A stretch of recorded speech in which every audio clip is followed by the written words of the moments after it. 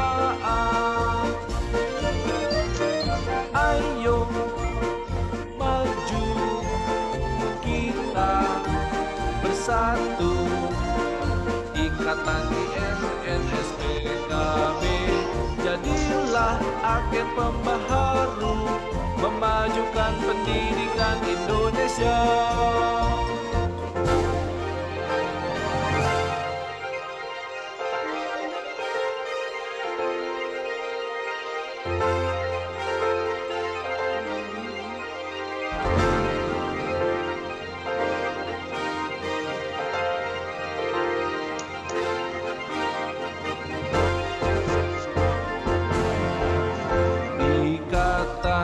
Instruktur nasional dan narasumber bidang TK, insan cerdas berkarakter mulia, satukan langkah dengan semangat menggelora, tingkatkan selalu kompetensi kita, menjadi pembelajar sepanjang hayat, terus berjuang tak kenal lelah, berbagi ilmu menebar manfaat.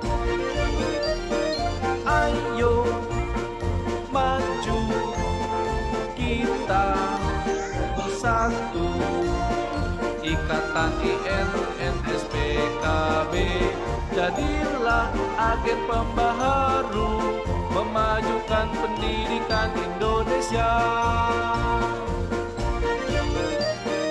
Ayo maju kita bersatu, Ikatan INSPKB, jadilah agen pembaharu, memajukan pendidikan Indonesia.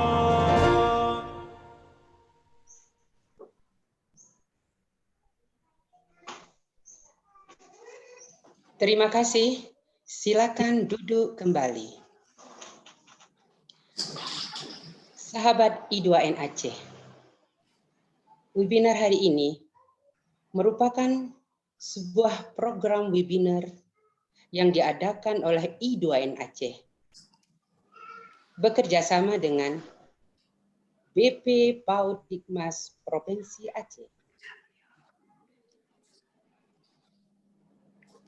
Program ini bertujuan untuk berbagi ilmu yang bermanfaat untuk para pendidik, agar para pendidik nantinya bisa menjadi agen perubahan dalam dunia pendidikan.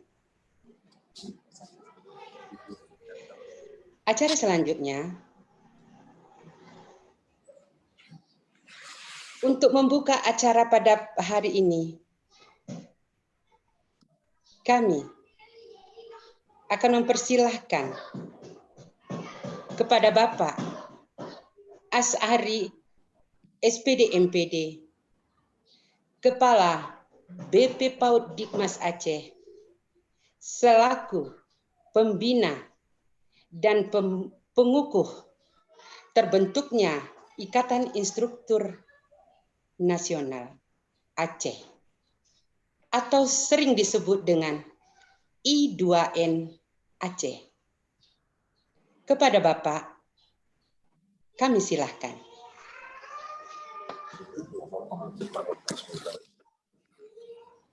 Baik, terima kasih Bunda. Assalamualaikum warahmatullahi wabarakatuh. Waalaikumsalam warahmatullahi wabarakatuh.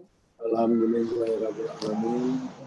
Salatu wassalamu ala asrafil anbiya wal mursalin wa ala alihi wa sahbihi ajmain. Pertama-tama marilah kita memanjatkan puji dan syukur kita kehadirat Allah Subhanahu wa taala.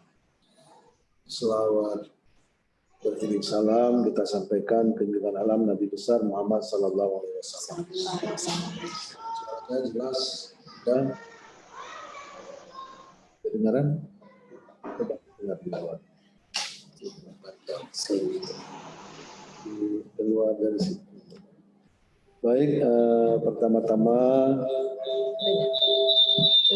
penghormatan kami kepada Bunda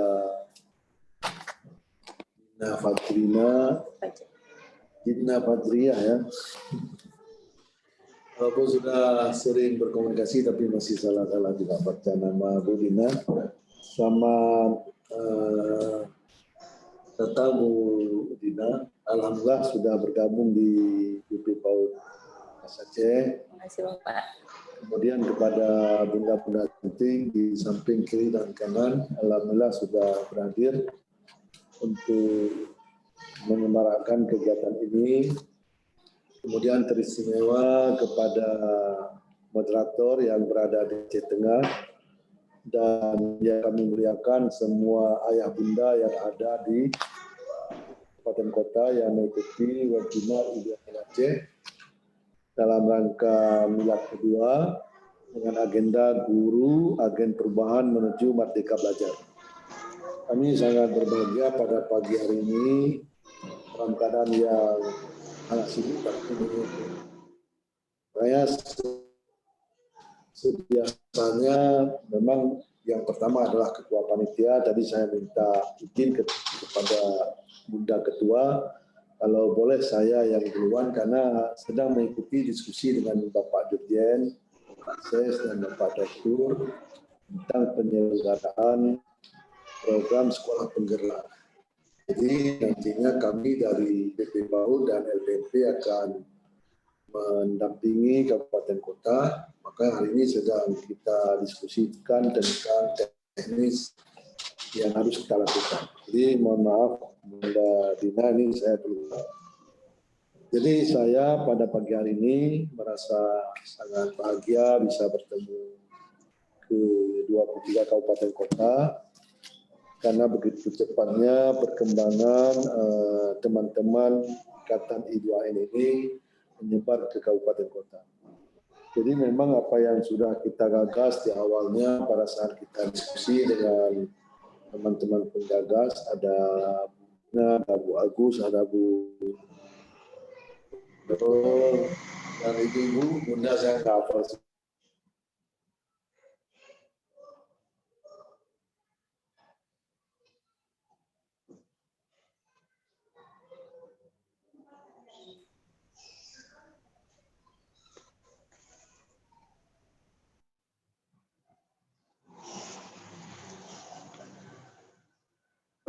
Bersandarnya adalah dinas provinsi, kemudian diberlakukan Undang-Undang 23, sehingga instruktur-instruktur yang ada di Aceh ini terus mencari jejak kemana-kemana, kemudian kebetulan menyinggahkan diri ke BP PAUD Dikmas Aceh, berkomunikasi dan berkonsultasi, maka saya menginisiasi bagaimana kalau bunda-bunda ini yang sudah memiliki kualifikasi sebagai instruktur nasional ini punya satu wadah, punya satu ikatan.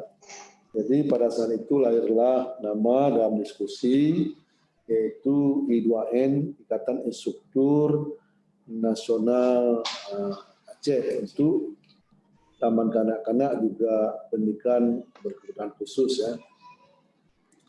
Jadi pada saat itulah kita coba gagas dan tidak lama kemudian kita coba SK-kan, kita lantik, dan pada saat itu juga ada yang hadir dari P4TK LB Bandung, Bapak Joko, waktu itu Pak Joko masih sebagai Kasubag PU-nya. Alhamdulillah Pak Joko hadir memberi support dan kemudian I2N ini dirasa bermanfaat oleh teman-teman yang ada di Aceh. Bahkan P4TK juga berpikir ide ini adalah sesuatu yang harus dikembangkan. Maka kemudian lahirlah IN secara nasional. Sebenarnya sebelumnya tidak ada. Tanpa sengaja berarti Aceh juga sudah memperakasai lahirnya IN yang Indonesia. Karena ikatan instruktur ini memang ini menjadi sesuatu yang luar biasa. Organisasi IKA lainnya juga menjadi getar ya, menjadi takut kalau organisasi yang lama itu menjadi gulung tikar. Tapi memang kita tidak ada niat untuk melakukan kegiatan ini untuk mematikan organisasi lain, tapi lebih pada bagaimana mensinergikan program-program supaya kita bisa bekerja sama, bisa melakukan inovasi-inovasi kepada teman-teman yang selama ini dengan satu kendaraan, satu organisasi, maka untuk mengangkut penumpang yang begitu banyak tidak mungkin. Maka lahirlah organisasi yang bisa langsung melaksanakan program-program yang dibutuhkan oleh teman-teman yang ada di Kabupaten Kota. Saya juga merasa sangat terbantu dengan ada I2N. Banyak program-program yang kita coba kerjasama, misalnya dalam pendataan, seperti misalnya kita mau mengirim buku mana sekolah-sekolah yang membutuhkan bahan untuk pembelajaran yang nantinya bisa ditransfer kepada teman-teman yang ada di sana. Jadi memang instruktur ini menjadi satu organisasi yang dibutuhkan karena instruktur memang memiliki kualifikasi dibandingkan ada juga organisasi yang kualifikasinya tidak diutamakan sehingga ada program-program yang kita coba lakukan sangat sulit terlaksana. Begitu juga kemarin begitu cepat kita tanyakan berapa kabupaten kota yang sudah menyelenggarakan program tatap muka. Jadi dengan I2N ini tidak hanya membantu secara kompetensi, tapi membantu juga secara data untuk program-program yang mendukung berkembangnya taman kanak-kanak maupun guru-guru yang ada di dalamnya. Kami merasa bahagia kalau ini bisa terus berkembang, bisa terus maju, karena dengan adanya ikatan I2N ini, kami akan sangat mudah melakukan kegiatan-kegiatan, apalagi yang sifatnya harus mentransfer apa yang diterima dari pusat ke daerah.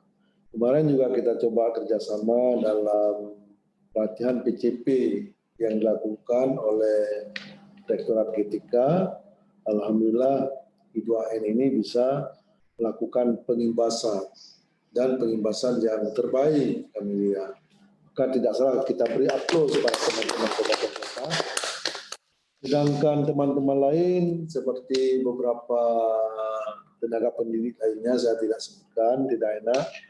Itu hanya ditulis saja akan mengimbaskan.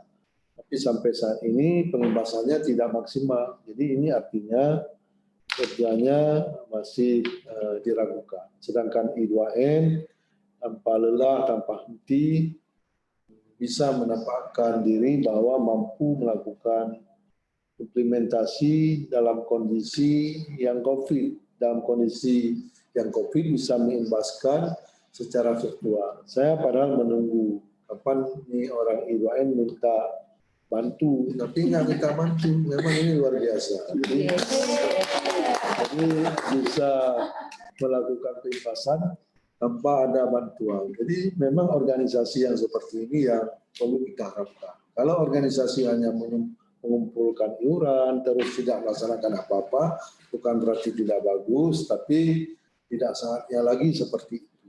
Jadi yang kita butuhkan adalah bagaimana ada inovasi-inovasi yang dilakukan, kolaborasi sesama teman-teman, sehingga ilmu-ilmu yang baru ini bisa sampai ke teman-teman yang ada di bawah kepemimpinan bunda-bunda ataupun PAUD-PAUD yang tidak ada IN-nya tapi bisa diimbaskan. Kami pikir instruktur menjadi sesuatu yang diidolakan oleh teman-teman bunda-bunda yang baru mengajar maupun yang sedang mengajar. Makanya inovasi ini terus dilakukan. Saya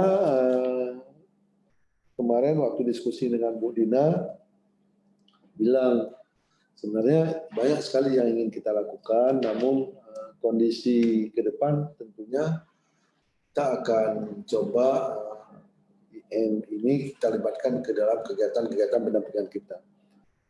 Kemarin Ibu Dina juga kita doakan supaya lulus sebagai salah satu praktisi ya, asesor penggerak. Yang nantinya asesor penggerak ini tentu akan dipinang oleh Rektorat G3.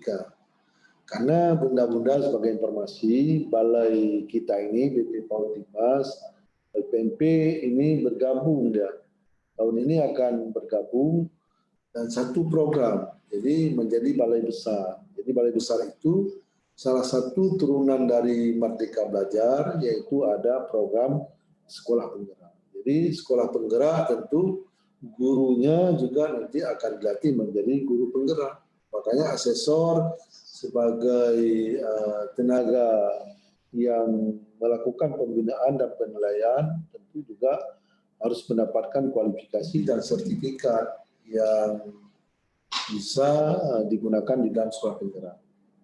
Di sini juga kemarin sudah dilakukan rekrutmen, yaitu rekrutmen tentang konsultan-konsultan untuk ditempatkan di balai besar. Jadi konsultan-konsultan ini juga nanti akan mendukung program sekolah penggerak. Jadi semakin banyak teman-teman, apalagi masih dibuka apa sudah ditutup ya, semakin banyak dari IN yang mengikuti calon asesor atau calon praktisi dan sebagainya, atau sebagai guru penggerak, ini penting. Kenapa? Nanti program-program ini pasti yang dicari dulu adalah yang memiliki sertifikat penggerak. Jadi kita doakan minimal di 2N ini ada Bu Dina, berapa orang yang ikut? Bu Dina aja ya? Ada Bunda Amel aja. Mudah-mudahan yang sudah mendaftarkan bisa diterima, bisa lulus, nanti akan ada pelatihan. Kemudian yang terakhir kami harapkan kegiatan webinar I2NC ini yang pertama adalah mengenang kembali, karena di usia yang 2 tahun ini tentunya kalau di sekolah masih ini TPA ya, Taman Penitipan Anak ya. Tapi ini Taman Penitipan Anak yang luar biasa. Kenapa? Karena di usia yang 2 tahun ini kami melihat ada inovasi-inovasi yang dilakukan, ada program-program yang sudah disusun. Kita harapkan program-program itu bisa berjalan dengan baik. Kemudian di usia yang 2 tahun ini berkuat jalinan silaturahmi sama teman-teman, saling berbagi, saling berkolaborasi, program-program terbaik itu diangkat ke permukaan, didiskusikan, bisa diterapkan di kabupaten-kabupaten lain. Nanti suatu saat kita harapkan I2N ini bisa memegang peran untuk membuat model-model pembelajaran atau model-model pengajaran yang inovatif. Jadi dengan berkolaborasi dengan teman-teman I2N ini tentunya akan menjadi sebuah model. Kita harapkan juga IN yang ada di nasional ini juga nanti akan melihat bagaimana cara kerja kita. Dan saya yakin juga kemarin pernah ketemu dengan Ketua IN Nasional, Ibu Rita ya. Beliau sangat mengapresiasi program-program yang dilakukan oleh IN Aceh. Jadi Aceh menjadi inspirasi bagi IN lain. Kita doakan semoga Bu Dina, teman-teman semua bisa sehat. Amin. Jauhkan dari mara bahaya, COVID ini bisa segera berlalu dan bisa kita lakukan kegiatan-kegiatan yang lebih banyak lagi. Demikian yang dapat kami sampaikan dengan mengucapkan Bismillahirrahmanirrahim. Webinar I2N Aceh Milad kedua dengan tema Guru Agen Perubahan menuju Merdeka Belajar secara resmi kita nyatakan dibuka. Terima kasih. Sekali lagi kami mohon maaf karena masih sedang rapat diskusi. Pamit sekalian, Bu Dina. Ini saya serahkan ke Bu Dina. Mungkin akan panjang lebar nanti bisa disampaikan oleh Bu Dina dan teman-teman. Terima kasih. Kami akhiri. Wabillahi taufiq. Assalamualaikum warahmatullahi wabarakatuh. Waalaikumsalam warahmatullahi wabarakatuh.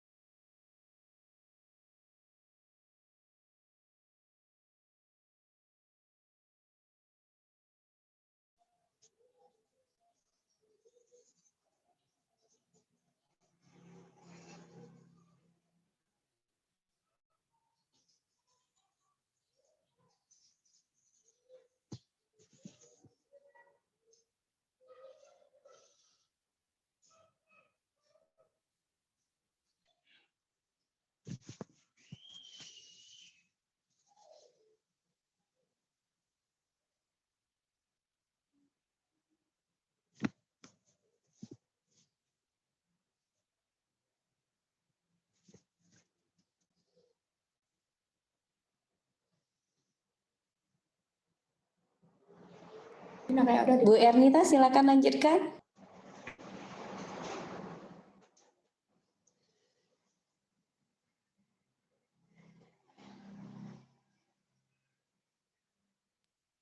udah suruh Bu Dina ada.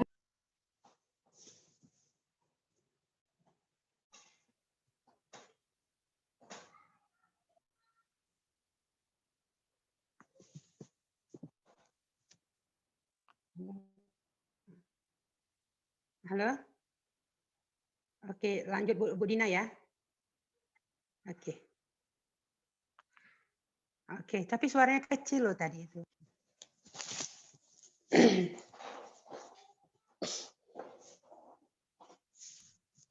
Baik Bu Ernita, terima kasih. Mohon maaf karena tadi Bu Ernita termute, saya tidak tahu kalau saya sudah dipersilahkan. Terima kasih banyak Bu Ernita. Assalamualaikum warahmatullahi wabarakatuh. Waalaikumsalam warahmatullahi wabarakatuh. Alhamdulillah, puji dan syukur marilah sama-sama kita panjatkan kehadirat Allah Subhanahu wa taala yang telah memberikan kesehatan sehingga hari ini kita semua bisa melaksanakan webinar Milad I2N kedua dengan tema Guru sebagai Agen Perubahan. Salawat teriring salam tak lupa kita sanjungkan kehadirat Nabi besar Muhammad SAW. Berkat jasa beliaulah kita bisa beraktivitas seperti yang kita lakukan saat ini.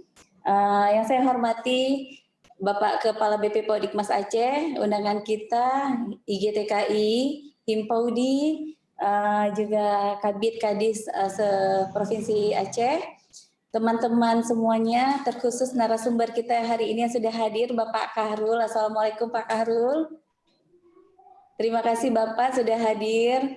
Senang sekali melihat wajah narasumber kita pada hari ini. Juga teman-teman sahabat I2N Aceh yang ada dari seluruh provinsi Aceh maupun dari luar provinsi Aceh, kami melihat ada banyak sekali sahabat I2N Aceh dari luar. Salam kenal semuanya, salam sejahtera bagi kita semua. Saya Dina Fajriyah, Ketua I2N Aceh. Hari ini kita melakukan milad dalam rangka milad kedua I2N Aceh. Kita melaksanakan kegiatan webinar pada hari ini. Baik teman-teman, alhamdulillah yang sudah mendaftar kegiatan kita ada sebanyak 436 peserta pada pagi hari ini, dan yang sudah hadir di room meeting kita sebanyak 243 orang. Alhamdulillah. Semoga nanti akan terus bertambah teman-teman yang bergabung karena memang saat ini sedang ada yang sudah tatap muka. Barangkali di jam 10 nanti itu sudah mulai anak-anak sudah mulai pulang, sudah makin banyak nanti yang bisa bergabung. Di milad kedua hari ini kita akan melakukan 3 sesi kegiatan. Yang pertama ada digital portfolio, lalu ada pembelajaran abad 21 dan juga ada pembuatan RPP dengan 3 moda ya. Nanti akan dipandu teman-teman hebat sahabat IN Aceh, ada IN Sulsel, Bapak Karul Alam, ada IN Sumsel, ada Ibu Reni dan Ibu Resi nanti siang. Terima kasih semua narasumber hebat luar biasa yang sudah berkenan memberikan ilmunya di I2N Aceh, terutama nih Bapak Kahrul sudah sesi kedua ya Pak Kahrul ya, sudah menjadi idola ibu-ibu Aceh ini. Terima kasih Ibu.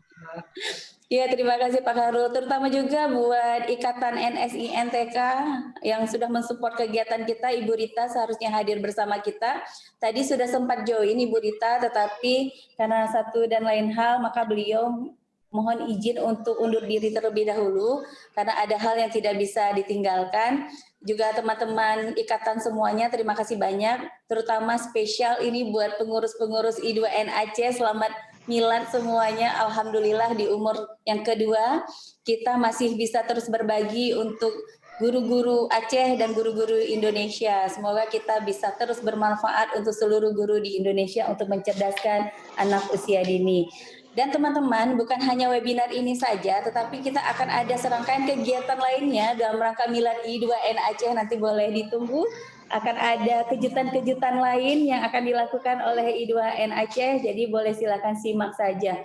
Nah, saya ingin menginformasikan sedikit, kita akan memberikan sertifikat dengan jumlah jam 36 JP, tetapi dengan syarat dan ketentuan yang berlaku nih ya Pak Kahrul ya. Karena Zoom kita ini hanya 8 JP saja. Untuk memenuhi 36 JP nanti di materi Pak Kahrul itu akan ada tugas mandiri bagi teman-teman semuanya.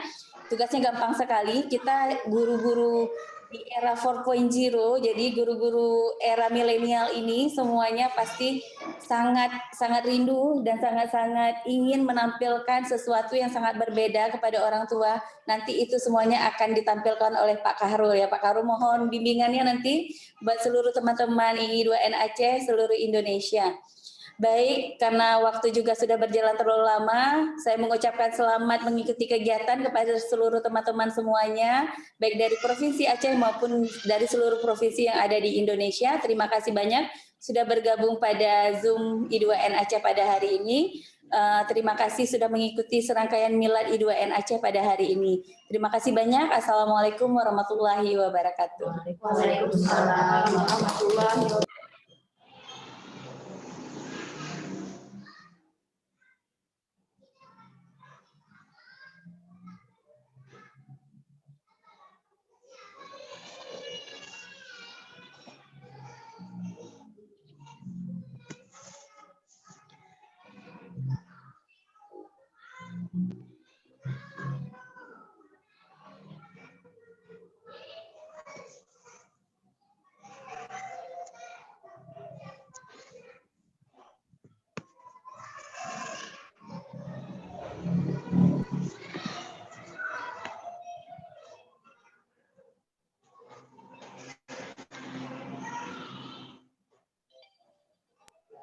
Silakan Bu Ernita dilanjutkan kembali.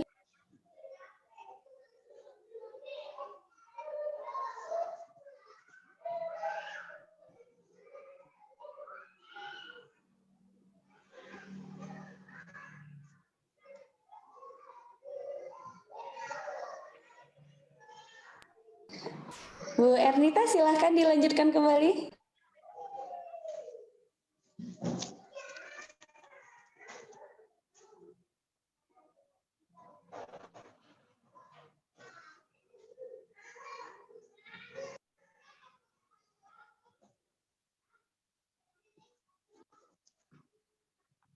Kalau udah ya, suaranya kecil kali soalnya nggak kedengaran.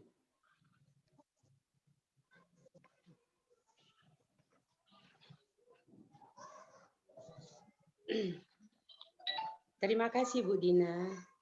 Terima kasih Bu Dina atas semangat dan semangat. Semangat Milad I2N Aceh yang kedua ini semoga menjadi inspirasi bagi kita semua. Terima kasih sekali lagi Bu Dina. Selanjutnya, tibalah saatnya kita di acara penutup. Pembacaan doa yang dibawakan oleh Ibu Syukrina Mahmud, SPD, IN dari Aceh Besar. Kepada Ibu kami silahkan.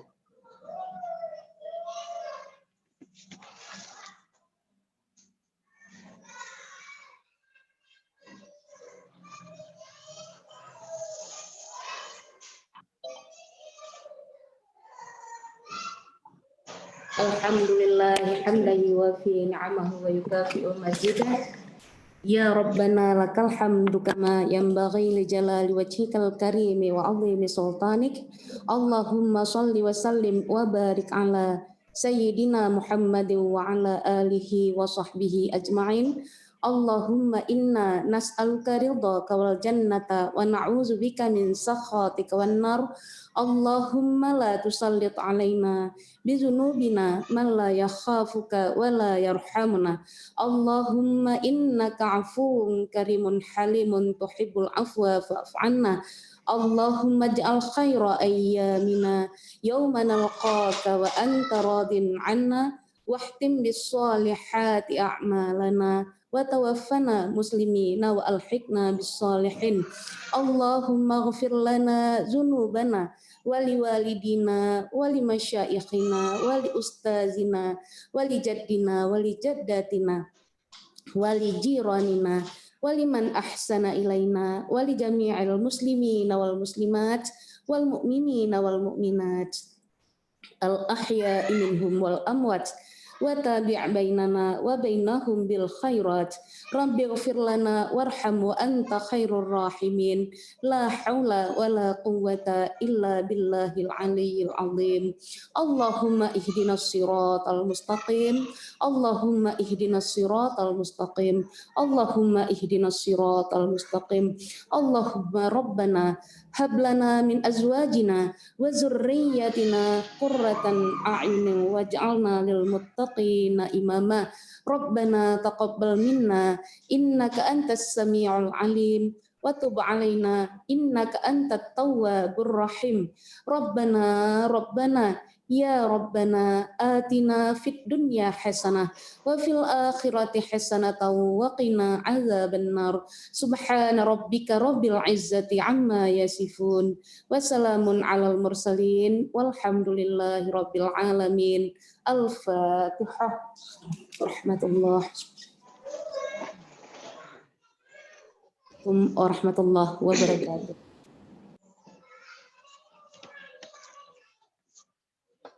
Terima kasih Bu Sukrina.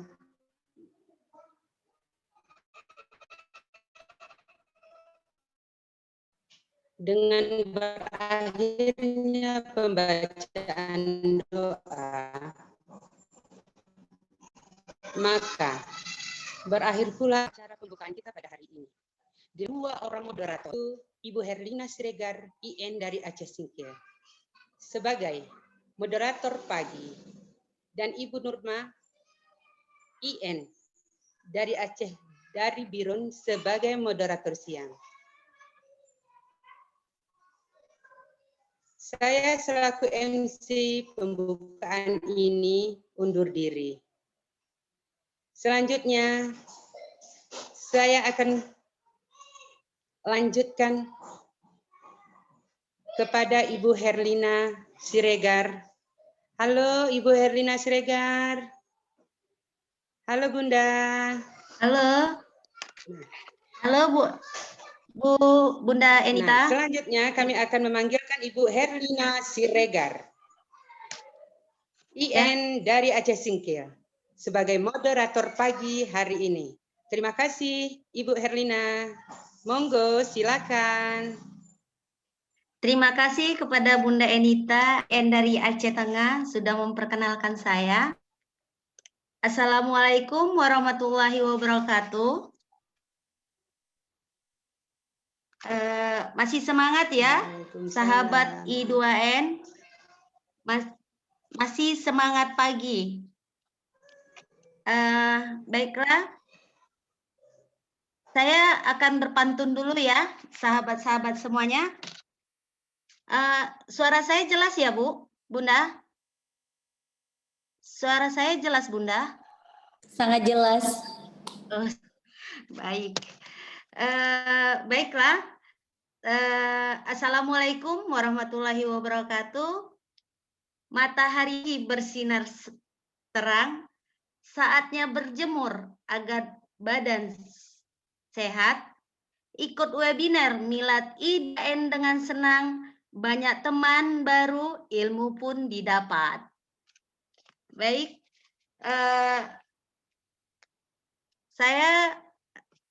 baiklah, perkenalkan, saya Herlina Siregar, IN dari Aceh Singkil, akan menemani semua sahabat I2N yang ada di tanah air.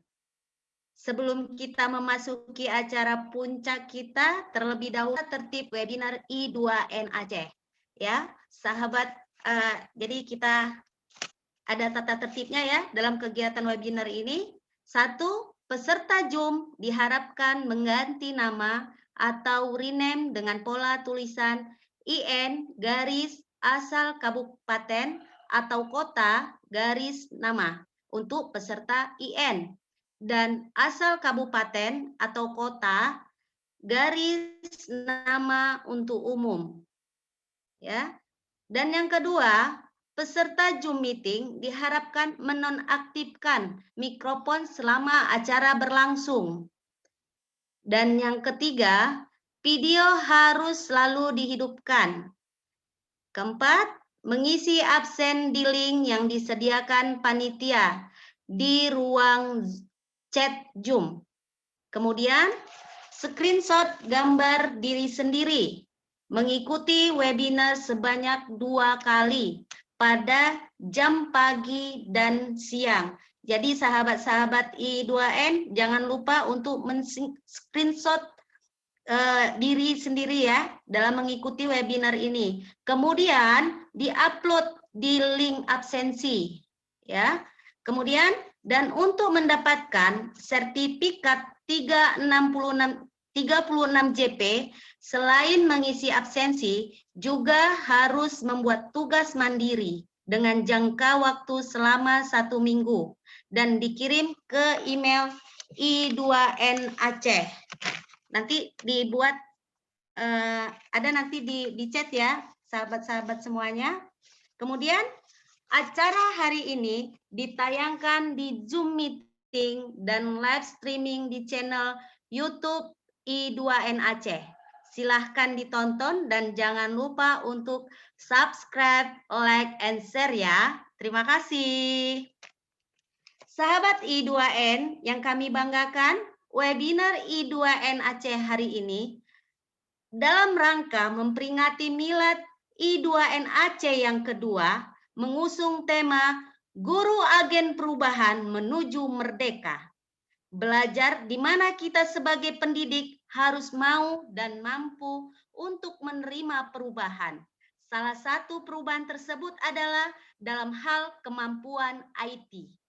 Karena kita berada di era 4.0 di mana semuanya berbasis online. Ya, sahabat. Webinar kali ini mempersembahkan 3 materi di 3 sesi yang berbeda yang akan disampaikan langsung oleh para narasumber hebat kita. Dan untuk pertanyaan silahkan tinggalkan di ruang chat Zoom dan akan kami bacakan setelah akhir pemaparan materi. Baiklah, sahabat I2N, sesi 1 materi digital portofolio. Narasumber Bapak Khairul Alam SPD GR IN Sulawesi Selatan. Kemudian sesi kedua materi kecakapan abad 21 di TK. Narasumber Ibu Resi Rizky Khairani SPD, Instruktur Nasional Sumatera Selatan. Sesi ketiga, materi RPP 3 moda, tatap muka, daring, blended, narasumber Ibu Teresia Reni Andarwati SPD, Instruktur Nasional Sumatera Selatan. Wah, luar biasa ya hari ini narasumber kita. Jangan sampai sahabat-sahabat I2N melewatkan kegiatan pada hari ini ya. Baiklah, langsung saja kita mulai sharing pertama kita pada siang ini dengan materi digital portofolio oleh Bapak Khairul Alam SPD GR.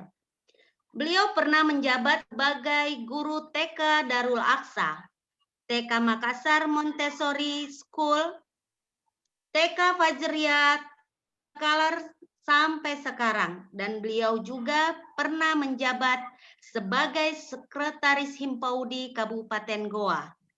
IN bidang TK, narasumber penilaian K13 berbasis IT, narasumber digital portofolio, narasumber workshop Grand Design PJJ PAUD Model Sentra, narasumber workshop literasi digital dan literasi menulis, narasumber digital portofolio PKBM, narasumber video pembelajaran dengan Kenmaster, dan sampai sekarang beliau juga masih menjadi asesor Ban PAUD dan PNF Provinsi Sulawesi Selatan dan Ketua NSIN TK Provinsi Sulsel.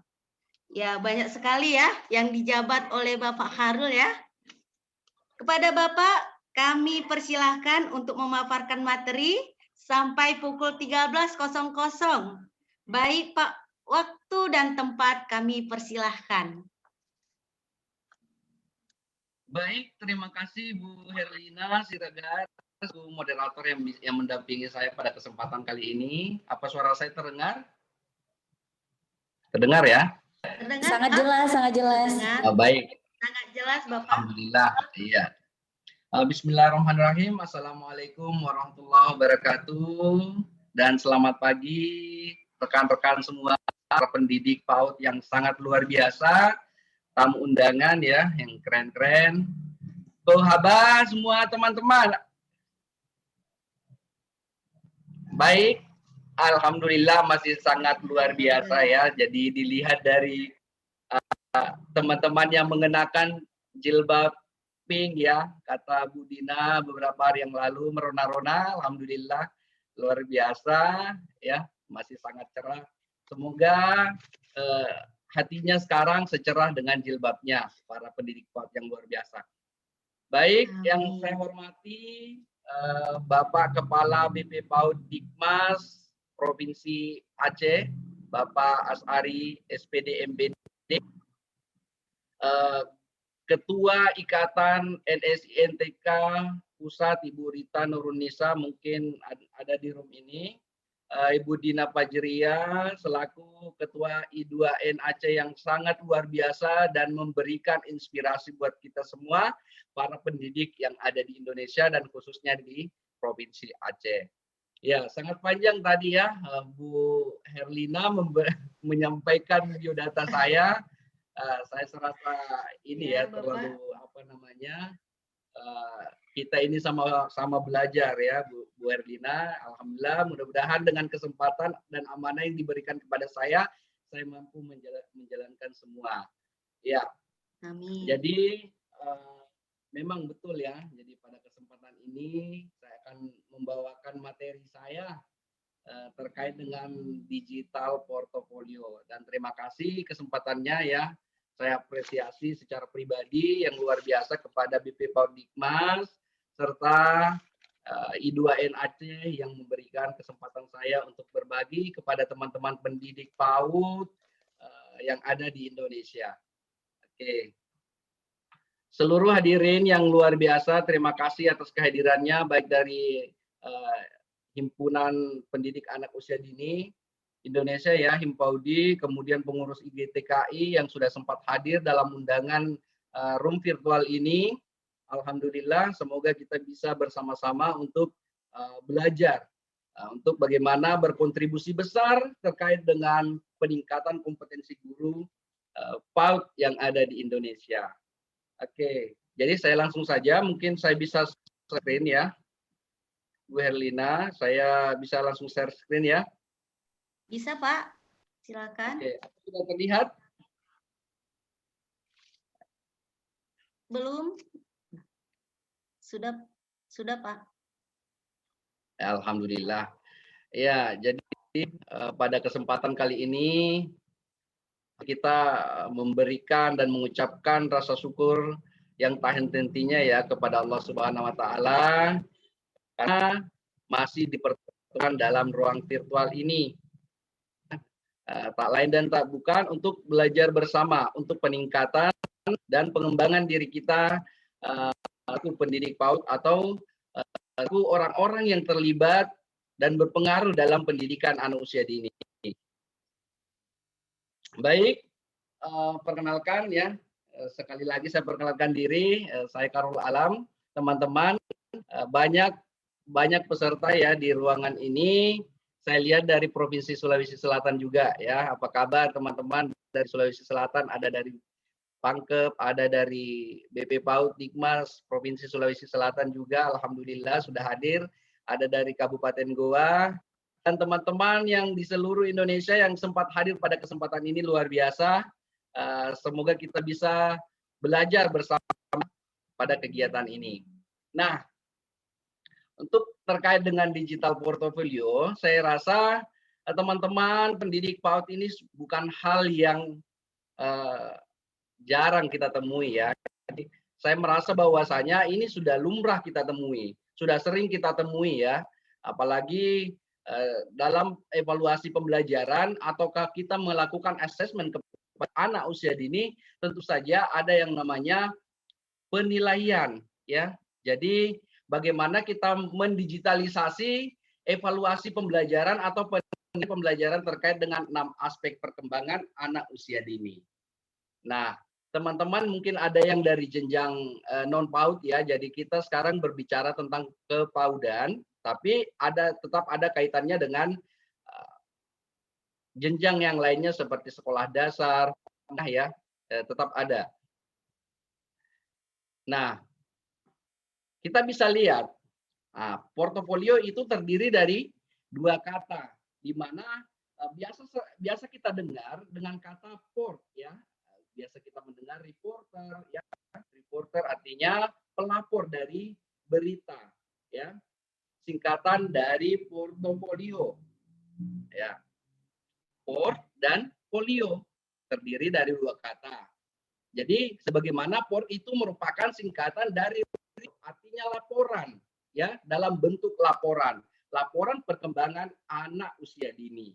Kemudian dilihat dari kata yang kedua yang namanya folio, ya, yang berarti penuh atau lengkap. Nah, meninjau dari 2 kata tersebut, maka bisa kita simpulkan bahwasanya ternyata portofolio merupakan laporan, ya, laporan yang disampaikan secara penuh, secara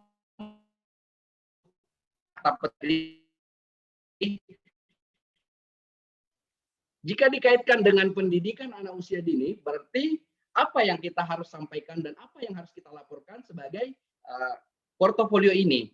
Nah, salah satunya adalah capaian 6 aspek perkembangan, ya. Atau sejauh mana sih kompetensi-kompetensi yang dicapai oleh anak berdasarkan kompetensi dasar, kemudian indikator-indikator ditetapkan oleh guru. Nah, jadi mengapa sih kita harus menggunakan portofolio? Jadi ada beberapa alasan yang saya ingin utarakan mengapa sih penting kita menggunakan portofolio ini. Jadi yang pertama, dilihat dari pembahasan saya tadi sebelumnya, dilihat dari penyampaian sebelumnya bahwasanya menunjukkan evaluasi diri peserta didik. Nah, berbahasa terkait dengan evaluasi berarti ada asesmen, ada pengukuran. Jadi dalam bentuk portofolio ini kita melaporkan, menyampaikan hasil capaian perkembangan anak, ya. Jadi di situ satu poin mengapa sih kita harus menggunakan portofolio ini. Kemudian yang kedua, alasannya adalah memungkinkan pengukuran kemajuan peserta didik. Jadi maksudnya di sini adalah artinya kita memberikan sebuah bentuk pengukuran. Apakah ini sudah mencapai perkembangan yang diharapkan oleh guru ataukah belum? Ya. Kemudian yang ketiga, memberikan kemungkinan peserta didik untuk mendapat masukan. Dengan adanya portofolio ini, dengan adanya penyampaian portofolio ini baik kepada orang tua peserta didik atau kepada peserta didik sendiri di masa yang akan datang, oh ternyata saya punya minat dan bakat, ya. Oh, kelemahan saya ada di sini, harus diperbaiki dengan bantuan oleh orang tua peserta didik. Misalnya anaknya dalam kemampuan kepercayaan diri sosial emosional. Ternyata anaknya ini masih malu-malu. Nah, menjadi bentuk evaluasi, ya, menjadi bentuk evaluasi, masukan, maka perlu dilatih oleh orang tuanya di rumah. Ya, dibiasakan untuk berbicara di depan orang lain, ya, itu dengan sosial emosional anak. Kemudian yang keempat, mengukur kinerja dasar berdasarkan contoh original pekerjaan peserta didik. Nah, di sini yang hasil akhirnya, jadi bagaimana capaian akhir, bagaimana capaian kompetensi anak. Jadi di sini karena kita dihadiri oleh jenjang sekolah dasar dan menengah, sehingga kita berbicara kompetensi, ya. Kalau di PAUD kita hanya berbicara tentang capaian aspek perkembangan. Nah, karena di sini kita berbicara tentang pendidikan dasar dan menengah, maka kompetensi yang kita bicarakan. Jadi sebagai alat ukur sejauh mana kompetensi yang dicapai oleh anak, baik dari segi kemampuan bahasa, ya, kalau kita kaitkan dengan PAUD, kemampuan berbahasa, kemampuan nilai agama dan moral, kognitif, sosial emosional, bahasa, dan seni. Ya, seperti itu. Kemudian kita lanjut Bu Herlina. Nah, isi portofolio ini ya. Jadi apa sih isi yang ada di dalam portofolio ini? Ibu Herlina apa sudah pernah membuat digital portofolio sebelumnya? Sudah pernah. Alhamdulillah, luar biasa. Jadi apa sih yang terdapat di dalam portofolio ini sendiri? Dari yang pertama, ada dua kemungkinan. Apa isi atau apa komponen yang terdapat dalam portofolio. Kalau kita melihat dari sudut hasil, maka yang terdapat dalam portofolio ini adalah hasil kerja yang paling terbaik yang dicapai oleh anak. Ya, terkait dengan bahasa ekspresifnya anak, maka yang dimasukkan adalah hasil terbaik. Jadi jangan mengambil kemampuan yang lebih standar dari anak. Artinya kalau hari ini anaknya hanya mencapai berkembang sesuai harapan, besoknya berkembang sangat baik, kemudian 3 hari ke depan mulai berkembang, maka yang diambil adalah capaian baiknya, yaitu berkembang sangat baik. Karena peserta didik khususnya untuk anak usia dini itu tergantung daripada moodnya untuk bisa mencapai indikator perkembangan. Ya, seperti itu. Kemudian yang kedua, hasil kerja terakhir. Jadi kalau berbicara tentang hasil, ini berbicara siswa bukan peserta didik. Artinya kalau siswa baik itu di jenjang dasar maupun menengah itu ada yang namanya tes formatif dan ada yang namanya tes sumatif. Ya. Ketika kita berbicara hasil kerja terakhir berarti hasil ulangan akhir, ya, atau hasil ujian. Itu yang diambil. Kalau kita memasukkan ke komponen portofolio berdasarkan hasilnya. Kemudian yang kedua, dipandang dari sudut kemajuan siswa. Ya, teman-teman, kalau misalnya kita melihat dari kemajuan siswa, maka yang dimasukkan ke dalam portofolio anak adalah bukti-bukti tentang perkembangan pengetahuan dan keterampilan siswa. Ya, perkembangan sikap siswa atau progresnya. Ya, jadi mulai anak masuk di bulan pertama, kemudian bulan kedua perkembangannya seperti apa, bulan ketiga sampai 1 semester. Ketika kita menyampaikan portofolio ini kepada orang tua peserta didik selama 1 kali selama dalam 1 semester. Tapi kalau misalnya 1 kali selama dalam triwulan, maka dalam 3 bulan itu kita memasukkan semua progres capaian perkembangan anak mulai dari awal anak masuk sehingga sampai ke 3 bulan selanjutnya. Ya, seperti itu. Atau 4 bulan selanjutnya maksud saya. Itu kalau dilihat dari tujuannya. Itu ada 2. Kemudian, bagaimana caranya kita melakukan atau memasukkan unsur portofolio anak. Jadi dilakukan dengan cara memberikan penilaian otentik. Penilaian yang bukan hanya sekedar gambar, bukan hanya sekedar video, bukan hanya sekedar suara, dan bukan hanya sekedar bahan cetak. Ya, bukan mengada-ada. Artinya jangan sampai ada guru PAUD karena merasa kurang kepada orang tua peserta didik sehingga mengatakan si anak ini, si A sudah mencapai berkembang sangat baik karena sudah mampu berhitung 1-20. Padahal pada kenyataannya belum mampu. Nah, itulah yang dikatakan tidak nyata, tidak real ya. Jadi jangan sekali-kali guru melakukan hal demikian karena kenapa? Karena hanya satu faktor tidak enak kepada orang tuanya. Ya, jadi jangan melakukan hal tersebut. Jadi apa yang dimaksud dengan penilaian otentik? Penilaian otentik sendiri, penilaian proses dan hasil, ya, baik prosesnya, baik hasilnya. Bagaimana anak melakukan proses pembelajarannya dan bagaimana hasil yang dicapai oleh anak dalam aktivitas pembelajarannya, ya.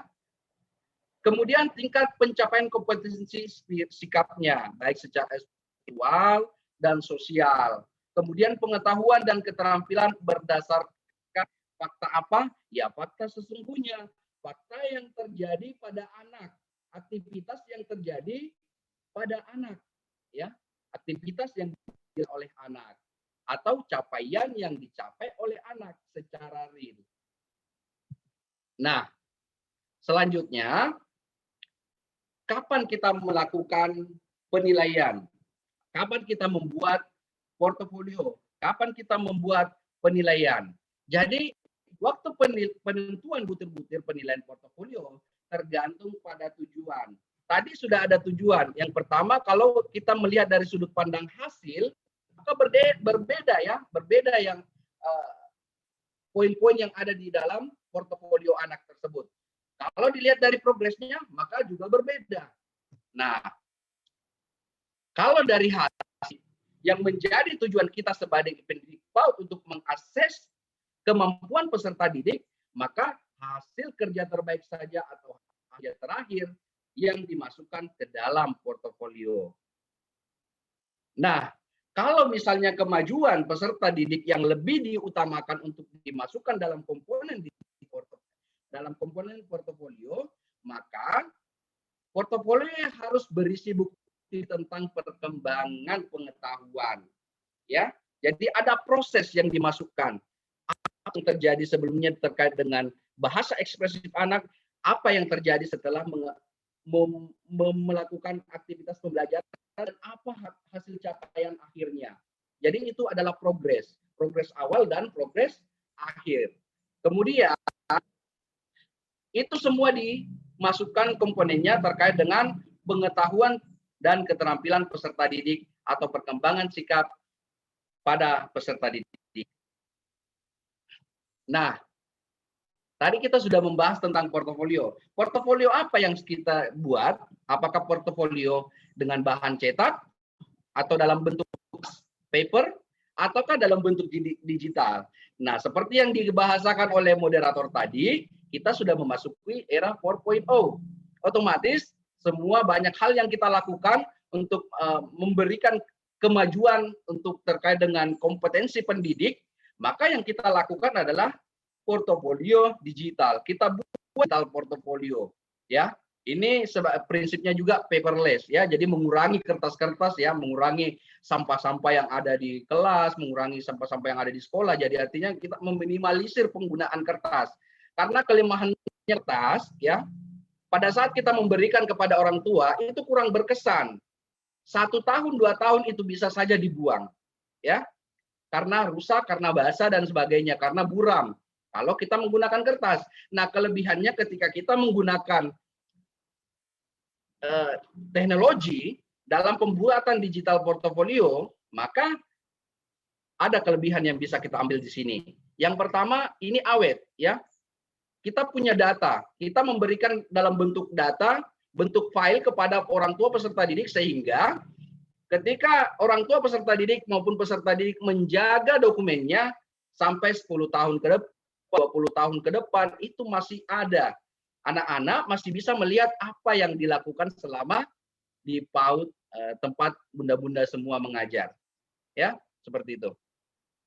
Kemudian apa sih yang dengan digital portfolio? Jadi digital portfolio itu merupakan bentuk pemanfaatan IT dalam merekam, kemudian menstimulasi, dan mengomunikasikan hasil-hasil kerja peserta didik dalam kurun waktu tertentu. Baik itu 4 bulan, baik itu 6 bulan, atau bahkan selama 1 tahun ketika kita memberikan laporan ini kepada orang tua peserta didik. Ya, jadi ini berbeda dengan laporan perkembangan yang biasa kita berikan kepada peserta didik. Digital portfolio ini merupakan gambaran dari hasil selama dalam kurun waktu tertentu. Apakah selama 1 tahun, ataukah selama 4 bulan sekali, ataukah 6 bulan atau semester. Nah, seperti itu yang dimaksud. Dalam bentuk digital dengan menggunakan pemanfaatan teknologi. Nah, seperti yang dibahasakan sebelumnya, bahwasanya manfaat digital portofolio ini, ya, jadi ada beberapa manfaat yang harus kita pahami bagaimana kita menggunakan teknologi digital dalam dunia pendidikan, teman-teman, dengan berbagai koleksi hasil karya yang mereka lakukan peserta didik dapat menjadi kurator dari cerita pembelajaran yang mereka miliki. Nah, tadi sudah dibahas bahwasanya ketika 10 tahun ke depan, 20 tahun ke depan, 5 tahun ke depan, anak-anak masih bisa melihat apa yang menjadi aktivitas mereka. Oh, ternyata dulu saya jago membaca, saya jago nulis, saya jago bernyanyi. Oh, siapa tahu saya bisa mengembangkan kompetensi saya. Nah, itulah sebagai alasan mengapa kita menggunakan digital portfolio. Itu salah satu manfaat. Sehingga dengan seiring waktu melalui refleksi pembelajaran, pemahaman mereka tentang materi semakin meningkat. Ini berlaku juga kepada teman-teman yang mengajar di jenjang SD maupun di jenjang menengah ke atas, ya, seperti itu. Karena ketika mereka melihat hasil karya kerjaan mereka, hasil ulangan mereka, otomatis ke depannya ketika mereka tahu bahwa yang dilakukan kemarin adalah salah, maka ada perbaikan pembelajaran. Di mana sih letak kesalahan saya? Nah, untuk pembelajaran selanjutnya, saya akan melakukan perbaikan dan berusaha semaksimal mungkin untuk mengetahui apa yang belum saya ketahui terkait dengan pembelajaran. Ini berbicara tentang pendidikan dasar dan menengah. Seperti itu. Kemudian, tadi kita sudah membahas digital portfolio, manfaatnya, kemudian isinya, ya, manfaatnya, definisinya apa. Nah, sekarang bagaimana sih langkah-langkahnya? Apa sih yang harus kita lakukan dalam penyusunan digital portfolio ini? Nah, ada 5 langkah ya, teman-teman, terlihat di layar ya. Yang pertama, apa yang harus kita lakukan? Bukan tujuan. Apakah portofolio yang harus saya susun ini berdasarkan proses ataukah berdasarkan produk? Nah, pilih salah satunya. Kalau proses berarti itu progresnya, progres capaian anak. Tapi kalau produk berarti hasil akhir atau hasil yang paling terbaik yang dicapai oleh anak didik kita. Kemudian, setelah kita memilih salah satunya, langkah selanjutnya yang harus kita lakukan adalah memberikan komentar pada foto anak dan informasi yang ditampilkan secara jelas. Ya, jadi semua capaian perkembangan, misalnya kita berbicara terkait dengan nilai agama dan moral, maka dokumennya itu kita berikan komentar. Dengan cara apa? Misalnya, si Raffi sudah mencapai berkembang sangat baik, alhamdulillah, karena sudah mampu membaca doa, misalnya doa sebelum makan, ya, dan doa-doa yang lain yang diketahui oleh Raffi. Itu kita memberikan komentar sebagai guru, dan komentarnya itu menggunakan bahasa-bahasa yang ringan, menggunakan bahasa-bahasa yang mudah dipahami. Ya, jadi bisa kita memberikan bahasa-bahasa yang tingkat tinggi ya kepada orang tua peserta didik, karena ujung-ujungnya digital portfolio ini pastinya akan sampai kepada orang tua peserta didik. Nah, kalau orang tua peserta didik lumayan pendidikannya tinggi ya, atau memahami bahasa-bahasa tingkat tinggi, itu tidak masalah. Tapi kalau peserta didik kita yang masih minim informasi, kemudian pemanfaatan penggunaan bahasanya masih ke bawah ya, jadi artinya belum memahami bahasa-bahasa yang tingkat, otomatis mereka tidak paham. Jadi gunakanlah bahasa-bahasa yang mudah dipahami oleh siapa saja, baik orang tua peserta didik maupun anak yang bersangkutan. Kemudian kita meluncur kepada yang ketiga, tahapan penyusunan portofolio. Perhatikan panjang komentar yang diberikan. Jadi kita tidak usah memberikan komentar yang begitu panjang, tapi cukup memberikan komentar yang simpel, mudah dipahami, dan mudah dicerna oleh orang lain ya. Jadi artinya simpel-simpel saja Bu Herlina ya. Jangan terlalu susah untuk memberikan sebuah komentar karena ujung-ujungnya susah dipahami juga ya. Kemudian selanjutnya penataan letak gambar dan komentar serta audio. Salah satu yang membuat membuat digital portfolio ini menarik adalah kompetensi ya. Bagaimana kemampuannya, bagaimana kreativitasnya guru dalam mendesain digital portfolio. Nah, sebentar kita belajar terkait dengan ini. Kita akan belajar bersama-sama, kita akan berdiskusi terkait dengan bagaimana sih mendesain digital portfolio yang lebih menarik, ya. Seperti itu.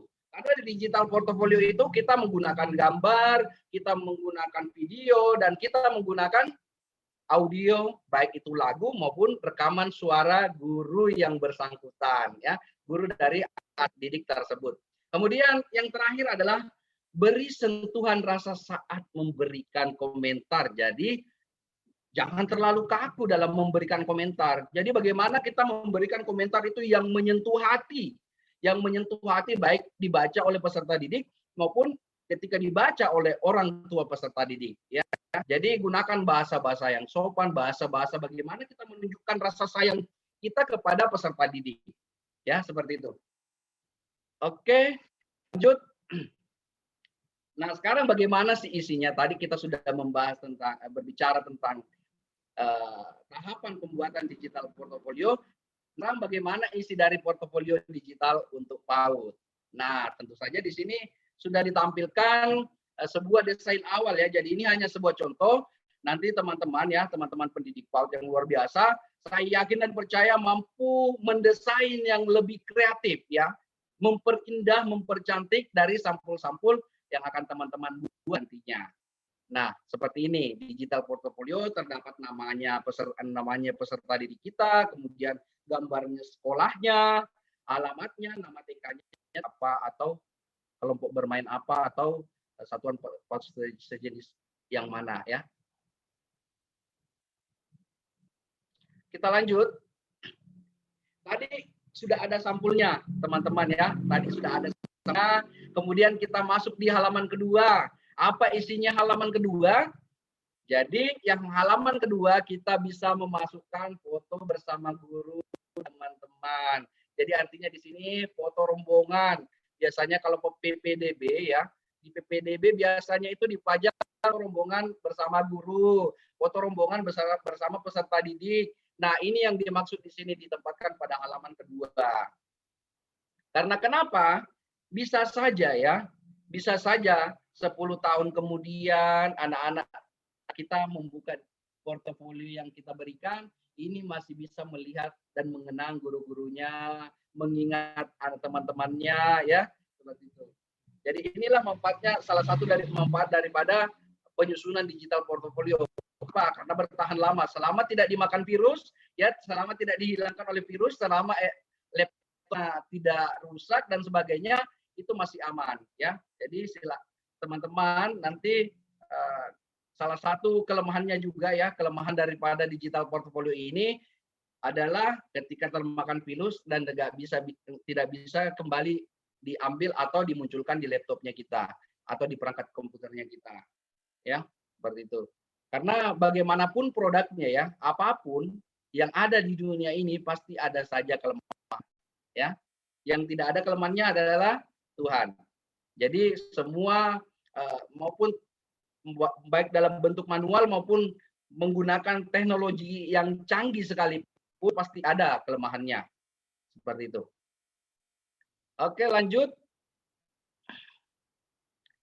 Nah, halaman selanjutnya adalah foto anak yang bersangkutan. Ya, foto anak yang bersangkutan dimasukkan ke dalam komponen portofolio ini. Kemudian memberikan komentar. Seperti ini, contoh ini hanya sebagai contoh. Amarah anak yang periang dan mudah bergaul, sering membantu temannya jika dalam dan seterusnya. Ini sebagai contoh. Saya yakin dan percaya teman-teman bisa membuat kalimat yang lebih baik lagi, kalimat yang lebih dekat lagi kepada peserta didik, lebih dekat lagi kepada orang tua peserta didik. Kemudian, setelah profil dari anak, kita masuk halaman selanjutnya terkait dengan hasil karya Amara. Jadi ini sebagai contoh, Amara sebagai contoh saya dalam digital portfolio ini, dan komentar gurunya. Apa yang ada di dalam digital portfolio ini terkait dengan 6 aspek perkembangan. Kalau kita di dunia PAUD, maka kita berbicara tentang aspek perkembangan. Jadi yang pertama yang kita masukkan untuk kita nilai, ya, untuk kita komentari dokumennya adalah nilai terkait dengan capaian anak dengan nilai agama dan moral. Kemudian yang kedua, sosial emosional. Yang ketiga, kognitif. Yang keempat adalah fisik motorik dan seni. Nah, itulah yang kita masukkan foto-fotonya untuk kita komunikasi dan kita desain sedemikian rupa hingga tampilannya menarik, dilihat oleh peserta didik dan dilihat oleh orang tua peserta didik. Nah, ini ya contohnya ya, teman-teman. Nilai agama dan moral. Kita berikan judul supaya yang melihat ini paham bahwa oh, ini aspek perkembangan ini ternyata sudah sampai seperti ini capaian perkembangannya si anak tersebut ya. Kita berikan aktivitasnya. Misalnya karena ini PJJ ya, karena ini PJJ belajarnya banyak yang dari rumah, boleh kita masukkan, kita dokumentasikan ya, orang tua peserta didik bisa mendokumentasikan aktivitas terkait dengan nilai agama dan moral anak di rumah. Ya, misalnya sementara membaca doa, sementara sholat bersama keluarga, ya ini bisa kita masukkan di sini dan diberikan komentar oleh gurunya, ya diberikan komentar guru tentang hasil karya Amara. Tergantung bagaimana kita memberikan komentar, tergantung kreativitasnya kita terkait dengan capaian yang sudah dicapai oleh anak. Jadi bukan hanya sekedar membaca doa, tapi semua terkait dengan nilai agama dan moral yang dicapai oleh anak. Kemudian ini ya, ada sosial emosional. Nah, kita masukkan sama seperti tadi, kita hanya memasukkan gambar atau video lalu memberikan komentar. Selanjutnya kognitif ya. Jadi sama, saya rasa ini sudah sangat cukup jelas ya. Jadi apa-apa saja yang penting kita masukkan 6 aspek perkembangan. Jadi mutlaknya ini bagaimana dalam pembuatan digital portofolio kita memasukkan 6 aspek perkembangan dari dokumen yang ada. Ya, jadi wajib memasukkan 6 aspek perkembangan berdasarkan dokumennya. Nah, seperti ini. Begitupun bahasa, fisik motorik, jadi masukkan fisik motorik halusnya, fisik motorik kasarnya anak-anak. Ya.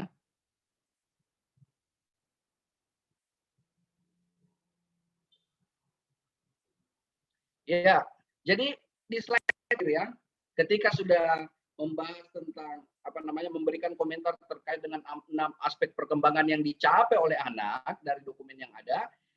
Di slide paling akhir ada pesan guru terhadap anak. Karena kenapa? Inilah pesan-kesan yang terkadang anak-anak akan selalu ingat. Terkadang orang tua peserta didik ingat dari apa yang disampaikan oleh guru. Buatlah kesan yang paling indah untuk peserta didik kita. Ya, seperti itu. Jadi ada foto gurunya. Jadi jangan lupa juga memasukkan ini sebagai bentuk kenang-kenangan kepada peserta didik kita. Jadi jangan lupa dimasukkan supaya didik kita tidak akan pernah lupa ketika melihat digital portofolio yang kita berikan. Ya, seperti itu teman-teman. Nah, tadi sudah membahas tentang digital portofolio. Sebenarnya banyak aplikasi yang bisa kita gunakan dalam pembuatan digital portofolio, penyusunan digital portofolio. Tapi pada kesempatan kali ini kita menggunakan yang standar, kita menggunakan aplikasi yang cukup mudah dan bisa digunakan oleh guru-guru, ya, bisa guru-guru PAUD yang belajar menggunakan laptop, itu kita bisa gunakan aplikasi PowerPoint, ya. Karena sebenarnya ada aplikasi video pembelajaran, aplikasi video yang bisa kita gunakan dalam pembuatan digital portofolio. Kemudian ada aplikasi-aplikasi yang lain, aplikasi editing yang bisa kita gunakan. Tapi yang paling mudah saya rasa di sini adalah PowerPoint. Mengapa saya menyampaikan ini, menyajikan ini dengan memberikan saran kita menggunakan PowerPoint? Karena ini lebih mudah daripada aplikasi yang lain. Jadi apa itu PowerPoint? Mungkin teman-teman di sini tidak asing lagi ya terkait dengan PowerPoint ini. Jadi sangat mudah menggunakan aplikasi PowerPoint. Nah, yang belum pernah menggunakan aplikasi PowerPoint, yuk kita sama belajar. Jangan pernah berhenti untuk belajar. Ya. Jangan sampai perasaan teman-teman, wah, saya ini sudah tua, saya ini sudah usianya sekian. Nggak usah belajar lah, apa gunanya? Pemikiran-pemikiran itu harus hilang dari pikiran kita. Jadi buang semua hal-hal yang bisa menghambat peningkatan kompetensi kita, menghambat motivasi terbesar dalam diri kita. Jadi sesungguhnya atlet yang kita lakukan adalah untuk melawan diri sendiri dalam menaklukkan motivasi rendah kita, ya. Terkadang perlu motivasi itu kadang menaklukkan diri kita. Coba lawan, ya. Agar selalu kita punya prinsip untuk selalu belajar. Beberapa hari yang lalu atau kemarin itu saya mendengar sebuah materi yang mengatakan bahwasanya jangan sekali-kali pernah mengajar kalau belum pernah belajar.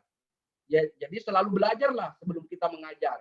Itu tidak akan pernah hilang karena kapan kita mengajar tanpa disertai dengan belajar terlebih dahulu, maka apa yang kita sampaikan belum bisa meyakinkan orang dan belum dipastikan kebenaran terkait dengan apa yang kita sampaikan.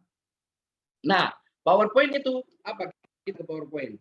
Sebuah program aplikasi Microsoft Office, ya. Jadi ada temannya ini Microsoft PowerPoint, ada Microsoft Word, ada Excel. Jadi salah satunya Microsoft adalah Microsoft PowerPoint yang berguna sebagai media presentasi dengan menggunakan beberapa slide. Jadi kita menggunakan slide, jadi kita bebas berkreativitas ya di situ.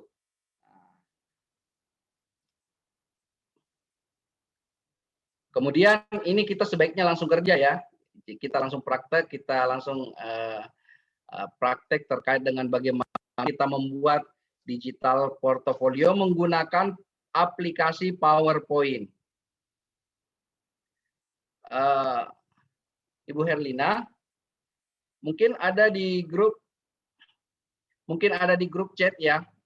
Kalau misalnya ada pertanyaan mungkin setelah praktek ya, setelah praktek nanti di sesi bagian akhir kita sesi tanya jawab karena saya belum sempat membuka chat satu persatu. Jika ada teman-teman bisa langsung mungkin disampaikan ya, dibuka videonya langsung disampaikan pertanyaannya, tapi kalau tidak memungkinkan bisa melalui room chat.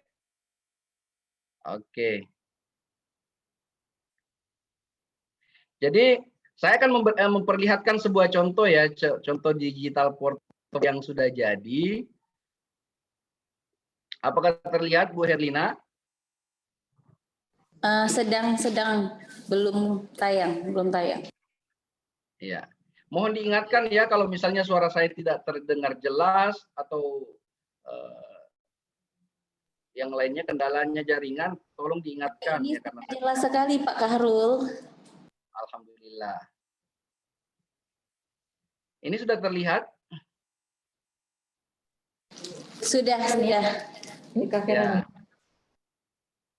Jadi saya menampilkan sebuah digital portfolio sebagai contoh saja teman-teman. Ini mungkin masih kurang kreatif ya, untuk kita gunakan. Tapi nanti setelah teman praktek, saya yakin dan percaya bisa dikembangkan kreativitasnya masing-masing ya. Jadi tidak ada digital portfolio yang sama. Paling tidak kita memahami caranya menyusun dan bagaimana mendesainnya seperti itu. Jadi saya perlihatkan ini mohon maaf namanya I2N Aceh ya, Jalan Tengku Cut Malam, Lubuk Ingin Jaya Aceh Besar. Ini alamatnya BP Paudikmas ya. Ini menggunakan aplikasi PowerPoint, silahkan di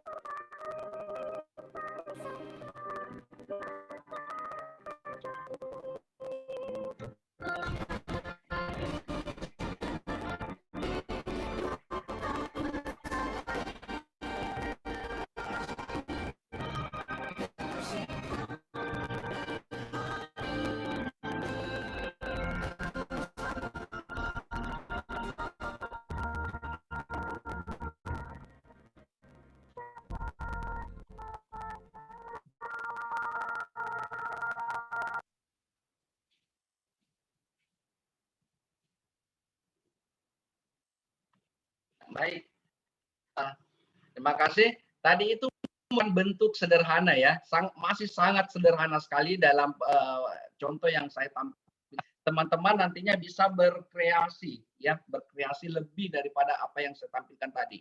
Jadi tadi saya tampilkan sudah bisa dilihat contohnya, kata-katanya seperti memberikan sebuah komentar terkait dengan capaian perkembangan anak itu seperti apa ya. Jadi sudah cukup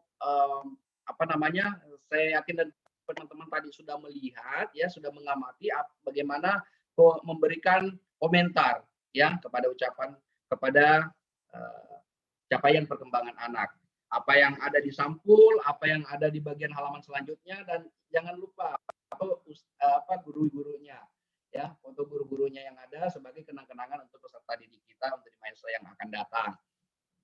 Nah, baik, saya akan share screen lagi. Apakah suara saya terdengar, Bu Herlina?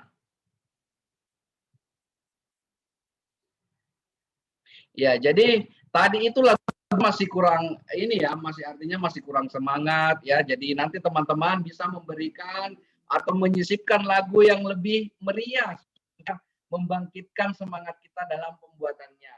Nanti akan lebih heboh lagi kalau menggunakan lagu-lagu yang sangat keren, yang sangat luar biasa, yang instrumen musiknya itu menggelegar. Ya, silakan, boleh berkreasi. Oke, saya tampilkan lagi.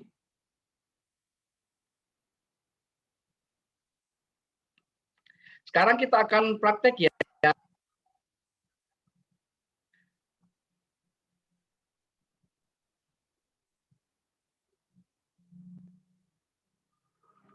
Baik, saya akan share screen kembali.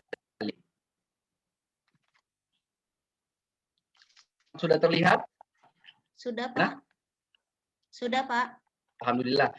Jadi, dalam pembuat digital portfolio ini akan aplikator PowerPoint yang perhatikan beberapa atur. Ya, ada beberapa yang perlu kita perhatikan untuk menarikkan digital portfolio yang kita buat. Jadi pertama adalah bagaimana kita desainnya, fitur desain yang kita gunakan kemenangan daripada digital portfolio kita buat. Kemudian audio ini baik bisa rekaman suaranya atau musik yang masukkan ke PowerPoint. Kemudian video ini bisa kita kan tim pembelajaran bersama maupun video yang mendukung terkait dengan penanganan, ya silakan masukkan. Ini fitur yang bisa kita masukkan untuk mendukung dari kemenarikan portofolio yang kita buat. Kemudian kita masuk ke gambar. Nah, dia sangat dibutuhkan gambar dalam bahan presentasi PowerPoint kita, ya. Dan selanjutnya transisi. Kita memilih transisi menjadi salah satu penambah daripada digital portfolio yang kita. Yang terakhir animasi. Animasi ini harus kita terjeli-jeli, kreatif, milih animasi yang mana harus kita lakukan. Ya, dalam bentuk perubahan gambar yang terjadi itu kita harus jeli dan melakukan animasi itu sendiri. Nah, sekarang langsung praktek, Bapak. Bagi yang sudah berhadapan langsung dengan laptopnya, yang mau ikut saya langsung belajar menggunakan PowerPoint-nya, silakan. Yang belum sempat boleh sebentar, tapi paling tidak tadi sudah disampaikan oleh Ibu Dina selaku ketua I2N bahwasanya ada tugas mandiri yang harus diselesaikan untuk pemenuhan 32 JP, ya. Nah,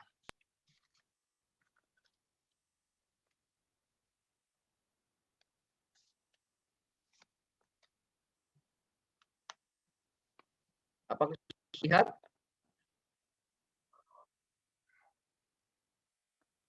Belum, ya?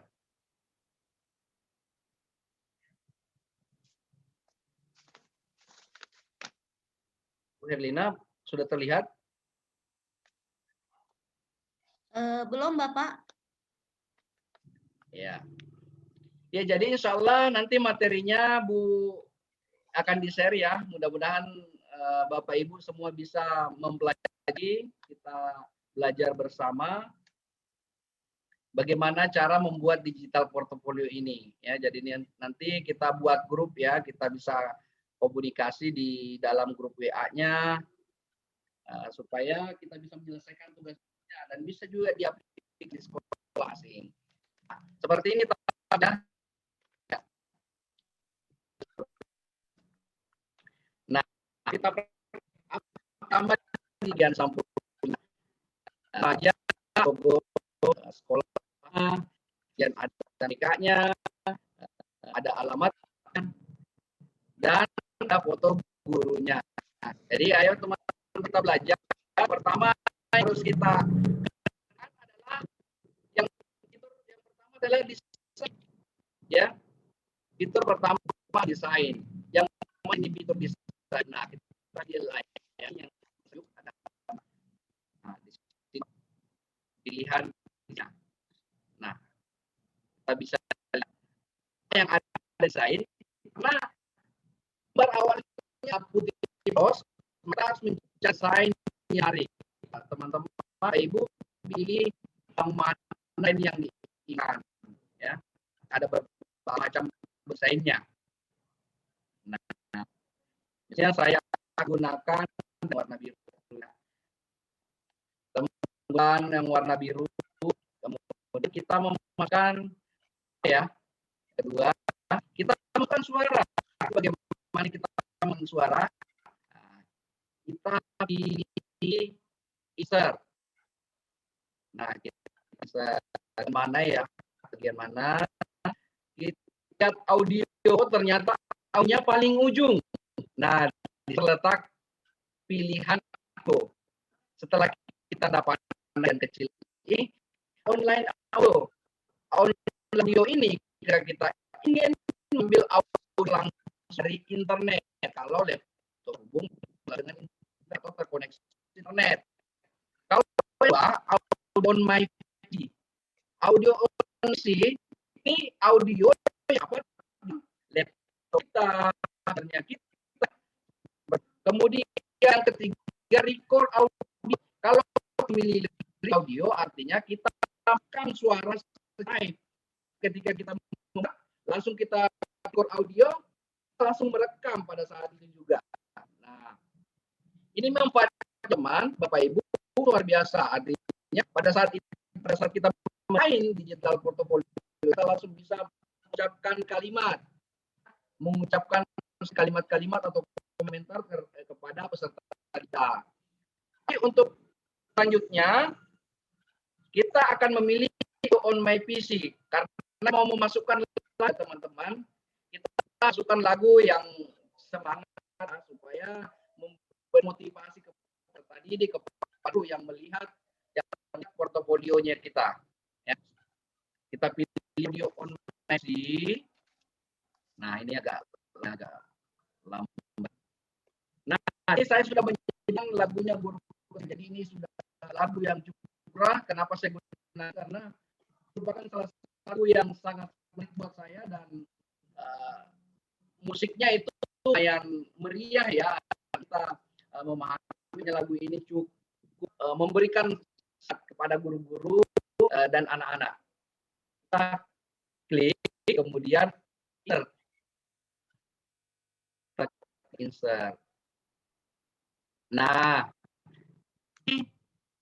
kita bisa lihat kalau misalnya belum terdapat ini icon berarti ini audionya belum masuk. Tapi kalau sudah terdapat icon audionya berarti audionya sudah masuk. Kenapa kita letakkan di slide pertama? Karena kita mau pada saat memplay atau membuat digital portfolio kita dalam bentuk video itu langsung terputar, dengar lagu audionya langsung terputar juga ya. Nah, saya untuk putar lagunya. Nah, seperti ini ya. Kita bisa menaikkan suaranya.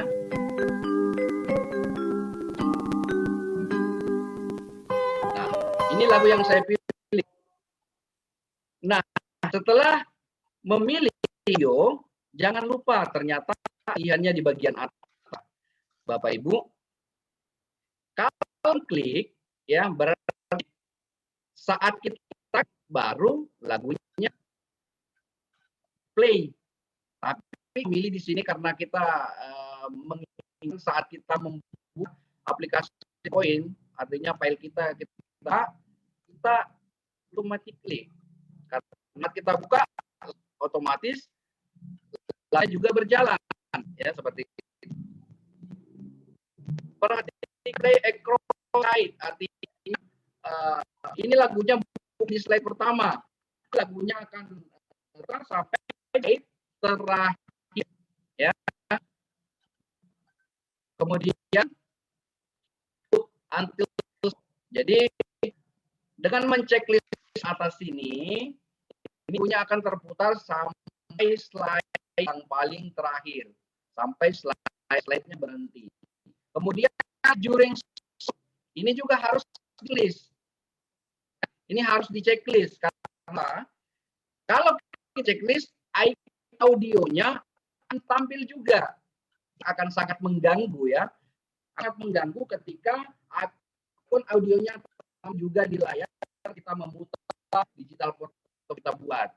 Nah, coba Bapak Ibu, saya menghilangkan kembali listnya. Kita mau satu di sini di bagian sini play in background, artinya main di latar ya, mainnya di latar belakang, di belakangnya latar.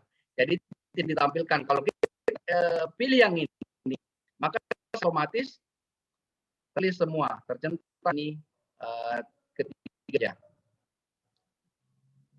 ya. Jadi lebih simpel kita mau yang ini saja, play in background. Nah, langsung otomatis tercek di sebagainya. Oke, di sini lanjut bagaimana sih cara mengirimkan gambar? Cara mengisi gambar yang pertama insert juga ya. Kita juga menginsert. Nah, yang mana ini ya picture gambar. Kita pilih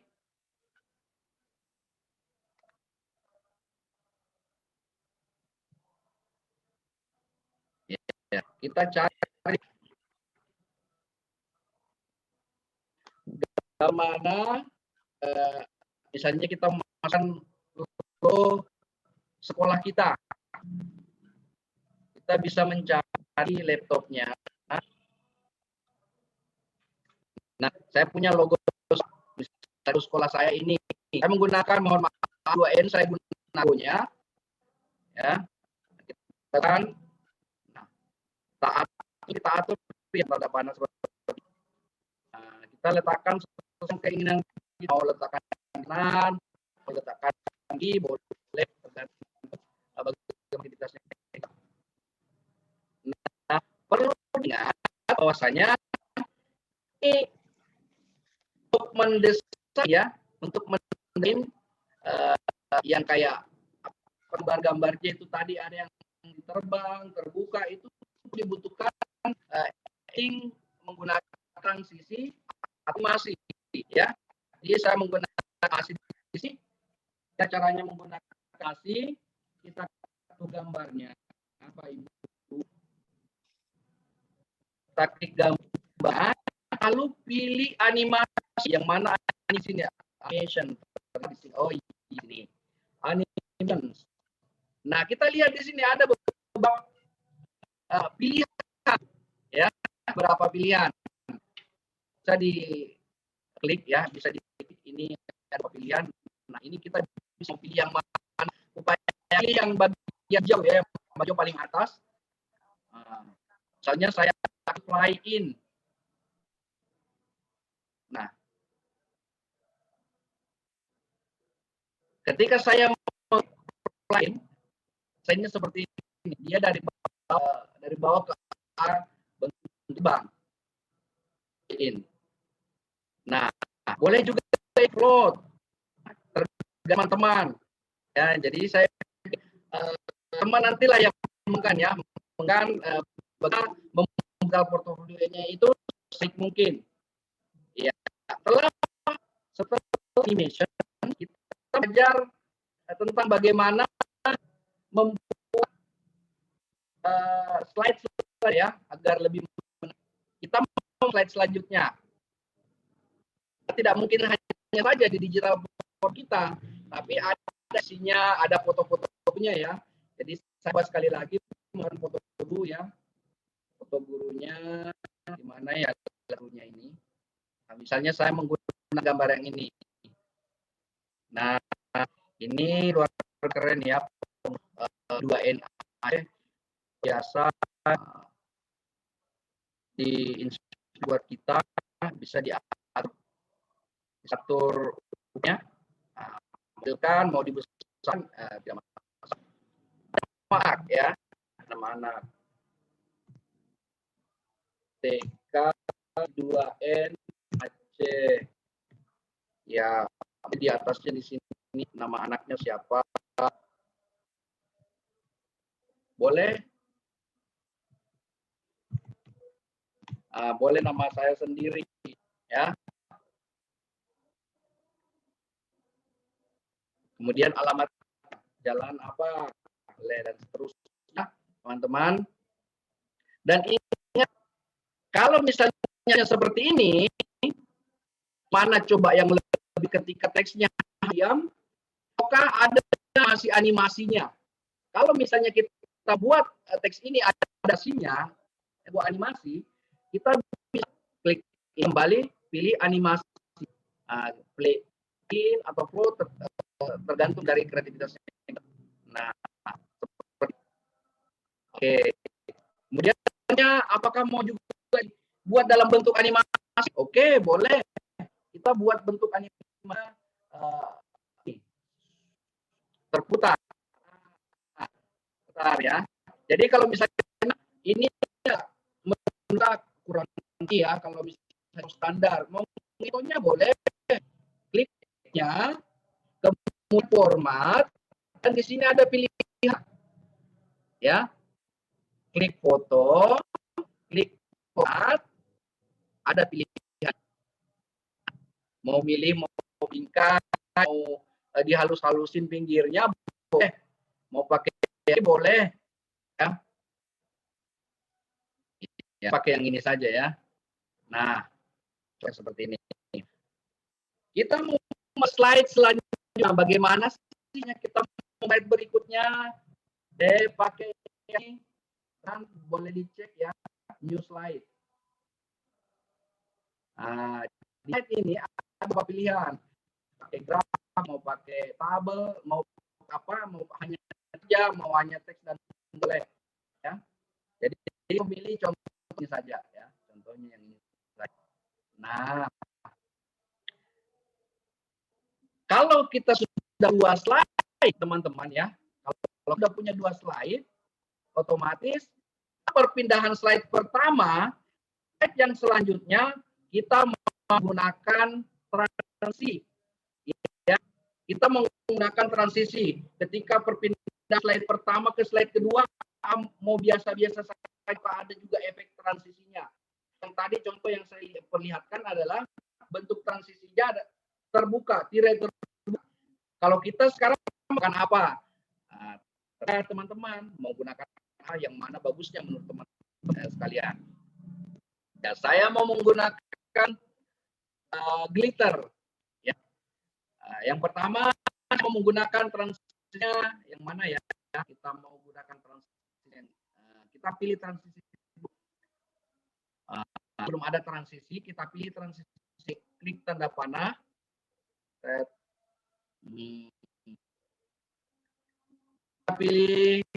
pilih vortex. Saya pilih vortex. Nah, ketika kita buka nya transisinya seperti ya. Coba kita mau coba ini ya. Ini kayaknya dilihat di bagian bawah kecil ya. Bawah kecil slide. Bagi teman-teman yang sudah paham dengan PowerPoint ini alhamdulillah ya. Artinya sudah paham alurnya ini. Tampilkan.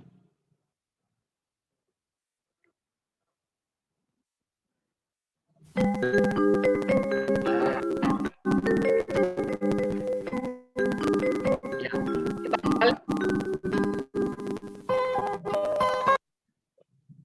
Nah, tadi pada saat sudah mulai ternyata gambarnya belum muncul yang terlupakan. Ternyata bahkan mengklik transisi glitter ya, klik up dan hapus centang dari on mouse. Maksudnya on mouse klik ini bisa mau slide jika di mau dengan mouse jadi hilang karena kita mau otomatis berjalan. Jadi tadi kan secara otomatis jalan atau di dalam portofolio. Kita ulang kembali.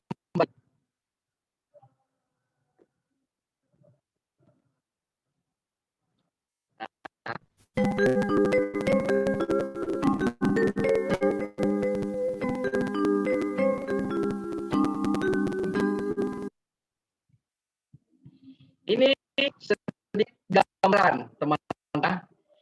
Ini sedikit gambaran dari digital portfolio khususnya itu sedikit slide ya, sedikit edituan animasi, sedikit sentuhan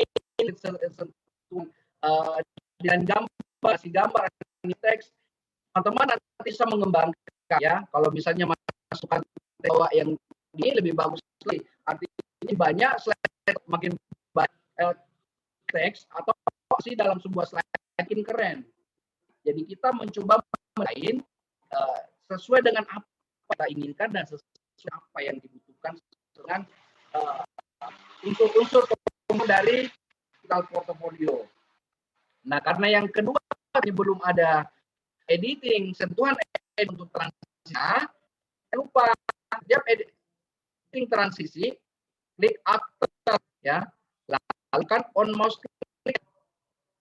Kalau teman-teman misalnya mau transisi seperti buka layar bar kotak-kotak membesar itu, mau agak lebih lebar, silakan teman-teman tambah durasinya, tambah durasi.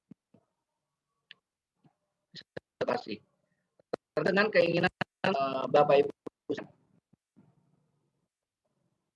Baik, saya kasih lagi sedikit ya. Saya kasih contoh sedikit.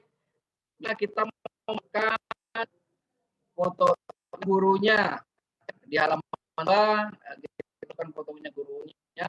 Kalau misalnya insert foto, ya seperti yang saya berikan contoh tadi, kembali ke menu picture, kemudian pilih yang ada di laptopnya. Ya, mohon maaf saya sendiri, saya edit, saya sampai soalnya ya sebagai contoh.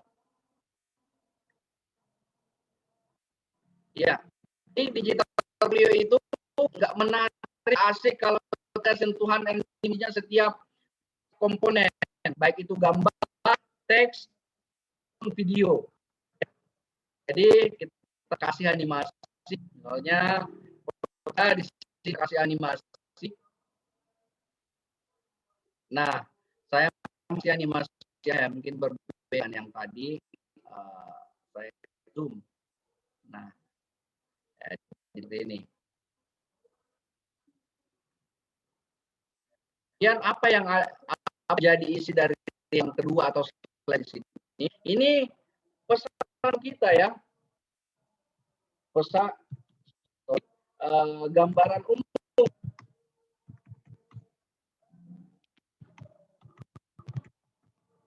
peserta didik yang bersangkutan. Ya, di sinilah azan jeda sebenar Bu Hera, Ibu Moderator.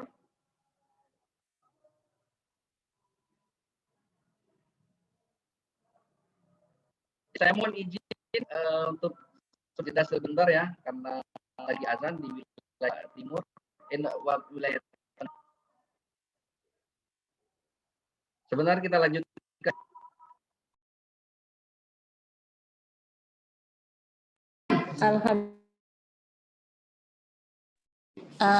Pak Kahrul, suaranya putus-putus. Itu sudah termute sekarang.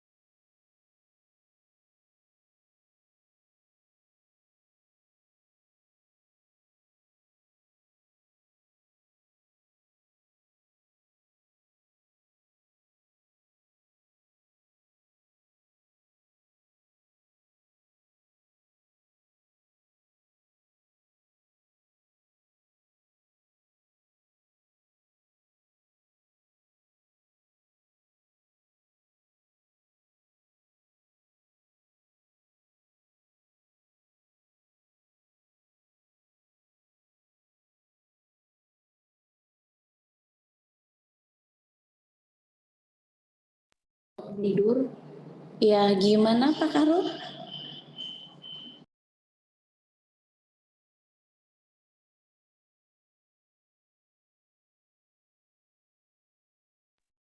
Sepertinya Bu Herlina, Pak Kahrul terkendala jaringan ya? Sudah berhenti kameranya?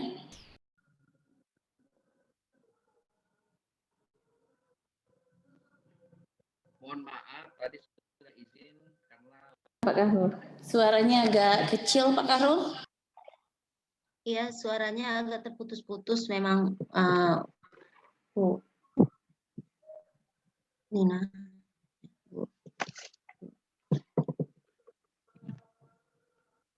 Suara Pak Karul memang agak terputus-putus, Bu Dina.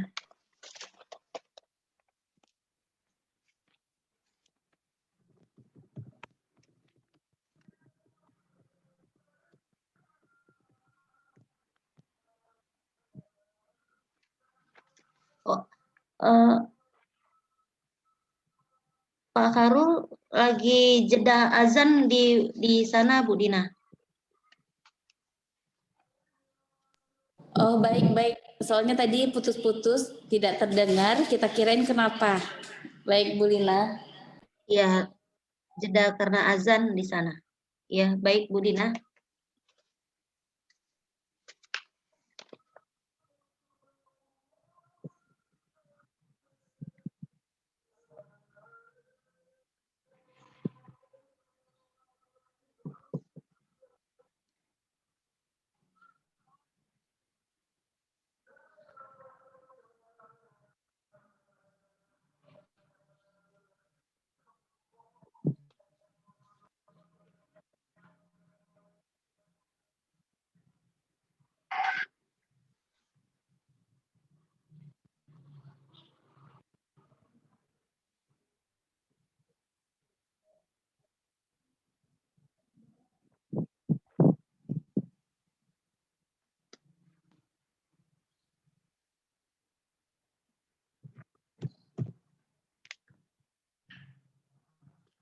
Baik, terima kasih. Apakah suara saya Bu Herlina? Suaranya kurang jelas, Pak.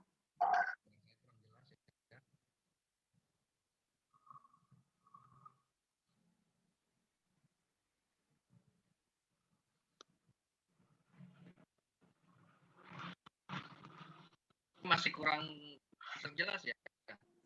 Masih kurang jelas, Pak Karul. Iya.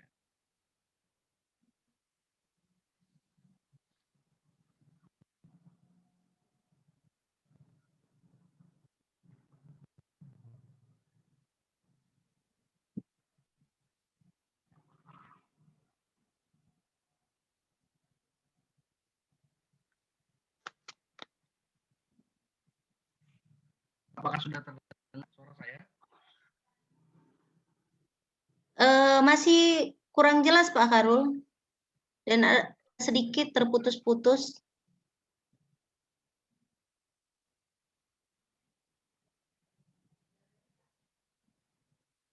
Saya coba ya menggunakan HP atau mengganti orang. Suaranya hilang, Pak. Ya. Di saya coba mengganti operator telepon ya. Sinyalnya bagus. Baik, Pak.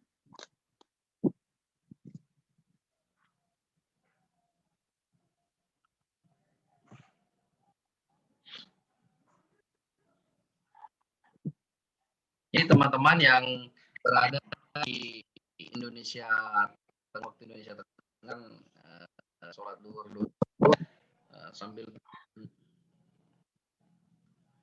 mudah-mudahan saya kembali bagus.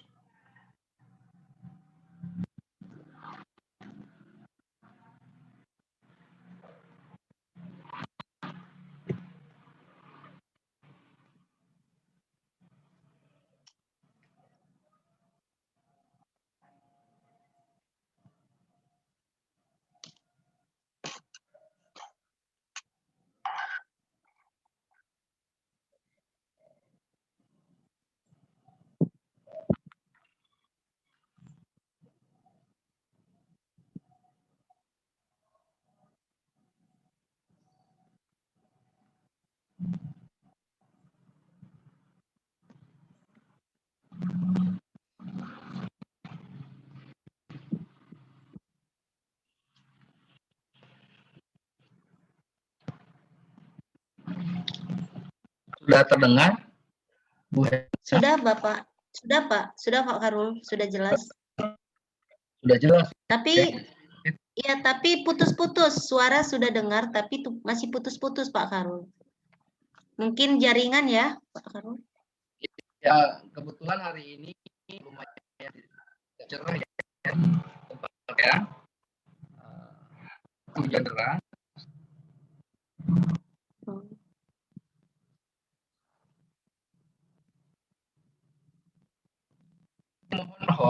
Mohon host admin saya pakai 2 orang. Mudah-mudahan ini masuk.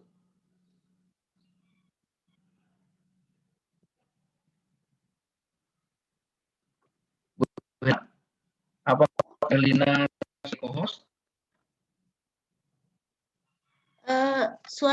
Maaf Pak, suara Bapak masih terputus-putus Pak dan tidak jelas. Ya.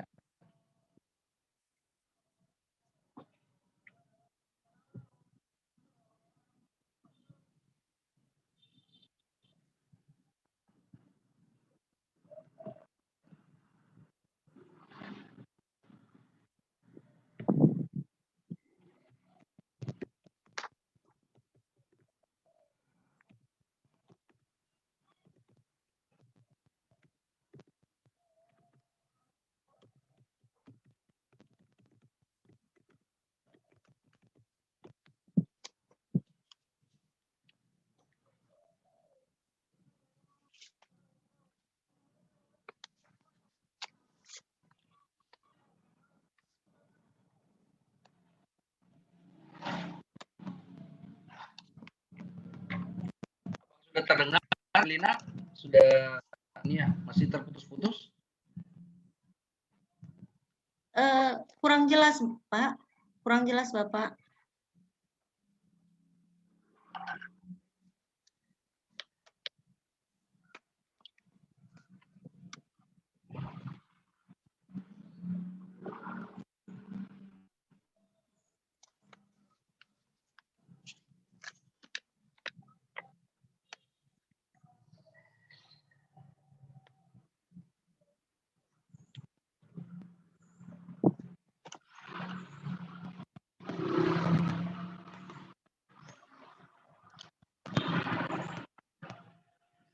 Apa saya boleh restart dulu Bu Erlina, sahabat akan melakukan restart saya, suara saya terdengar lebih jelas.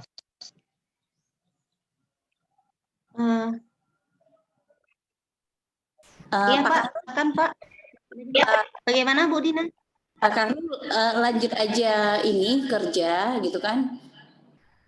Kalau memang untuk ngomong susah, tapi itu yang dari HP udah di-admit tadi. Jadi saya nggak perangkat di admit ya. Sudah di-admit tapi masih di sini masih loading.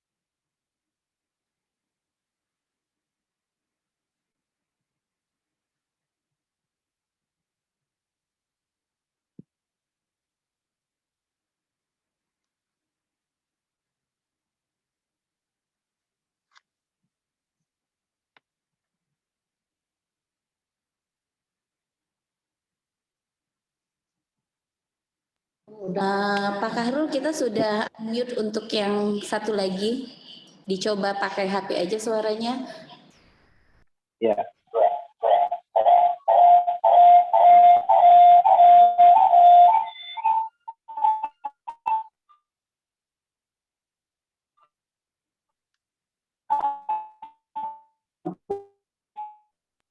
Mungkin yang laptop dimatikan saja suaranya Pak Kahrul.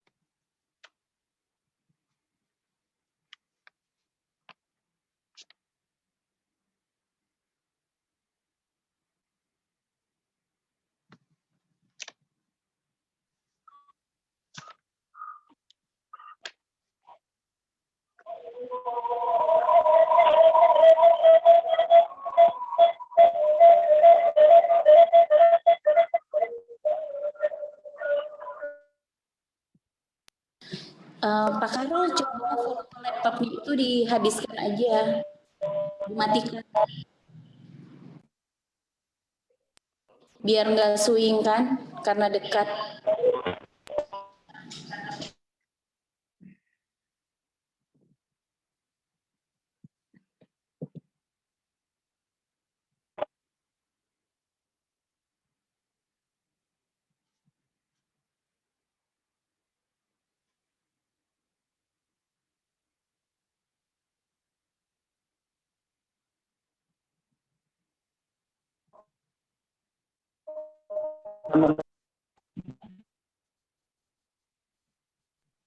Oke, coba Pak Kahrul.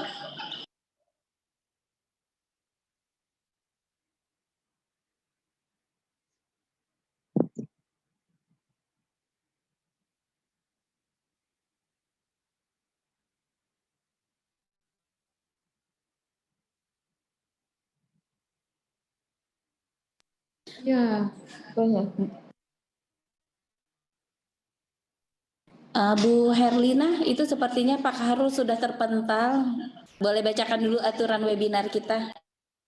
Baik sahabat IN, baik sahabat I2N, sambil kita menanti Pak Kahrul kembali lagi, baiklah di sini saya akan mengumumkan bagi sahabat I2N, jangan lupa untuk mengisi absen di link yang sudah disiapkan, ya. Kemudian waktu pengisian absen itu sampai jam 1 siang. Bagi sahabat ingin mendapatkan sertifikat 36 JP, membuat tugas mandiri dengan jangka waktu selama 1 minggu. Bagi sahabat yang masih perlu bimbingan tugas mandiri, silahkan join grup WA yang sudah ada di link Zoom ya. Untuk linknya nanti akan di-share di chat Zoom. Ini juga bisa saya bacakan linknya, emailnya i2nac987@gmail.com. Bagaimana Bu Dina, jelas suara saya? Iya, sangat jelas Bu Herlina. Baik. Bagi sahabat I2N yang ingin mengajukan pertanyaan juga bisa mengetikkan di chat Zoom ya. Nanti akan kita bacakan setelah Pak Kahrul bisa bergabung lagi dengan kita.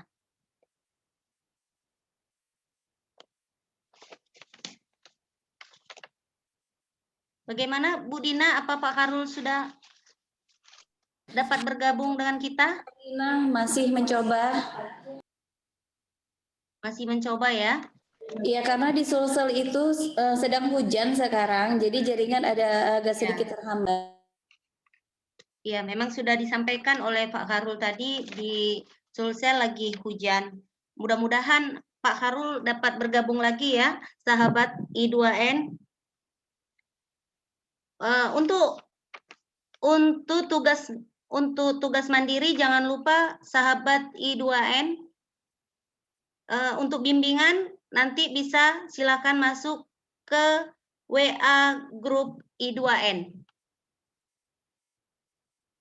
Nah, ini sudah ada tampilan untuk email I2N, yaitu i2nac987@gmail.com. Ya, sahabat I2N, silakan bisa ditulis ya untuk yang perlu bimbingan tugas mandiri nantinya.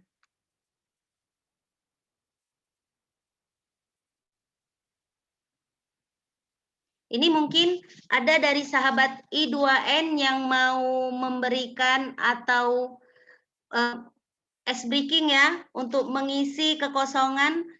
Kita menanti Pak Harul untuk bergabung dengan kita. Sahabat-sahabat I2N, ada yang mau menyumbangkan? Bagaimana Bu Dina?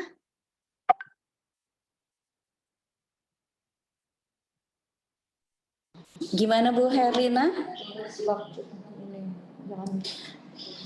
Baik, itu sudah ditampilkan. Nanti teman-teman boleh mengirimkan tugasnya ke email yang ada di layar. Lalu kalau memang merasa yang tadi kurang efektif, aduh ini waktunya cuma sebentar, masih banyak yang harus kita tanyakan untuk membuat digital portfolio, kita juga mengirimkan link. Teman-teman boleh bergabung di WA Group, di situ nanti akan dibimbing lebih jauh lagi ya. Jadi kita tidak mengundang, kita tidak memasukkan satu persatu, tetapi bagi yang butuh bimbingan lanjut, silahkan join saja ke grup WA kita ya, yang sudah kita sediakan. Ya, itu sudah ada di chat sekarang, boleh dicek teman-teman. Kalau memang mau bergabung di grup WA, silahkan. Kita sudah mengundang teman-teman untuk bergabung.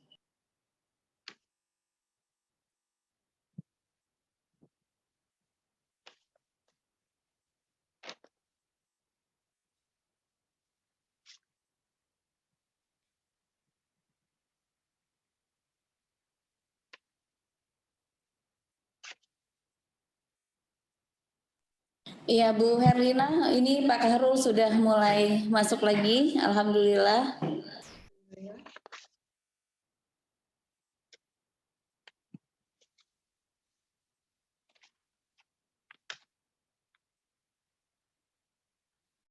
Untuk absensi sudah dibuka kembali Bu Dina? Sudah, boleh diisi, batasnya sampai jam 1 siang. Setelah jam 1 kita akan tutup absen, nanti akan dibuka kembali absen sesi kedua. Teman-teman jangan lupa itu untuk men-screenshot lalu di-upload di dalam link absen sebagai bukti kehadiran.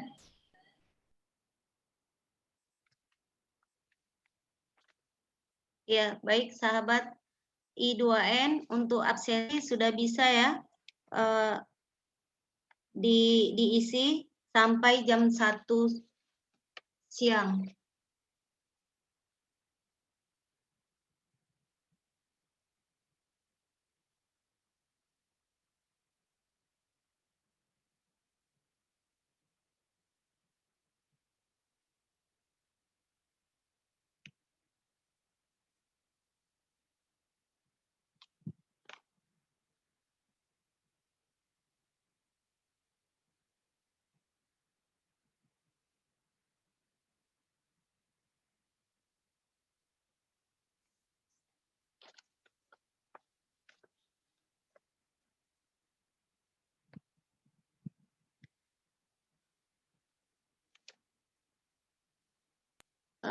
Bu Dina, apakah Pak Karul sudah bisa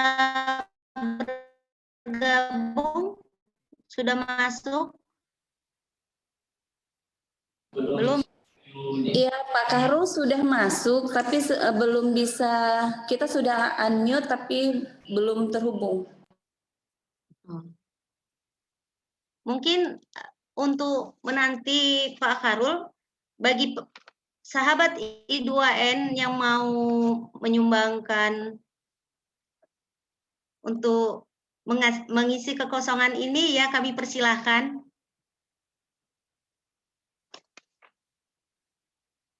Mungkin ada yel-yel atau lagu-lagu untuk mengisi kekosongan ini.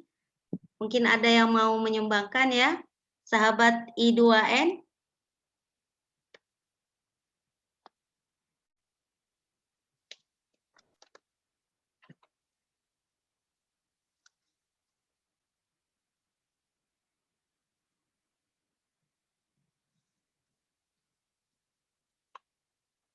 Baik, kita lihat video saja dulu sambil menunggu. Baik, Bu Dina. Teman-teman, video ini dibuat oleh pengurus I2N. Dari I2N juga kita sudah melakukan diklat digital portfolio yang mengirimkan video ucapan juga peserta yang sudah mengikuti diklat digital portfolio yang dilakukan oleh I2N Aceh.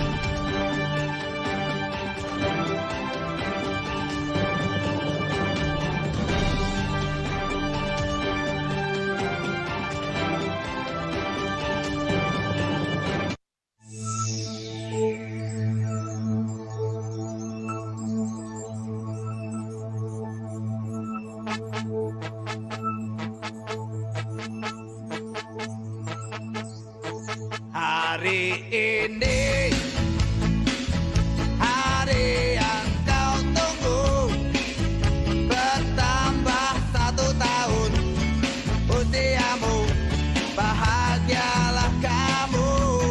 Yang ku beri bukan jam dan cincin, bukan seikat bunga atau puisi, juga kalung hati.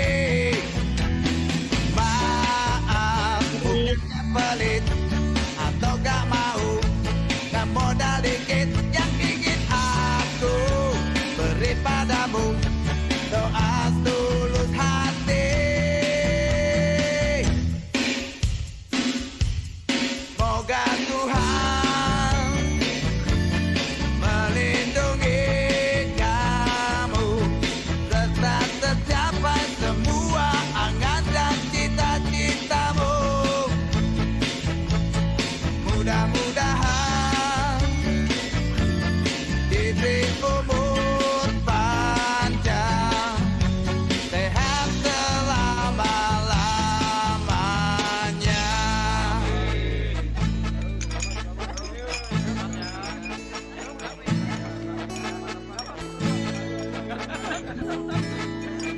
Hari ini hari ulang tahunmu, bertambah 1 tahun usiamu. Ku doakan bahagia selalu untukmu, tercapai segala cita-citamu. Selamat ulang tahun ku ucapkan untukmu, semoga bahagia kan mengiringi langkahmu. Tiada yang bisa ku beri, hanyalah doa dan rasa cinta yang tulus dariku untuk dirimu.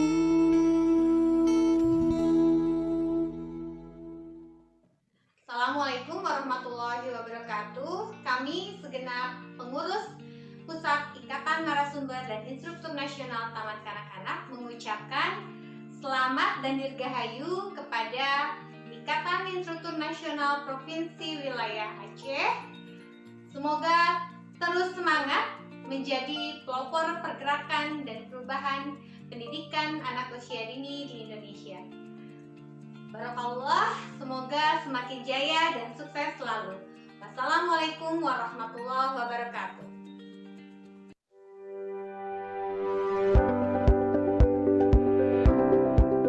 Assalamualaikum Assalamualaikum warahmatullahi wabarakatuh.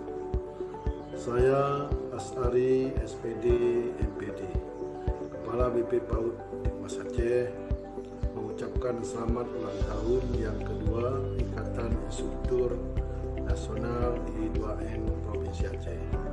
Semoga di usia yang kedua tahun ini lebih inovatif, kreatif, mengantarkan guru-guru tingkat PAUD ke arah yang lebih maju.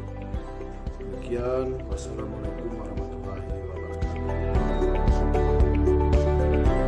Assalamualaikum warahmatullahi wabarakatuh. Saya Asmi, Instruktur Nasional dari Aceh Timur, mengucapkan selamat milad buat I2N Aceh. Semoga I2N Aceh tetap berjaya dan menjadi agen perubahan untuk dunia pendidikan. Terima kasih. Assalamualaikum warahmatullahi wabarakatuh. Saya Nurul Fajriya SPD, Kepala DK Kerani Gampung Bobate, Kecamatan Ingjaya, Kabupaten Aceh Besar, beserta seluruh Dewan Guru TK Kerani mengucapkan selamat milad I2N Aceh yang kedua. Semoga I2N Aceh tetap berjaya dan sukses selalu. Assalamualaikum warahmatullahi wabarakatuh.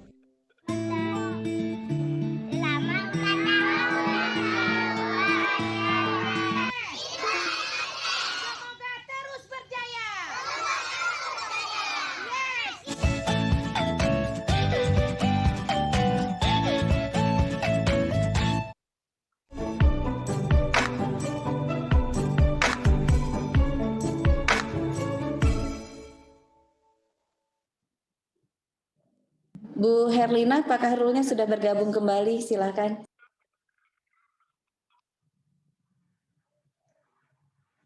Baik, terima kasih. Lina. Baik, Pak. Silakan, Pak.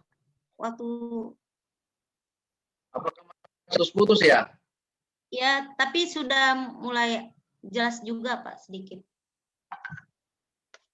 Iya, mudah-mudahan karena ini daripada kendali kita, ya, di luar dari kendali kita sebagai manusia. Ketika terjadi bad network ini, ya saya hanya bisa menyampaikan maaf, sudah sempat terpental keluar dan untuk masuk kembali. Dalam alhamdulillah, mudah-mudahan bisa lebih daripada yang tadi ya. Jadi mudah-mudahan bisa selesai materi saya hingga tuntas sebentar.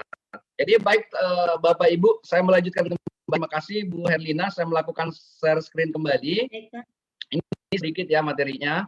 Kita melanjutkan prakteknya yang tadi. Bisa dilihat Bu Herlina?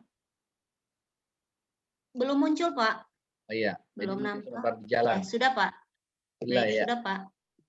Nah, tadi sampai di ya, jadi sampai di fotonya. Jadi di sini guru, fotonya guru, kita masukkan animasi ya. Kita animasi sudah ada untuk animasinya. Kemudian untuk gambar kait dengan pesertanya ini kita bisa masukkan. Misalnya si Arfa ini anak yang manis, periang, mudah bergaul dan suka memberi teman-temannya. Itu suka dalam bentuk kata-kata itu ya.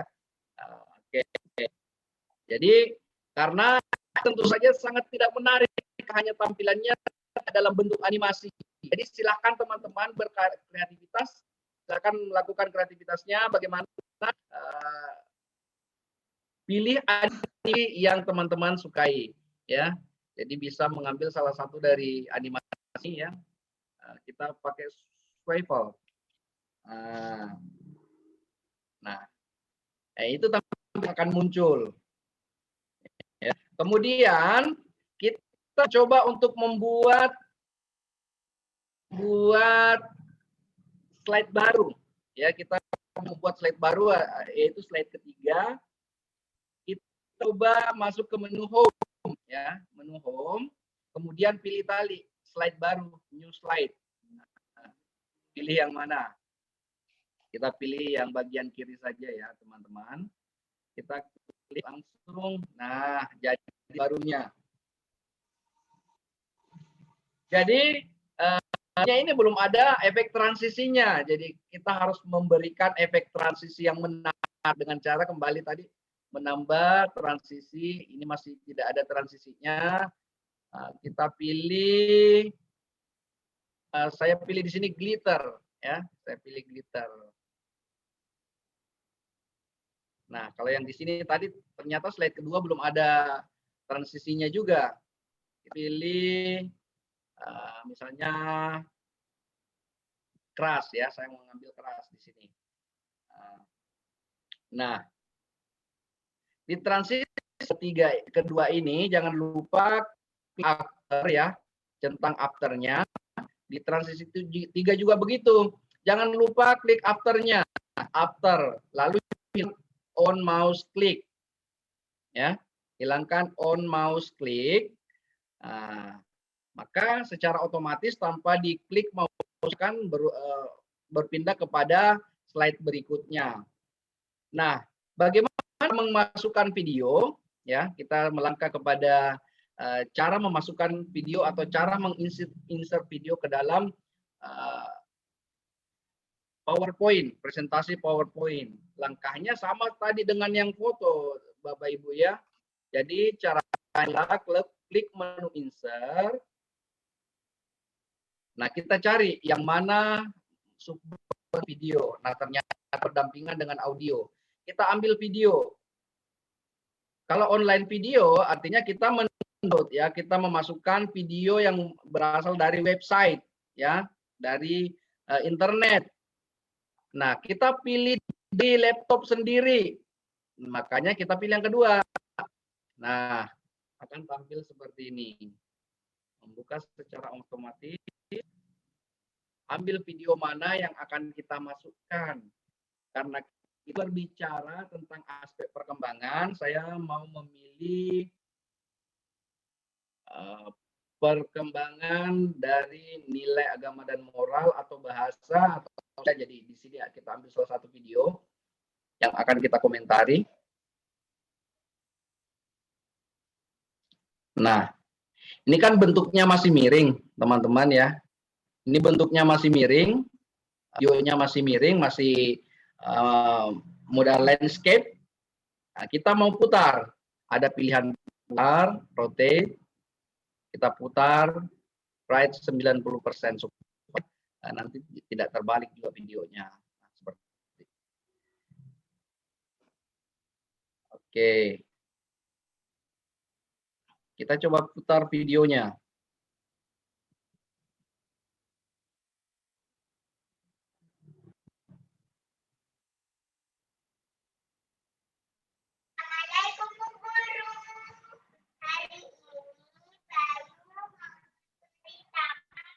Pemandangan di tengah laut. Ini nelayan. Ini laut. Ini ikan. Ada perahu, dan ada awan, dan ada matahari. Assalamualaikum. Nah, jadi kita sudah melihat video yang ditayang. Ini salah satu rekaman pembelajaran jauh, belajar dari rumah. Karena kita mau membicara tentang layanan aspek agama dan moral, kita ambil nilai dan moral. Nah, tadi ini ternyata sudah mengucapkan salam. Kita memberikan kabar. Alhamdulillah. Nah, Bayu sudah mengucapkan salam. Seperti itu, teman, ya, Ibu, sekedar gambar, mendesain di portofolio. Untuk aspek perkembangan selanjutnya, yakin dan Bapak Ibu mampu memahami, ya, yang harus foto apa yang dimasukkan, video apa yang dimasukkan, atau audio dalam bentuk ataupun rekaman apa mau kita masuk dalam kegiatan ini. Jadi bukan sekedar 6 aspek perkembangan bisa kita dalam digital portofolio, tapi kita juga memasuki kegiatan ekstrakurikuler, kegiatan ekskul, kegiatan yang dilakukan daripada lingkungan sekolah kita. Bisa berkunjung ke kebun binatang, kegiatan berkunjung ke kantor pemekaran, itu sudah bisa masukkan sebagai kenang-kenangan untuk peserta kita nantinya. Seperti, nah, 6 tadi nilai agama kita memberikan dalam tampilan teks maupun video atau foto, kita memberikan efek animasi, ya, tampilannya lebih menarik, ya. Saya memberikan efek animasi. Ya. Nah, kita coba awal, ya. Kita coba dari awal.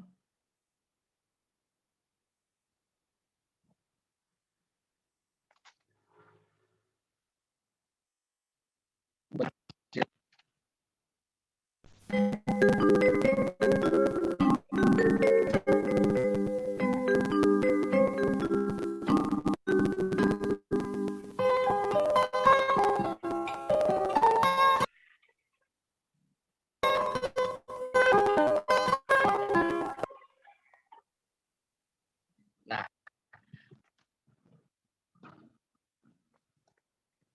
suara terdengar Ibu karena tadi ya, terdengar ya Bu?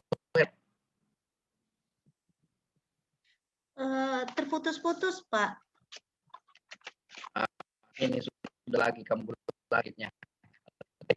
Ibu, setelah kita tampilan untuk lebihnya, kita bisa bersama yang akan dibuat di 2NE. Grup itu kita sebagai wadah adalah saya berbagi dalam membuat digital portfolio yang menarik nantinya. Ada sesuatu kurang dipahami saat pengerjaan tugas akan ditanyakan langsung, ya. Kalau ada yang tidak dimi atau belum dimi atau ingin juga pengalaman dengan digital portfolio, kita langsung komentar di room chat ataupun langsung disampaikan. Kita masuk pada sesi itu. Mungkin saya jawab Bu terkait dengan ini. Baik Pak Khairul.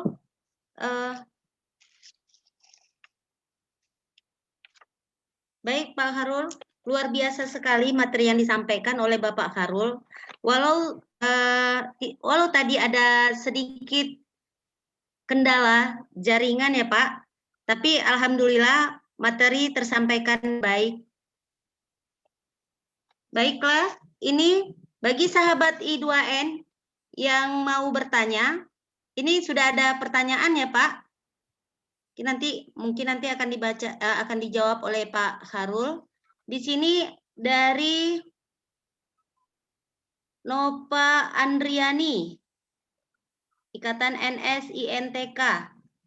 Izin bertanya Pak Khairul, dalam membuat digital portofolio sebaiknya hasil kegiatan anak selama belajar mingguan, bulanan, atau semesteran, Pak? Pembuatan digital portofolio sebaiknya hasil kegiatan anak selama belajar mingguan, bulanan, atau semester, Pak? Itu dari Ibu Nova Andriani. Mungkin bisa dibaca, mungkin bisa dijawab oleh Pak Khairul. Baik. Suara saya Pak bisa terdengar?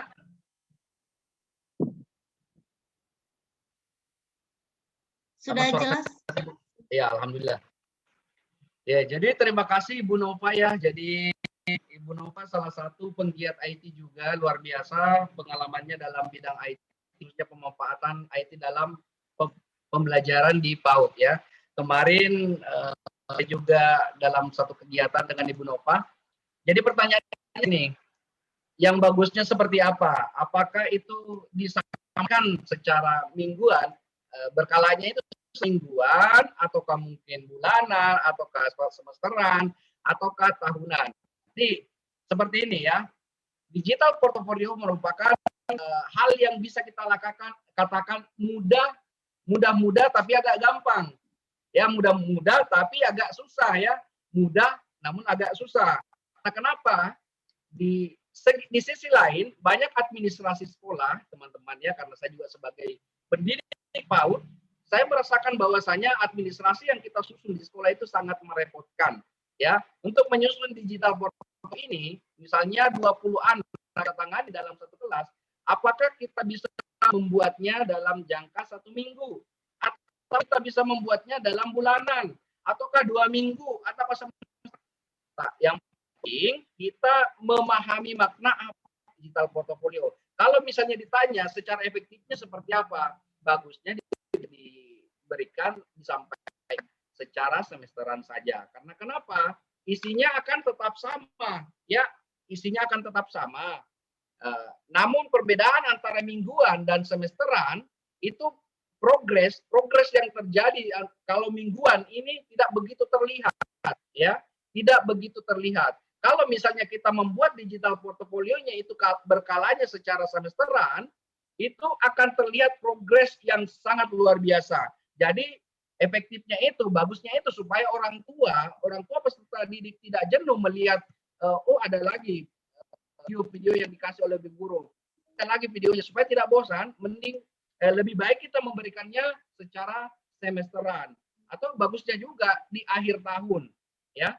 Lebih bagusnya juga di akhir tahun dari manfaat evaluasi perkembangan anak, asesmen perkembangan anak juga berfungsi sebagai kenang-kenangan dari sekolah yang bisa diingat di masa yang akan.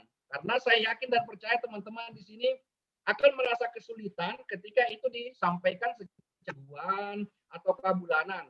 Bayangkan kalau kita menangani anak, ya, kita menangani anak 15 anak, lantas di satu sisi kita harus membuat penilaian pembelajaran, di satu sisi kita membuat rencana pembelajaran, di satu sisi kita masih harus membuat digital portfolio ini secara menyeluruh di kelas kita. Ini kita bagaimanapun, ya, mungkin di awal kita masih termotivasi, ya, mungkin lumayan terhasil lah kita di awal, tapi nanti kalau kita sampai ke minggu secara rutin, itu akan memberikan juga efek jenuh kepada orang tua peserta didik ketika kita memberikan file dan secara terus. Jadi baiknya ya, jadi menurut saya baiknya itu efek kita berikan 1 kali dalam 1 tahun, ya, seperti itu Ibu Nova, supaya terkesan sebagai kenang-kenangan pula untuk peserta didik dan orang tua peserta didik kita, seperti itu. Terima kasih Bu Herlina, itu yang sempat saya sampaikan. Baik, sahabat I2N, mungkin ada yang mau menyampaikan, membuat atau bertanya langsung dengan Pak Kharul, silakan.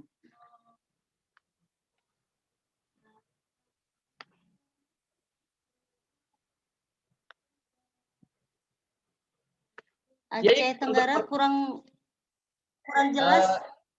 Dari Aceh Tenggara. Nasli, ya? Iya. Dari Bu Nasli. Kasih pertanyaan yang sangat baik, Ibu. Artinya pertanyaannya ini memang betul-betul Bu Nasli menyimak dengan baik materi yang kita sampaikan. Jadi untuk setiap tayangan, apakah ada aturannya? Betul sekali. Jadi ada 2 setting, ya. Berapa sih durasinya? Apakah 5 detik, apakah 2 detik, apakah 3 detik, 1 detik, dan sebagainya. Itu ada di setting transisi dan animasi. Jadi setiap animasi yang kita tampilkan itu bisa kita atur durasinya. Apakah mau percepat ataukah mau diperlambat, itu bisa kita atur dari animasi dan transisinya. Betul sekali Bu siapa tadi? Ya, betul sekali, bisa diatur Bu. Nanti kita nanti kita sharing terkait dengan cara mengatur atau setting dari pembuatan digital portofolionya terkait dengan animasi.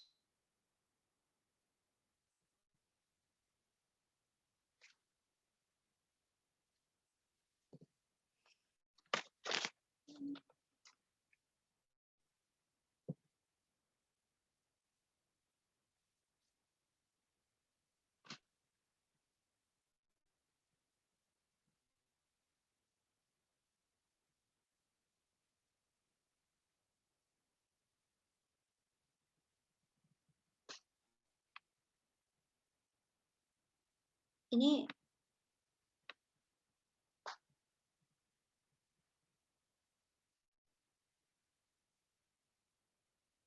Bu Dina, apakah Pak Kharul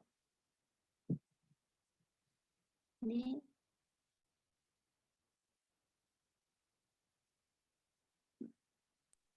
Iya, sepertinya jaringan ya Bu Lina. Oh ada, masih ada, masih ada. Ada, Bu. Cuman mungkin kendala jaringan juga Bu Dina. Iya, saya sedang cek pertanyaan. Kalau ada yang mau menanyakan langsung boleh raise hand ya, Bu Lina. Baik, Bunda Dina. Baiklah, bagi sahabat I2N yang ingin bertanya, kami baik bisa melalui chat atau langsung melalui Zoom meeting ini. Untuk sahabat I2N kami persilahkan. Boleh di raise hand saja biar dibuka, biar di unmute. Iya, bisa terdengar suara saya, Bu Dina?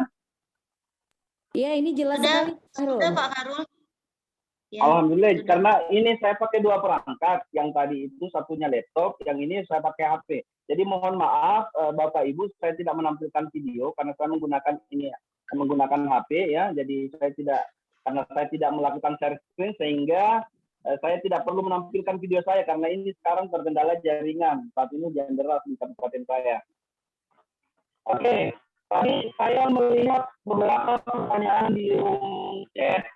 Mohon dibacakan kembali Bu Herlina beberapa pertanyaan yang sudah ada.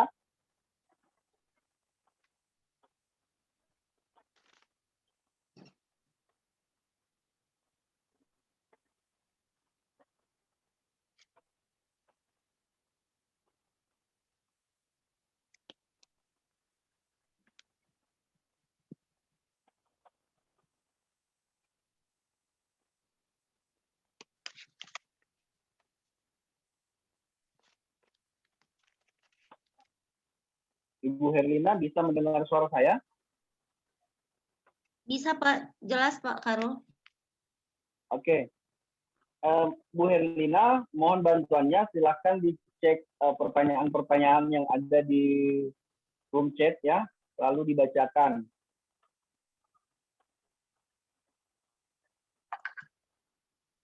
Ya.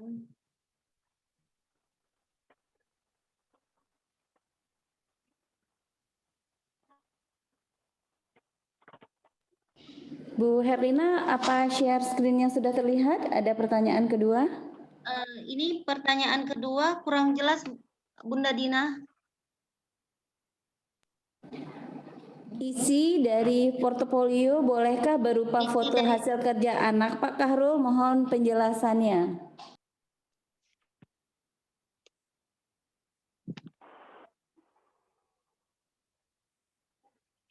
Ya, Pak Kharul. Mohon maaf, Bu Herlina. Ini ada pertanyaan kedua. Terdengar Pak, jelas. Ini ada pertanyaan kedua Pak.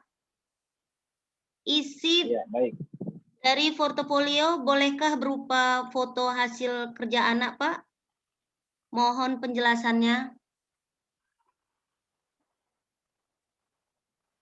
Baik, terima kasih pertanyaan yang luar biasa. Pertanyaan dari siapa ini Bu Herlina? Pertanyaannya dari siapa? Ini dari Bunda Dina, dari mana ini ya?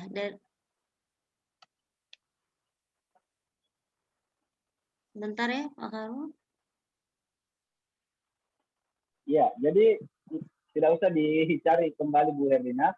Saya akan menyampaikan ya. Pertanyaannya adalah, isi dari portofolio boleh enggak berupa foto hasil kerja anak? Ya boleh Bunda, sangat boleh sekali. Jadi misalnya kita berbicara tentang kognitif, kita berbicara tentang bahasa, pengenalan huruf, sebagai bukti dari hasil karya, baik itu seni dan sebagainya, itu bisa kita masukkan foto-fotonya sebagai dokumen portofolio. Jadi yang kita masukkan sebagai bahan dokumen portofolio kita adalah baik berupa video, baik berupa gambar, dan baik berupa rekaman suara. Seperti itu. Terima kasih. Ya, baik. Ini ada pertanyaan lagi Pak Kharul dari Yusra Firna. Ya, IN silakan. Kota ya. Ini dari Yusra Firna. Izin Pak Kharul untuk musiknya apakah harus di-download terlebih dahulu? Nah, betul sekali. Ya, terima kasih pertanyaannya. Jadi untuk pertanyaan selanjutnya adalah apakah musiknya harus di-download terlebih dahulu? Betul sekali, bisa di-download pada saat sebelum menyusun portofolio maupun pada saat sementara menyusun portofolionya, ya, karena tadi bisa mendownload secara online, ya, mendownload pada saat kita pengerjaan portofolio dan bisa mendownload sebelum pengerjaannya. Jadi yang perlu disiapkan ya, jadi tadi saya belum menyampaikan, yang perlu disiapkan sebelum menyusun digital portofolio yang pertama dokumen berupa foto, dokumen berupa video, dan musik, ya, musik atau audio. Itu yang perlu kita siapkan sebelum membuat digital portofolionya. Ada lagi? Ini ada pertanyaan dari Francisca, Pak Kharul. Selain menggunakan PowerPoint, apakah ada aplikasi lainnya untuk portofolio, Pak? Ya, terima kasih ini pertanyaan kritis ini ya. Apakah ada aplikasi lain selain daripada PowerPoint yang bisa digunakan untuk pembuatan digital portofolio? Sangat banyak Ibu Francisca. Yang pertama, ya, saya rasa dari Lubuk Linggau ini ya, Lubuk Linggau temannya Ibu Reni, ya, saya yakin dan percaya Bu Reni bisa lebih tahu terkait dengan penyusunan digital portofolio yang lebih kreatif. Jadi seperti ini. Selain daripada PowerPoint, kita bisa menggunakan aplikasi KineMaster, ya, editing video. Kemudian kita bisa juga menggunakan aplikasi Canva, ya. Kita menggunakan aplikasi Canva itu basis online. Selain itu kita bisa juga menggunakan Filmora atau Filmorago, kita install lewat aplikasi smartphone. Kemudian Filmora kita install lewat PC atau laptop. Ya, dan masih banyak lagi aplikasi-aplikasi lainnya yang bisa kita gunakan. Jadi intinya digital portofolio ini, Bu Francisca di Lubuk Linggau, Sumatera Selatan, produknya nanti berupa video. Ya, jadi kita memang membuatnya dalam bentuk PowerPoint, tapi kita menyimpannya, save as-nya dalam bentuk video. Saya tadi lupa memperlihatkan karena efek jaringan sehingga kendalanya di situ. Jadi nanti save as-nya, PowerPoint yang kita buat, save as-nya nanti kita simpan sebagai video, ya. Oke, saya rasa seperti itu, Bu Francisca. Masih banyak ya aplikasi lain yang bisa kita gunakan. Oke, lanjut Bu Herlina. Ya. Ini mungkin ada yang mau bertanya melalui Zoom langsung. Sahabat I2N bisa juga melalui Zoom langsung buat sahabat I2N yang mau bertanya dengan Pak Kharul.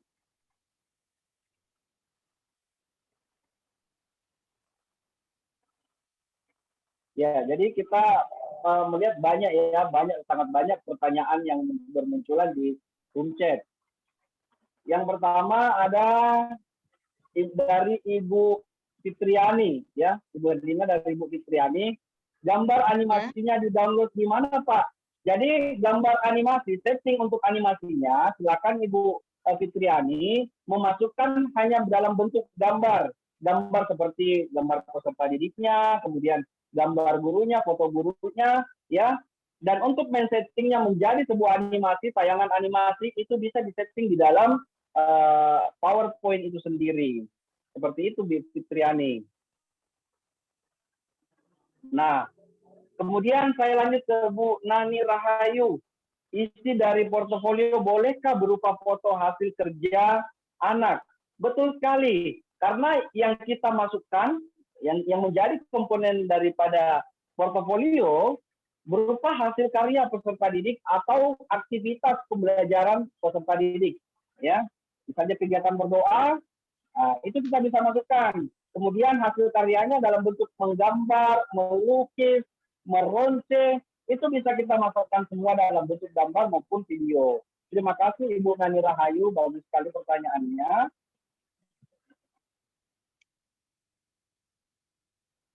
Ini ada pertanyaan Pak Kharul dari Oke. Pak Arif. Ini pada saat Ya, penyampaian silakan. pada saat penyampaian materi Bapak menyimpulkan tidak memberikan kertas kepada orang tua. Lalu kira-kira berbentuk apa Pak yang harus diberikan kepada orang tua? Ya, terima kasih Pak Arif, luar biasa ya, sangat kritis pertanyaannya, keren sekali pertanyaannya Pak Arif. Pada saat penyampaian materi, kita tidak memberikan kertas kepada orang tua. Lalu kira-kira berbentuk apa yang kita berikan kepada orang tua peserta didik? Jadi seperti ini, membahas terkait dengan digital portfolio, artinya seperti ini, Bapak Arif. Biasanya selama ini kan kita menggunakan kertas ya Pak ya, selain daripada laporan pembelajaran anak ya, itu menggunakan kertas. Kemudian digital portfolio ini sebenarnya dalam bentuk evaluasi asesmen perkembangan anak selama 1 tahun atau selama 2 tahun mengikuti aktivitas pembelajaran di sekolah kita ya, selama 1 tahun mengikuti pembelajaran di sekolah kita. Jadi bisa jadi ini menjadi sebuah kenang-kenangan ya, sebuah kenang-kenangan untuk peserta didik maupun orang tua peserta didik. Jadi kita memberikan kepada peserta didik ini dalam bentuk file ya, kita bisa memberikan ini dalam bentuk file. Jadi filenya ini bisa dibuka kapan saja selama filenya tidak hilang, mungkin karena faktor hilang karena virus atau laptopnya rusak ya, ini masih bisa dibuka seperti itu. Jadi bentuknya dalam bentuk file. Terima kasih. Ini ada pertanyaan Pak Kharul dari Fauzia, Aceh Utara. Pak, apakah semua penilaian anak bisa kita buat dalam bentuk digital?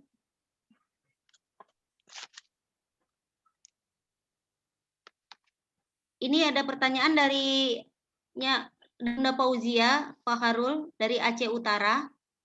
Apakah semua penilaian anak bisa kita buat dalam bentuk digital, Pak? Ya, Bu Erlina. Di sini ada pertanyaan dari Bunda Fauzia, Aceh Utara. Apakah semua penilaian anak bisa kita buat dalam bentuk digital, Pak? Iya, betul sekali. Jadi seperti ini, Bu Fauzia. Apakah semua penilaian kepada peserta didik atau kepada anak bisa dimuat dalam digital portfolio? Seperti yang disampaikan tadi, kita bahas bersama bahwasanya itu tergantung dari produk apa yang kita inginkan, apakah hasil ataukah proses. Ya, jadi kalau misalnya dari setiap aspek perkembangan cukup memasukkan capaian yang paling luar biasa. Ya, cukup 1 saja, 2 saja, 3 saja, 4 saja. Yang menjadi capaian perkembangan yang paling luar biasa dari anak tersebut. Itu dimasukkan. Tidak usah kita memasukkan, artinya jangan memasukkan selama 1 semester, selama 1 tahun ya. Jadi jangan setiap penilaian.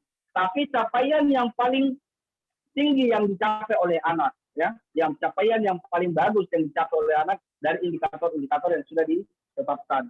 Mohon maaf Bu Herlina, di sini lagi hujan deras ya, petir yang mungkin suara saya kurang terdengar baik. Ini di luar ini hujan deras. Ya, alhamdulillah Pak Kharul, suara Pak Kharul jelas terdengar di sini, Pak. Iya, baik.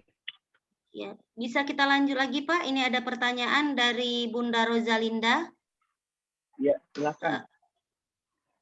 Apakah portofolio berupa kaset berbentuk CD yang diberikan kepada orang tua? Atau bentuk lainnya, Pak? Ya, terima kasih, pertanyaannya sangat bagus. Apakah portofolio berupa kaset berbentuk CD yang diberikan kepada orang tua? Ini pertanyaan dari Ibu Rosalinda.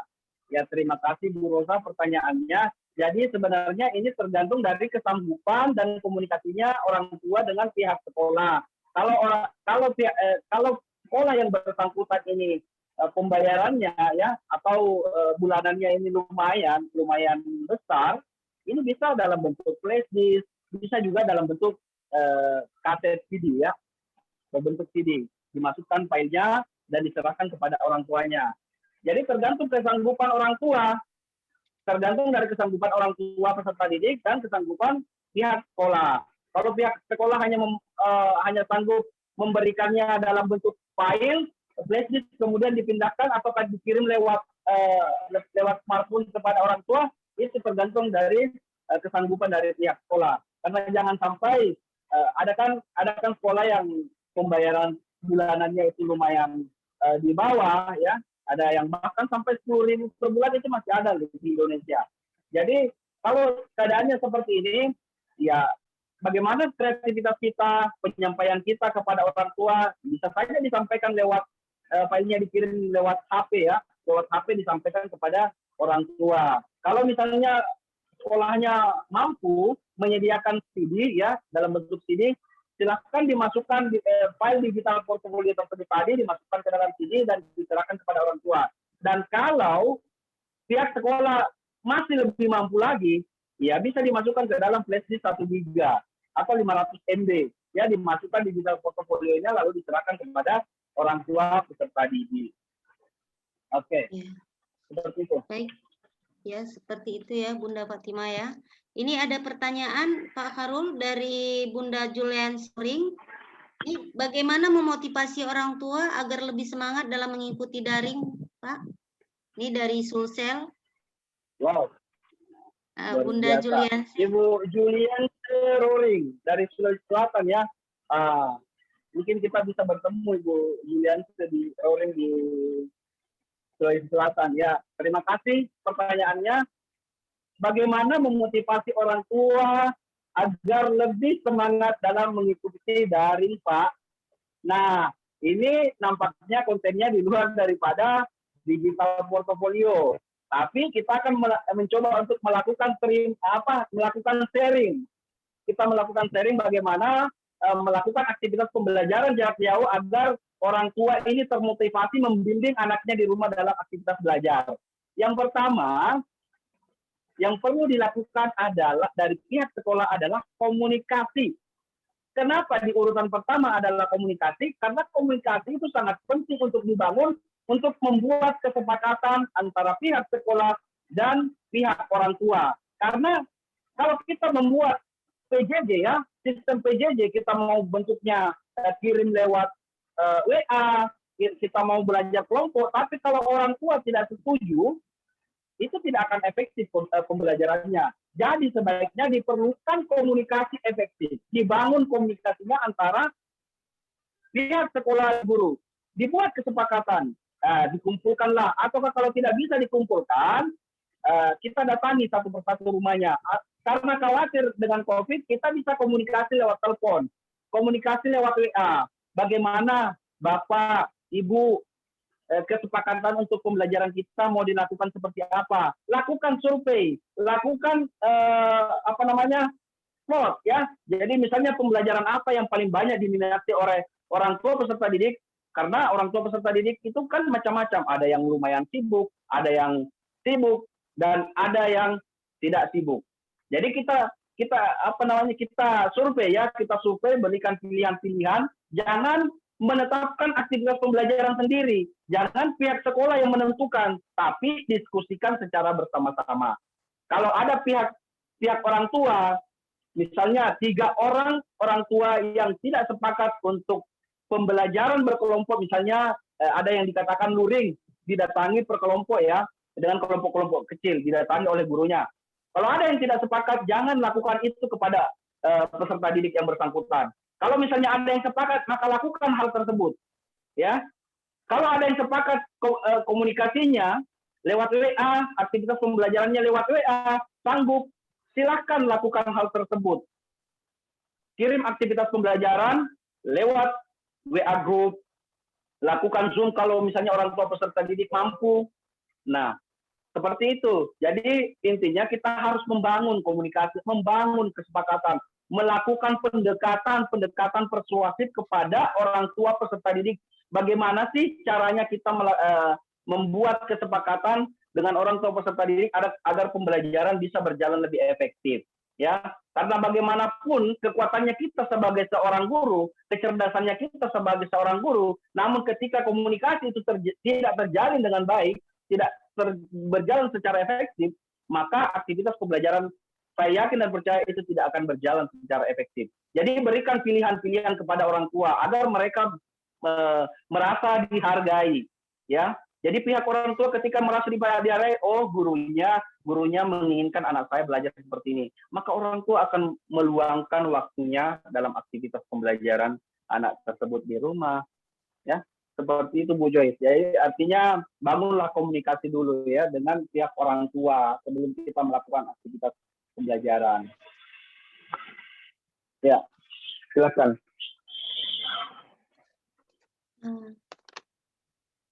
Baik Pak Khairul, mungkin ada sahabat I2N yang mau secara langsung untuk menyampaikan pertanyaan. Ini Pak Khairul, ada pertanyaan dari Bunda Eva Hidayati, Aceh Barat. Berhubung sekolah kami di desa bulanannya minim, kami hanya menggunakan buku laporan akhir anak dengan foto kegiatan anak sesuai dengan aspek perkembangan. Dan di sebelah foto ada tertulis narasi tentang aktivitas anak yang terbaik selama semester berjalan. Apakah hal ini boleh dilaksanakan, Pak? Karena tidak semua wali murid juga menggunakan HP. HP Android. Silakan Pak Khairul. Ya, baik. Wah, ini keren sekali nih pertanyaannya Ibu Eva Hidayati, salah satu IN juga. Jadi seperti ini, berbicara tentang efektif enggak kalau misalnya kita di dalam sebuah lingkungan yang orang tua peserta didik tidak memiliki HP Android, apakah perlu kita menggunakan digital portfolio? Yang sudah dilakukan tadi Bu Eva tadi sudah cocok ya, sudah tepat sekali. Namun seiring dengan berjalannya waktu kita berada di revolusi industri 4.0, maka kita berusaha untuk berkembang ya. Jadi kita prinsipnya di sini bukan berdasarkan bahwa karena orang tua dan peserta didik tidak punya smartphone sehingga tidak usah kita buat. Boleh teman-teman buat karena tidak menutup kemungkinan 2-3 tahun ke 4 tahun ke depan ini orang tua peserta didik semakin semakin maju. Mungkin anaknya punya perangkat laptop, punya HP, smartphone ya, seperti itu. Jadi yang dilakukan tadi sudah tepat, tapi alangkah baiknya karena kita ini harus melek teknologi, ya guru-guru PAUD juga harus melek teknologi. Kita mencoba untuk merubah sebuah keadaan, apakah menarik untuk orang tua peserta didik ataukah tidak. Kalau misalnya tidak menarik, cukup filenya disimpan saja sebagai untuk bahan pembelajaran dan evaluasi untuk diri kita sendiri terkait dengan pemanfaatan IT kita sebagai pendidik PAUD. Seperti itu, Ibu Eva Hidayati. Jadi boleh dilakukan ya, misalnya menggunakan kertas-kertas tadi itu silakan kalau misalnya itu tergantung dari lingkungannya masing-masing. Tapi kalau kita mau belajar tentang IT, silahkan digunakan digital portfolio. Seperti itu. Terima kasih, bagus sekali pertanyaannya Ibu Eva Hidayati.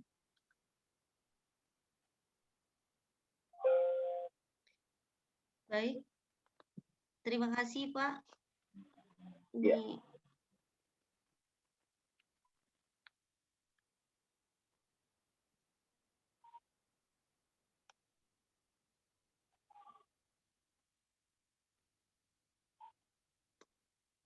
Baik, ini ada pertanyaan. Ini sudah terjawab ya Pak Khairul ya, dari Bu Eva Hidayah.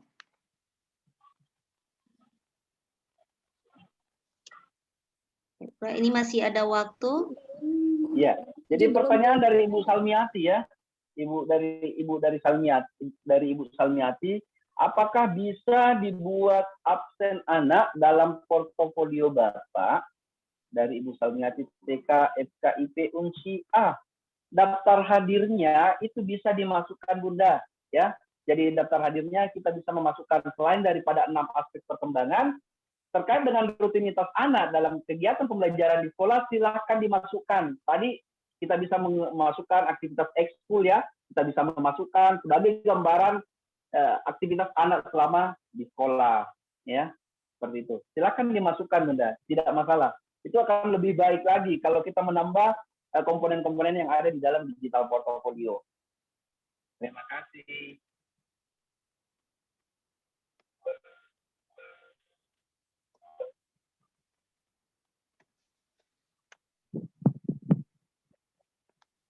Ini ada pertanyaan Pak Harul. Iya. Iya, ini ada chatnya Bu Eva ya, Bu Eva Hidayati. Kapan tawaf di Batam ya, luar biasa ternyata sudah pernah bertemu ya dengan Ibu Eva Hidayati. Ya insya Allah nanti Bu. Silakan dilanjut Bu. Bu Herlina. Ya Pak Harul, ini pertanyaan. Ada juga yang bertanya Pak Harul, apakah materi bisa di-share nantinya? Oh iya, sangat boleh. Bisa sekali. Materinya nanti boleh di-share karena saya sudah share ke panitia sejak tadi malam kayaknya.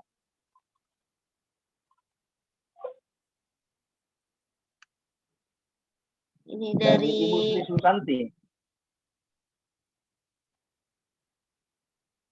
Dari Ibu Sri Susanti ya. Assalamualaikum Pak. Saya Sri Susanti, SPD dari Banda Aceh. Ya, terima kasih Bu Sri Susanti sudah menyimak. Mau bertanya, bagaimana cara menerapkan pembelajaran dengan menggunakan teknologi internet pada proses pembelajaran? Nah, ini sebenarnya akan dibahas pada materi-materi selanjutnya. Ada yang Miss Resi dari Palembang ya, ada Miss Reni dari Lubuk Linggau, tapi saya menyampaikan saja bahwasanya cara memanfaatkan teknologi dalam aktivitas pembelajaran anak bisa kita gunakan pada kegiatan pembukaan ya, kegiatan pembukaan seperti menonton video YouTube dan sebagainya ya. Kita bisa menggunakan YouTube sebagai media untuk menampilkan bahan-bahan pembelajaran yang akan kita sampaikan kepada anak. Kemudian kita bisa memanfaatkan PowerPoint ya, PowerPoint tapi kita sajikan dalam bentuk game. Ternyata di dalam PowerPoint itu kita bisa membuat game teman-teman. Kita bisa membuat game puzzle, kita bisa membuat game maze, kuis, tebak angka dan sebagainya. Kita bisa gunakan itu. Tergantung bagaimana kreativitasnya seorang guru, bagaimana kemampuan literasi digitalnya seorang guru, kita bisa desain dalam aktivitas pembelajaran di kegiatan inti. Kemudian di kegiatan penutup, itu kita bisa manfaatkan juga ya. Kita bisa manfaatkan dengan mendengarkan cerita-cerita dari laptop atau media-media yang lainnya seperti DVD, televisi. Itu kita sudah mengenalkan teknologi kepada peserta didik kita. Oke. Terima kasih Bu Sri Susanti pertanyaannya. Nanti akan dikaji lebih dalam oleh Miss Resi ya pada materi selanjutnya. Silakan dilanjut Ibu Herlina. Kalau ada waktu. Ini dari Ibu Eva Hidayah tadi sudah terjawab ya Pak ya? Iya betul.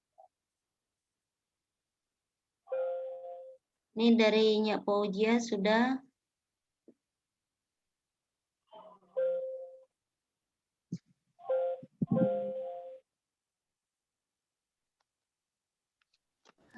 Yang ke-10 sudah belum Bu Lina? Sudah Bunda Dina, sudah terjawab tadi dari Pak Harul. Ibu Sumija, dari pertanyaan dari Ibu Sumija sepertinya saya lihat Bu di room chat.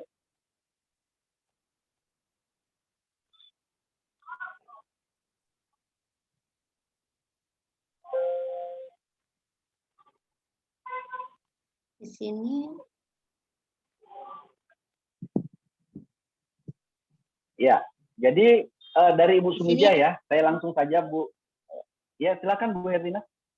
Baik Pak, ya baik Pak Harun, tidak apa-apa. Ini dari Ibu Sumija. Assalamualaikum Pak, bagaimana cara membuat portofolio PowerPoint dengan memasukkan suara anak di dalamnya, sementara kami belum menguasai IT dengan baik. Ya, Dari ya, Benar luar Meriah biasa. Pak Harun. Ya, sebenarnya ini sangat menginspirasi buat para pendidik PAUD ya, para pendidik PAUD dari pertanyaan Ibu Sumija.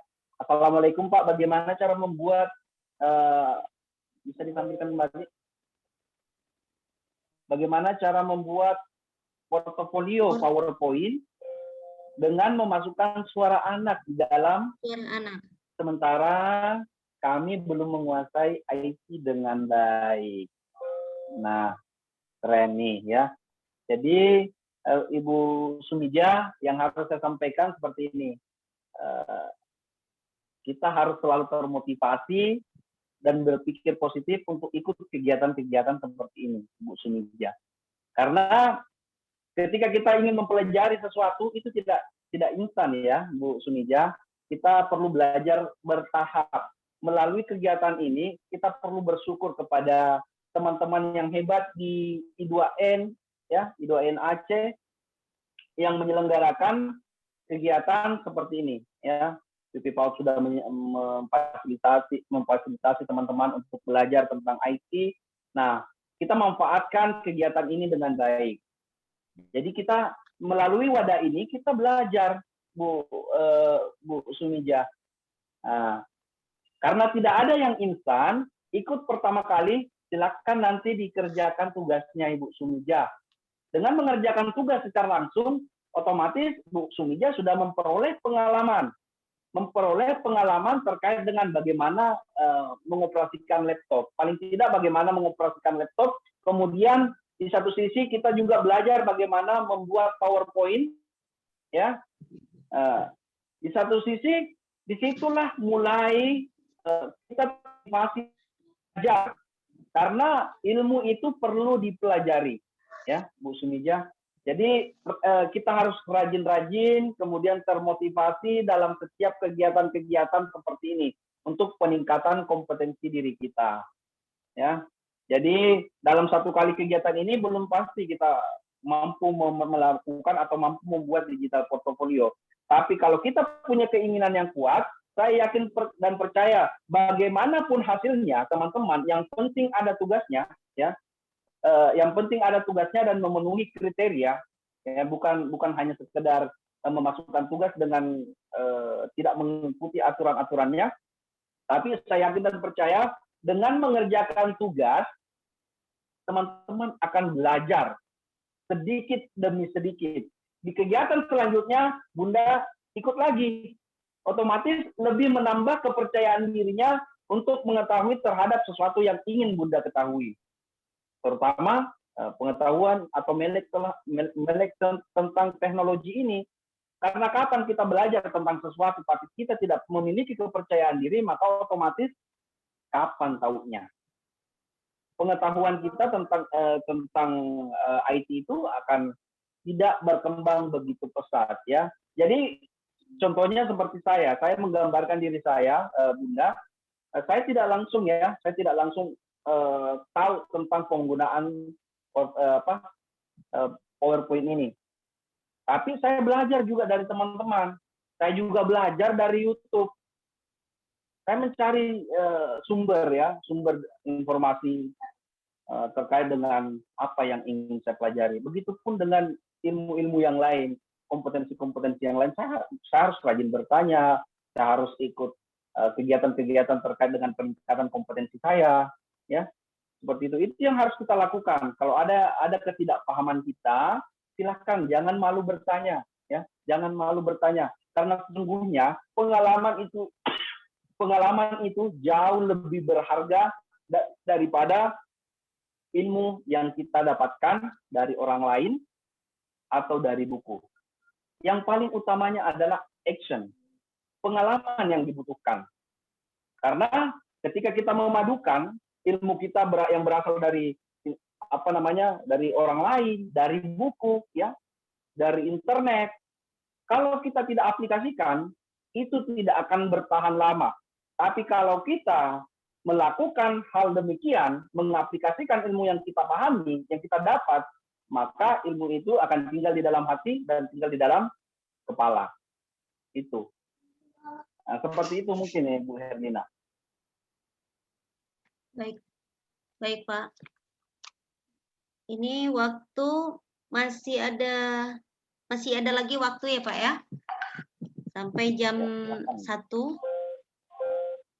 Mungkin ada yang mau bertanya secara langsung, Bu Lina silakan. Ya, baik. Sahabat I2N, mungkin ada yang mau menyampaikan secara langsung? Kami silahkan, sahabat I2N.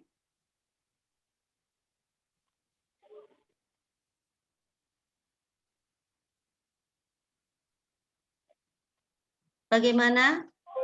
Sahabat I2N, mungkin ada yang mau menyampaikan secara langsung kepada Pak Khairul, kami silahkan.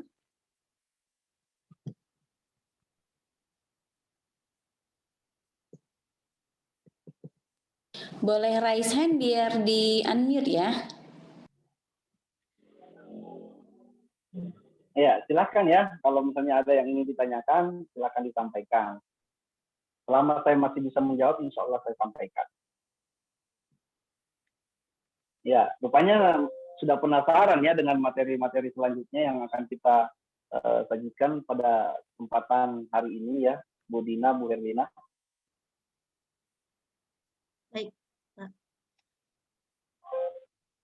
Bagaimana sahabat I2N? Masih ada pertanyaan? Ada yang ingin menyampaikan secara langsung? Ya, Bu Lina, kalau tidak ada lagi. Karena masih ada waktu. Baik. Kalau tidak ada lagi, kita tutup saja. Nanti kita kembali lagi setelah sholat zuhur. Baik, Bu Dina. Berarti kita langsung tutup saja ya, Bu Dina ya? 1:30 nanti kita kembali lagi, Bu Lina. Baik, Bu Dina. Baiklah, sahabat I2N. Luar biasa sekali materi yang disampaikan oleh Pak Khairul ya. Di mana tadi terjadi jaringan juga ya. Masalah dengan jaringan, tapi alhamdulillah materi dapat tersampaikan dengan baik. Kita dapat menerimanya juga dengan baik ya, sahabat I2N. Baiklah, di sini sedikit dari materi yang kita dapat dari Pak Khairul ya, di mana materi portofolio ini pada saat sekarang ini sangat dalam kemampuan dalam mengelola IT sangat kita butuhkan sebagai pendidik, di mana penyajian materi disusun dalam bentuk video pembelajaran yang menarik dan merupakan laporan pencapaian perkembangan anak untuk orang tua ya Pak Khairul ya.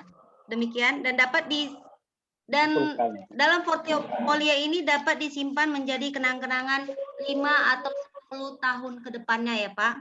Dan di dalam portofolio ini, dalam pembelajaran digital portofolio ini mengukur sejauh mana yang dicapai kompetensi anak, dan tujuan isi portofolio ini adalah hasil kemudian kemajuan siswa, yaitu pengetahuan, keterampilan, dan perkembangan setiap siswa. Kemudian digital portofolio ini meminimalisir atau mengurangi penggunaan kertas ya Pak Khairul ya.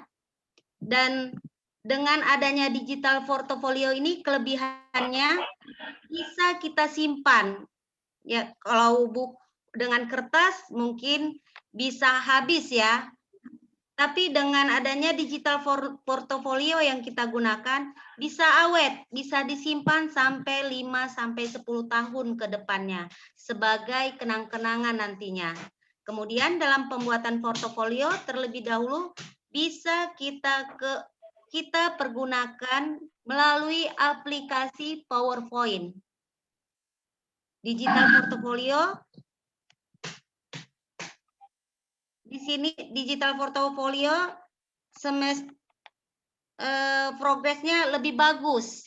Dengan digital portfolio ini progresnya lebih bagus, sahabat I2N, karena ini di digital portfolio ini lebih baik itu dilakukan di semester atau akhir tahun ya Pak Karul ya? Iya, boleh dilakukan di akhir tahun. Di akhir tahun ataupun per semester. Karena progresnya lebih bagus. Dan di dalam digital portfolio, video bisa kita download. Kemudian, digital portfolio dalam bentuk evaluasi dalam pembelajaran di sekolah, kita menjadi kenang-kenangan. Ya, mungkin itu saja kesimpulan dari saya, Pak. Ini ada sedikit pantun buat Pak Harul. Jalan-jalan ke Sulawesi Selatan, lihat alam sungguh indah nian. Jarang-jarang dapat materi yang berkesan dari Pak Harul Alam, instruktur Sulawesi Selatan. Ya, luar biasa. Terima kasih baik, Bu Pak. Herlina. Ya, baik Pak, sama-sama. Dan ini saya mau menyampaikan kepada sahabat I2N untuk saya sampaikan kembali bagi sahabat I2N jangan lupa ya untuk mengisi absensi link yang sudah disiapkan. Kemudian bagi sahabat yang masih perlu bimbingan tugas mandiri, silahkan join grup WA I2N. Ya, sudah ada tadi di link Zoom ya. Itu i2nac987@gmail.com. Ya. Itu bagi sahabat yang perlu bimbingan. Baiklah, dalam sesi ini kita tutup. Dalam sesi pertama ini nanti kita masuk sesi kedua setelah Isoma dan akan dibawakan oleh moderator kedua yaitu Bunda Nurma, IN dari Biren. Ya Bunda Nurma, ada Bunda Nurma? Oh, belum masuk ya Bunda Nurma. Bu Herlina, baik, bisa saya menyampaikan ucapan terima kasih saya dan tugas mandirinya. Baik, Pak. Saya belum menyampaikan ya. Baik Pak. Oke. Silakan Pak. Terima kasih Bu Herlina. Jadi disampaikan kepada peserta sebagai wadah kita untuk belajar ya. Jadi kalau hanya kita mendengarkan sebuah materi ya apalah gunanya kalau kita tidak melakukan aksi ya. Jadi nanti tugas mandirinya teman-teman karena tadi sudah melihat contoh ya, sudah melihat contoh terkait dengan bagaimana penyusunan digital portfolio itu sendiri. Jadi yang pertama tugasnya adalah buatlah satu digital portfolio dokumentasi yang dimasukkan bisa menggunakan dokumentasi kegiatan pembelajaran yang lama maupun BDR. Jadi bisa memasukkan dokumen yang lama itu ya tahun 2020, 2019 boleh. Boleh juga memasukkan aktivitas pembelajaran BDR ya. Itu yang pertama. Kemudian dokumentasi berupa video dan foto wajib mengandung 6 aspek perkembangan. Jadi misalnya video hanya memasukkan satu untuk aspek bahasa boleh, yang lain hanya foto boleh. Tapi intinya ada video dan ada foto yang mencakup terkait dengan 6 aspek perkembangan. Ya, dari nilai agama dan moral, sosial emosional, fisik motorik sampai seni. Ya, jadi itu komponen-komponen yang harus dimasukkan. Wajib 6 aspek perkembangan. Kemudian tugas yang dikumpulkan terdiri dari satu file saja. Jadi nanti yang dikumpulkan bukan dalam bentuk PowerPoint, ya, yang dikumpulkan bukan dalam bentuk PowerPoint, tapi dibuat dari PowerPoint. Kita mendesain, kita membuat digital portfolio dari PowerPoint, tapi disimpannya itu di save as video, disimpan sebagai video, file video itu bisa dilakukan teman-teman di PowerPoint. Kemudian tugas mandiri, ini yang paling penting untuk diperhatikan, tugas mandiri dikumpulkan paling lambat tanggal 11 Februari, minggu depan. ya, tepatnya hari Kamis tahun 2021 ya. Pukul 23.59 itu paling lambatnya bisa dikirim ke panitia I2N dalam hal ini selaku penyelenggara. Ya, itu saja. Selamat bekerja dan semangat selalu. Ucapan terima kasih terakhir tentunya saya sampaikan kepada Bapak Asari SPD MPD selaku Kepala BP PAUD dan Dikmas Provinsi Aceh, Ibu Dina Fajria selaku Ketua I2N Provinsi Aceh beserta jajarannya yang luar biasa. Ada Ibu Nurul Fajria di sana, ada Ibu Nova, ada Bu Amel. Kak Amel, gimana kabarnya Bu Amel? Baik ya Bu Amel ya, saya belum melihat wajahnya Bu Amel hari ini. Teman-teman narasumber selanjutnya ada Miss Resi, ada Miss Reni. Semoga bisa tersampaikan dengan baik, tidak seperti kejadian yang tadi jaringannya kurang bagus. Teman-teman saya yakin dan percaya di Lubuk Linggau dan Palembang jaringan cukup bagus di sana. Oke, terima kasih untuk semuanya para peserta, hadirin undangan yang sempat hadir pada kesempatan ini. Terima kasih dari Sulawesi Selatan menyimak materi yang sederhana sekali ini yang sempat saya bawakan pada kegiatan Milad I2N yang kedua. Selamat ya untuk yang kedua tahunnya. Mudah-mudahan makin jaya terus I2N Provinsi Aceh, semakin sukses dan memotivasi guru-guru PAUD yang ada di Provinsi Aceh dan secara umum yang ada di Indonesia. Terima kasih. Assalamualaikum warahmatullahi wabarakatuh. Terima kasih. Waalaikumsalam warahmatullahi wabarakatuh. Terima kasih Pak Khairul. Baiklah, sahabat I2N, akan kita lanjut untuk sesi berikutnya, tapi kita isoma dulu ya. Nanti akan dibawakan oleh Bunda Nurma dari IN dari Biren. Saat ini kita isoma dulu, nanti jam, ya Bunda Dina, kita nanti jam berapa masuk? 13.30 atau setengah 2 siang. 13.30 atau setengah 2 siang. Sahabat I2N sudah standby di kameranya masing-masing. Itu saja dari saya, lebih dan kurangnya saya mohon maaf. Saya undur diri. Wassalamualaikum warahmatullahi wabarakatuh. Warahmatullahi wabarakatuh. Baik teman-teman, sahabat I2N, kalau bisa jangan keluar dari Zoom, biar mudah, nanti akan sangat susah ya untuk masuk lagi. Jadi boleh di-off-kan saja audio dan videonya, nanti saat pukul 13.30 boleh di-on-kan kembali. Terima kasih, selamat istirahat. Terima kasih Pak Kahrul.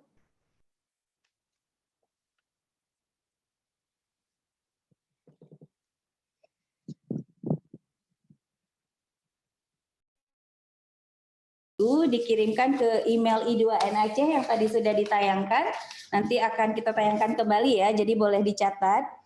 Kegiatan hari ini juga ditayangkan di Zoom Meeting dan live streaming di channel YouTube I2N Aceh. Jadi silahkan ditonton, jangan lupa untuk di-subscribe, like, and share. Terima kasih. Ya Bu Resi, untuk sesi sharing siang kedua kita dengan materi kecakapan abad 21 di TK, narasumber kita yang cantik ini sudah hadir di tengah-tengah kita, Ibu Resi Rizky Khairani SPD. Sudah siap Bu Resi? Insya Allah. Beliau adalah instruktur nasional dari Sumatera Selatan. Saya akan membacakan sedikit CV-nya Bu Resi ya. Ya, monggo. Ini instruktur narasumber kita dari tadi pagi ini punya segudang pengalaman yang sangat luar biasa. Jauh-jauh ini kita bawa dari Sumatera Selatan ke sini nih, orang MP Palembang. Oh ini, iya, Bu Dina. Iya, jadi Bu Resi pendidikan terakhirnya S1 PAUD, beliau bertugas di TK Paramon. Ini email dan nomor HP-nya silahkan dicatat. Lanjut. Nah, benarkah saya bilang ini punya segudang prestasi? Mereka Bu Resi itu wakase kurikulum ini. Jadi yang mau tanya kurikulum nanti boleh ke Bu Resi nih.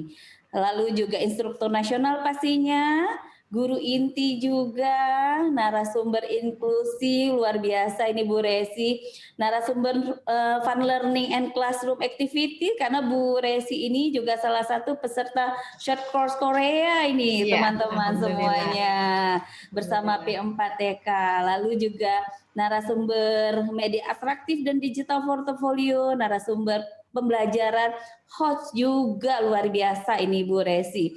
Narasumber pengembangan kecakapan abad 21 di TK yang hari ini materi kita ya Bu Resi? Iya, insya Allah nanti kita. Iya, narasumber pengaruh stunting juga ternyata.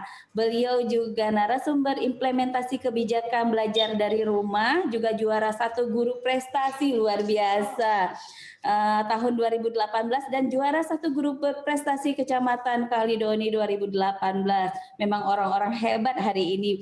Jauh-jauh ya Bu Resi, bagaimana penerbangannya ke Aceh hari ini? Lancar ya? Lancar, langsung disambut mie Aceh Bu Dina.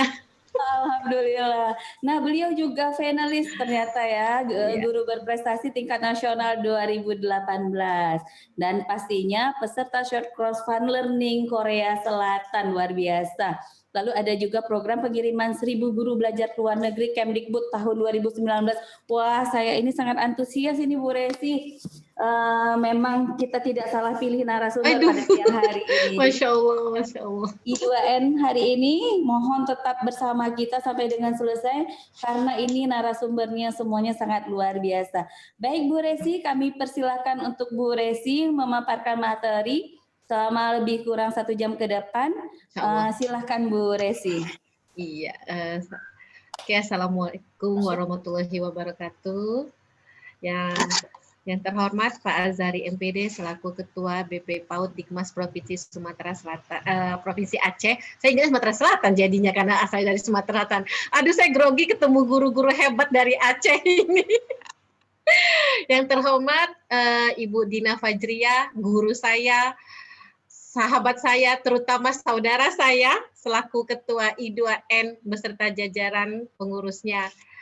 Izinkan saya berbagi sedikit. Kita tepatnya, saya bukan narasumber di sini, tepatnya kita berbagi sama-sama belajar sama-sama. Saat ini saya belajar dari guru-guru Aceh dan teman-teman dari provinsi lain. Semoga apa yang kita sharing sama-sama hari ini bisa dimanfaatkan, bisa diaplikasikan oleh teman-teman semuanya. Oke, Bismillahirrahmanirrahim. Saya izin share, Bu Din. Silakan Bu Resi. Iya, sebentar. Ini juga di Palembang lagi hujan. Semoga jaringan tetap lancar jaya sampai selesai. Sebentar, saya sepertinya ada masalah sedikit sama share screen sebentar.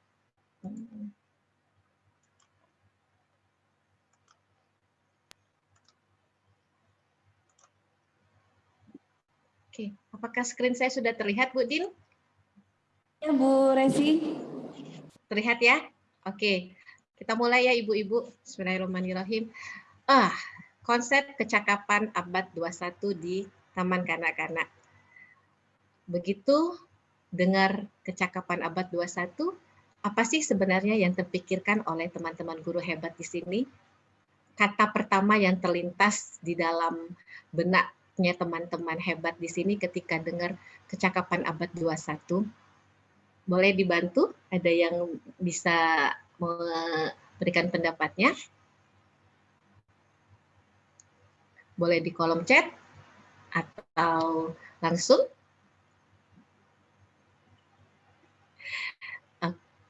Oke. Saya lihat. Kita lanjut ya.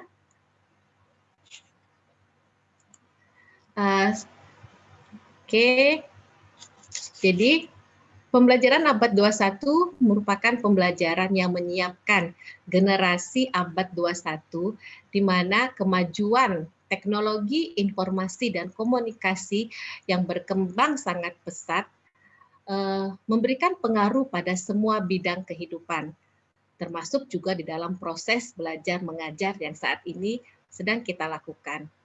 Sistem pembelajaran abad 21 merupakan suatu peralihan pembelajaran di mana kurikulum yang dikembangkan di sekolah saat ini harus berubah dari pendekatan pembelajaran yang berpusat kepada guru atau teacher center menjadi pendekatan pembelajaran yang berpusat kepada anak atau student center. Hal ini sesuai dengan tuntutan masa depan di mana anak harus memiliki kecakapan untuk berpikir kritis. Nah, oke. Lalu kenapa ya saya tidak bisa ganti ini ya? Sebentar ya. Buding sebentar, kayaknya ada masalah sama screen saya. Sebentar ya teman-teman. Kenapa dia tidak bisa ganti sebentar? Oke.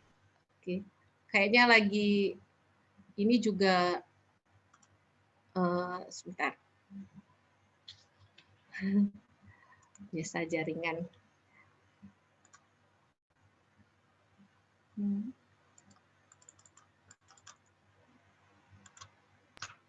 Oke, bisa enggak? Bu Dina, bisa bantu saya? Sepertinya ada masalah dengan jaringan saya kayaknya, jadi saya tidak bisa putar ganti screen-nya. Bu Dina bisa bantu dari sana untuk mengeklik share-nya ini? Boleh Bu Resi, sebentar kita dari sini.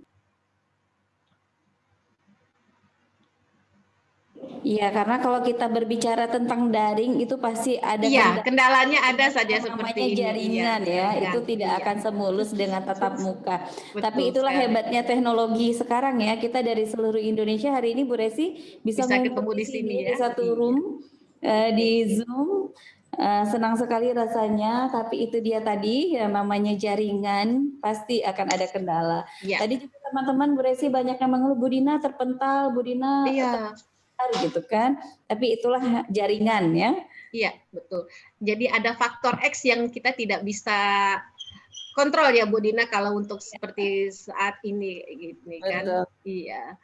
Apalagi juga di Palembang sekarang sedang hujan. Mudah-mudahan di Aceh cuacanya kondusif. Sangat cerah hari ini di Aceh. Alhamdulillah. Seperti jilbab saya hari ini. Oh iya. Oke. Iya, ini kenapa juga tidak bisa ini pengaturannya. Oke.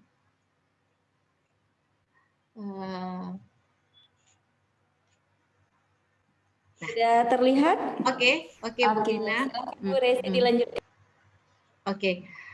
Sekarang kita ke slide kedua, Bu Din. Next. Ya, oke. The Partnership for 21st Century Learning. Jadi pada tahun 2015 itu telah mengembangkan. Jadi sebenarnya sejak tahun 2015 ini kecakapan abad 21 ini sudah mulai digaung-gaungkan.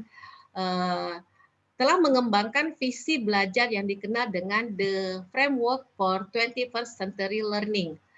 Kerangka ini menjelaskan pengetahuan, keterampilan, dan keahlian yang harus dikuasai oleh peserta didik agar mereka berhasil di dalam kehidupan dan juga di dalam pekerjaan. Jadi ada beberapa kompetensi yang harus dimiliki oleh peserta didik agar mereka bisa beradaptasi, bisa survive, bisa bertahan lah istilahnya itu pada saat di abad 21. Yaitu kompetensi learning and innovation skill, jadi keterampilan belajar dan berinovasi. Lalu keterampilan information, media, and technology skill, keterampilan teknologi dan media. Yang terakhir, life and career skill, keterampilan hidup dan berkarir. Nah, ketiga kompetensi ini dirangkum dalam suatu bagan yang dikenal dengan Pelangi Keterampilan dan Pengetahuan Abad 21. Oke. Next, Bu Din. Kita telaah satu persatu. Tadi kan saya bilang ada 3 keterampilan yang harus dikuasai oleh peserta didik untuk agar mereka berhasil di dalam kehidupan dan di dalam pekerjaan, terutama lagi agar mereka survive nanti di abad 21. Yang pertama, keterampilan belajar dan berinovasi, learning and innovation skill. Ada beberapa cakupan di dalamnya. Yang pertama itu critical thinking. Oke. Critical thinking atau kemampuan berpikir kritis. Tentu teman-teman sudah tidak asing lagi ya dengan kata-kata berpikir kritis 4C. Ya, berpikir critical thinking, creativity, communication, collaboration. Nah, ada 2 lagi C yang dikembangkan oleh Mas Menteri pada Februari 2020. Mas Menteri menambahkan lagi 2C kompetensi di dalam keterampilan belajar dan berinovasi. Budin tolong next. Kemampuan berpikir kritis ya. Oke.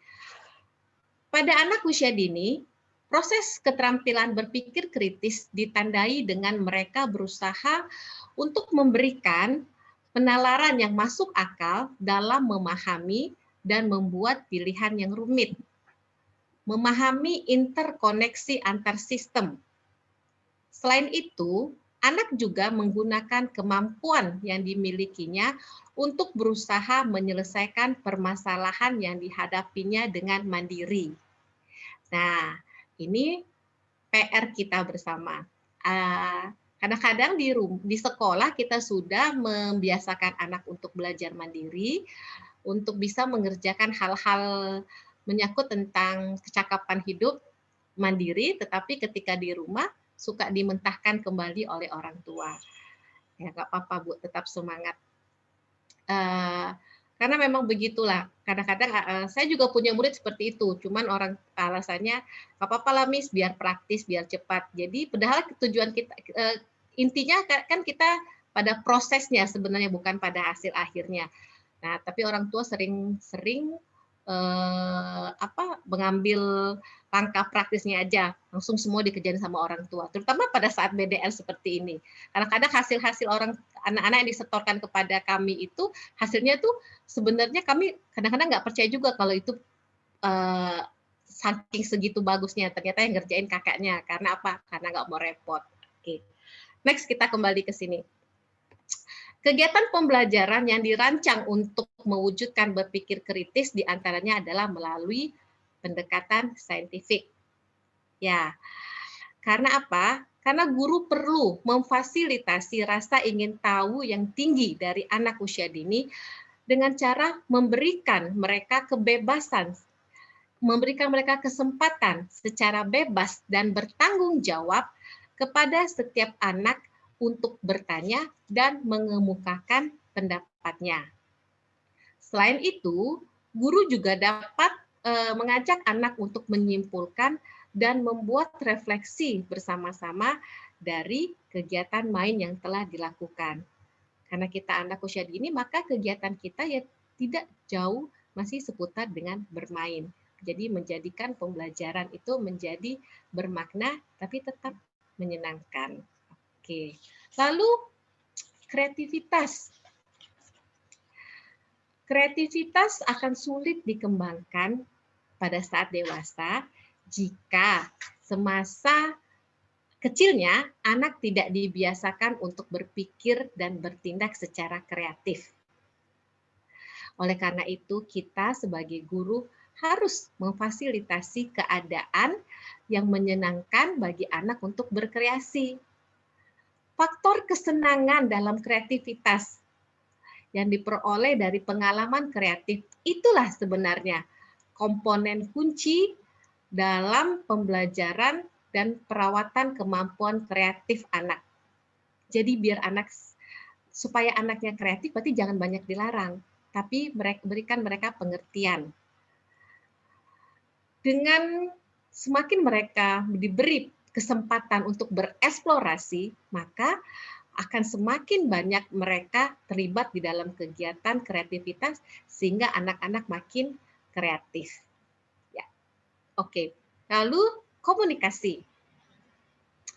Keterampilan berkomunikasi merupakan keterampilan untuk mengungkapkan pemikiran, gagasan, pengetahuan, ataupun informasi baru, baik secara tertulis maupun lisan.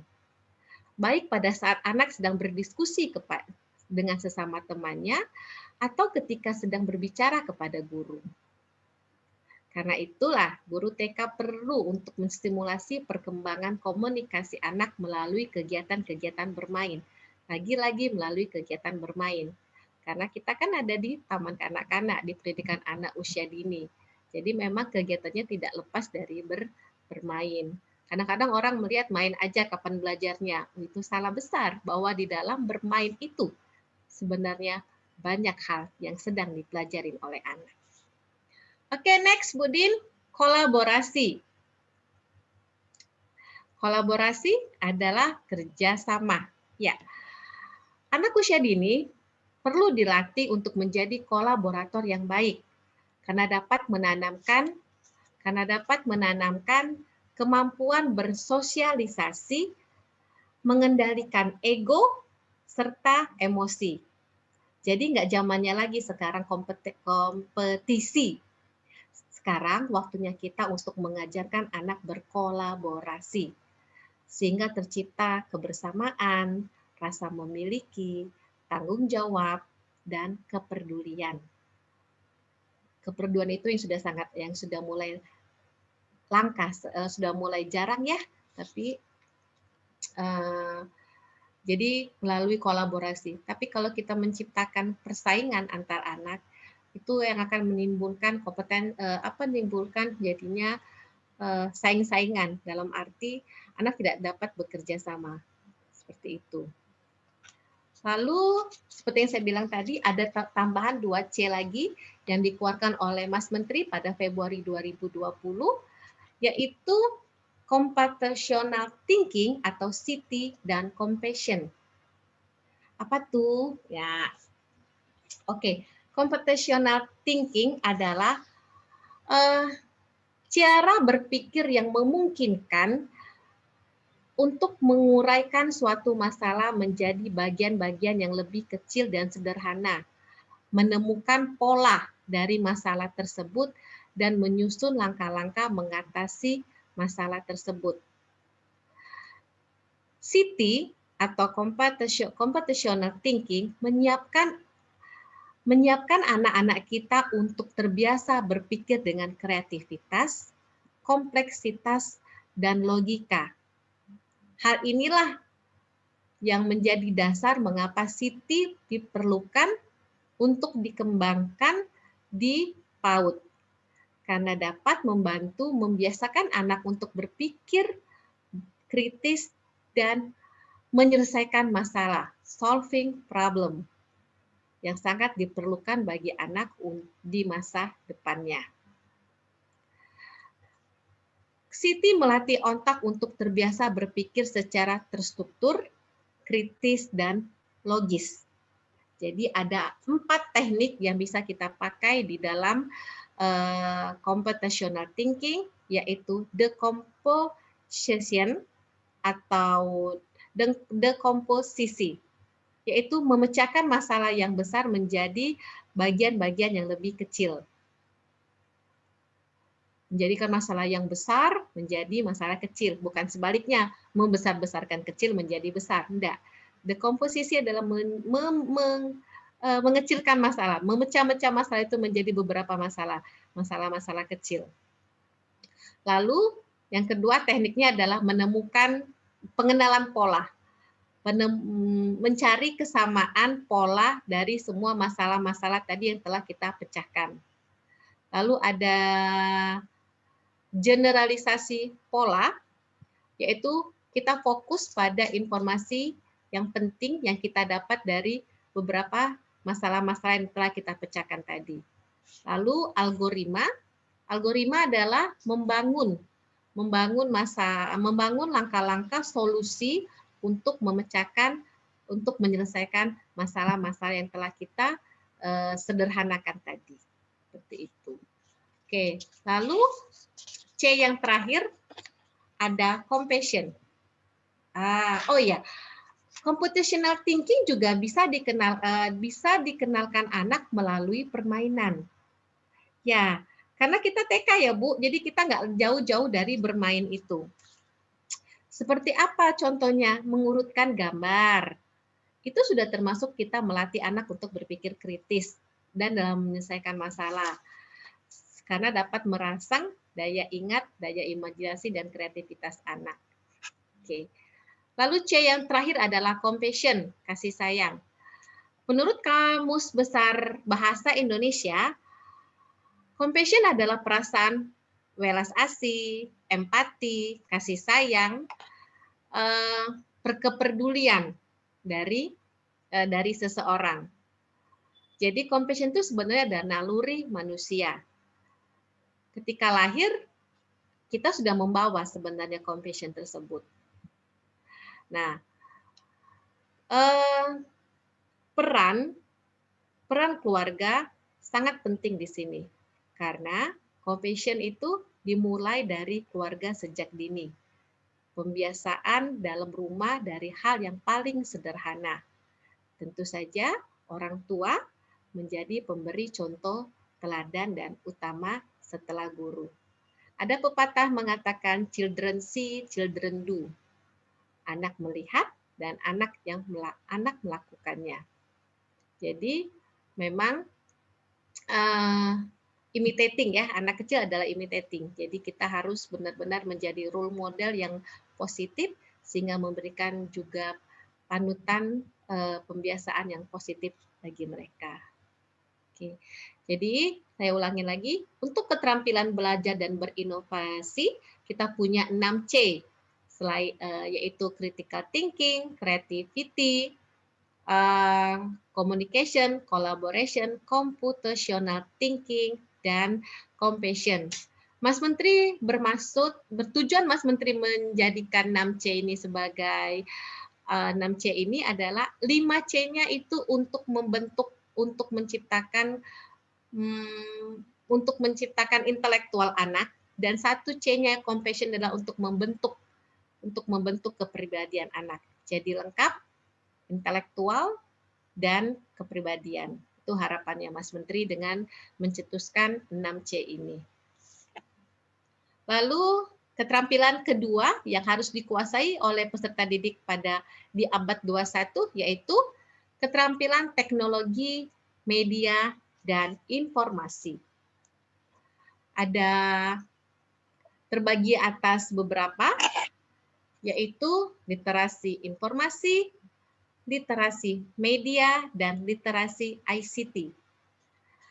Literasi informasi adalah di mana peserta didik mampu untuk mengakses informasi secara efektif dan efisien, mengevaluasi informasi yang akan digunakan secara kritis dan kompeten, menggunakan dan mengelola informasi secara akurat dan efektif untuk mengatasi masalah.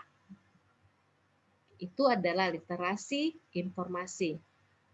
Lalu, literasi media, peserta didik mampu untuk memilih dan mengembangkan media yang digunakan untuk berkomunikasi. Ya, zaman sekarang kita tidak bisa lepas dari media dan komunikasi. Oke, malah ada kata-kata saring sebelum sharing. Ya, apalagi sekarang sudah ada undang-undang ITE ya, kita tidak bisa sembarangan untuk menyebarkan karena bisa dianggap karena bisa dibawa ke ranah hukum bila kita menyebarkan informasi yang tidak valid kebenarannya. Oke. Lalu yang ketiga adalah literasi ICT. ICT itu Information Communication Technology, teknologi komunikasi, teknologi informasi komunikasi, TIK kalau dalam bahasa Indonesianya. Yang dimaksud dengan literasi ICT ialah peserta didik mampu untuk menganalisis media informasi dan menciptakan media yang sesuai untuk melakukan komunikasi. Oke, itu adalah keterampilan teknologi, media, dan informasi. Lalu keterampilan yang ketiga dalam kecakapan abad 21 yaitu keterampilan hidup dan berkarir. Ada beberapa sub bidang di dalamnya. Di antaranya adalah fleksibilitas dan adaptasi. Nih, fleksibilitas dan adaptasi merupakan keterampilan yang penting untuk belajar dan bekerja. Ya, jadi maksudnya kita mampu untuk mengadaptasi perubahan dan fleksibel dalam belajar dan dalam berkegiatan. Jadi kemampuan untuk beradaptasi seperti saat ini ya, yang terjadi pada saat kita sebelum corona.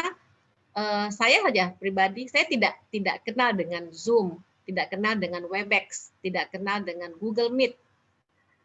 Oke, ternyata ketika kita harus belajar dari rumah, maka kita beradaptasi dengan berbagai teknologi-teknologi tersebut. Agar apa? Agar kita tetap bisa memberikan haknya anak-anak untuk belajar. Nah, disitulah kemampuan beradaptasi yang sangat diperlukan. Apalagi juga nanti kita harus beradaptasi dengan revolusi industri 4.0. Jadi yang awalnya tidak bisa tapi dipaksakan untuk beradaptasi, dan dengan sendirinya maka kita bisa menguasainya, bisa familiar dengan Zoom, dengan Webex, dengan Google Meet, seperti kata Mbak Sanas kemarin pada program peluncuran dari Guru untuk Negeri, The Power of Kepepet. Mau nggak mau, kita harus belajar, kita terpaksa belajar. Kalau nggak, kita akan ketinggalan. Nah, itu adalah kemampuan untuk beradaptasi. Lalu inisiatif dan pengaturan diri. Yang dimaksud dengan inisiatif dan pengaturan diri, di sini peserta didiknya mampu untuk mengelola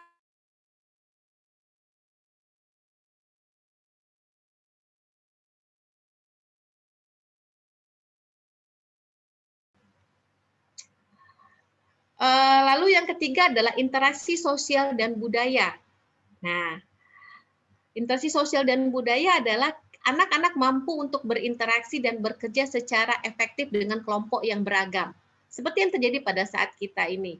Kita tidak bisa cuma mau belajar saja dengan guru-guru dari Palembang saja, tidak mau belajar dengan guru-guru yang lain. Tidak bisa.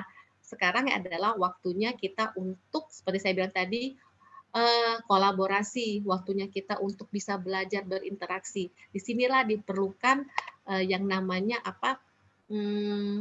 kepekaan yang diperlukan untuk saling peduli, seperti itu. Lalu yang keempat adalah produktivitas dan akuntabilitas. Lalu yang kelima adalah kepemimpinan dan tanggung jawab. Anak mampu untuk memimpin teman-temannya. Ini adalah keterampilan hidup dan karir yang harus dimiliki oleh anak agar mereka mampu bertahan dan mampu mengikuti laju perkembangan di abad 21.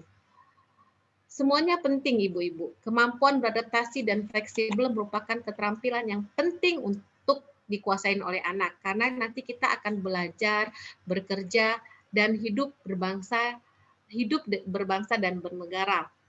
Laju cepat perubahan teknologi harus memaksa kita untuk beradaptasi dengan cepat terhadap cara berkomunikasi, belajar, bekerja, dan hidup. Kemampuan beradaptasi dan fleksibel dapat dipelajari anak usia dini ketika mereka bekerja dalam suatu kelompok ketika gurunya memberikan. Jadi kita kan terbiasa ya ketika tatap muka kemarin membiasakan memberikan satu proyek kepada anak. Nah, di situ mereka akan belajar untuk menyampaikan pendapatnya, belajar untuk menyelesaikan masalahnya sendiri, belajar untuk mendengarkan pendapat teman-temannya. Oke, seperti itu. Jadi itu ada 3 keterampilan yang harus dimiliki oleh anak di generasi abad 21 yang telah kita kupas sampai saat ini. Oke. Next, Bu Din.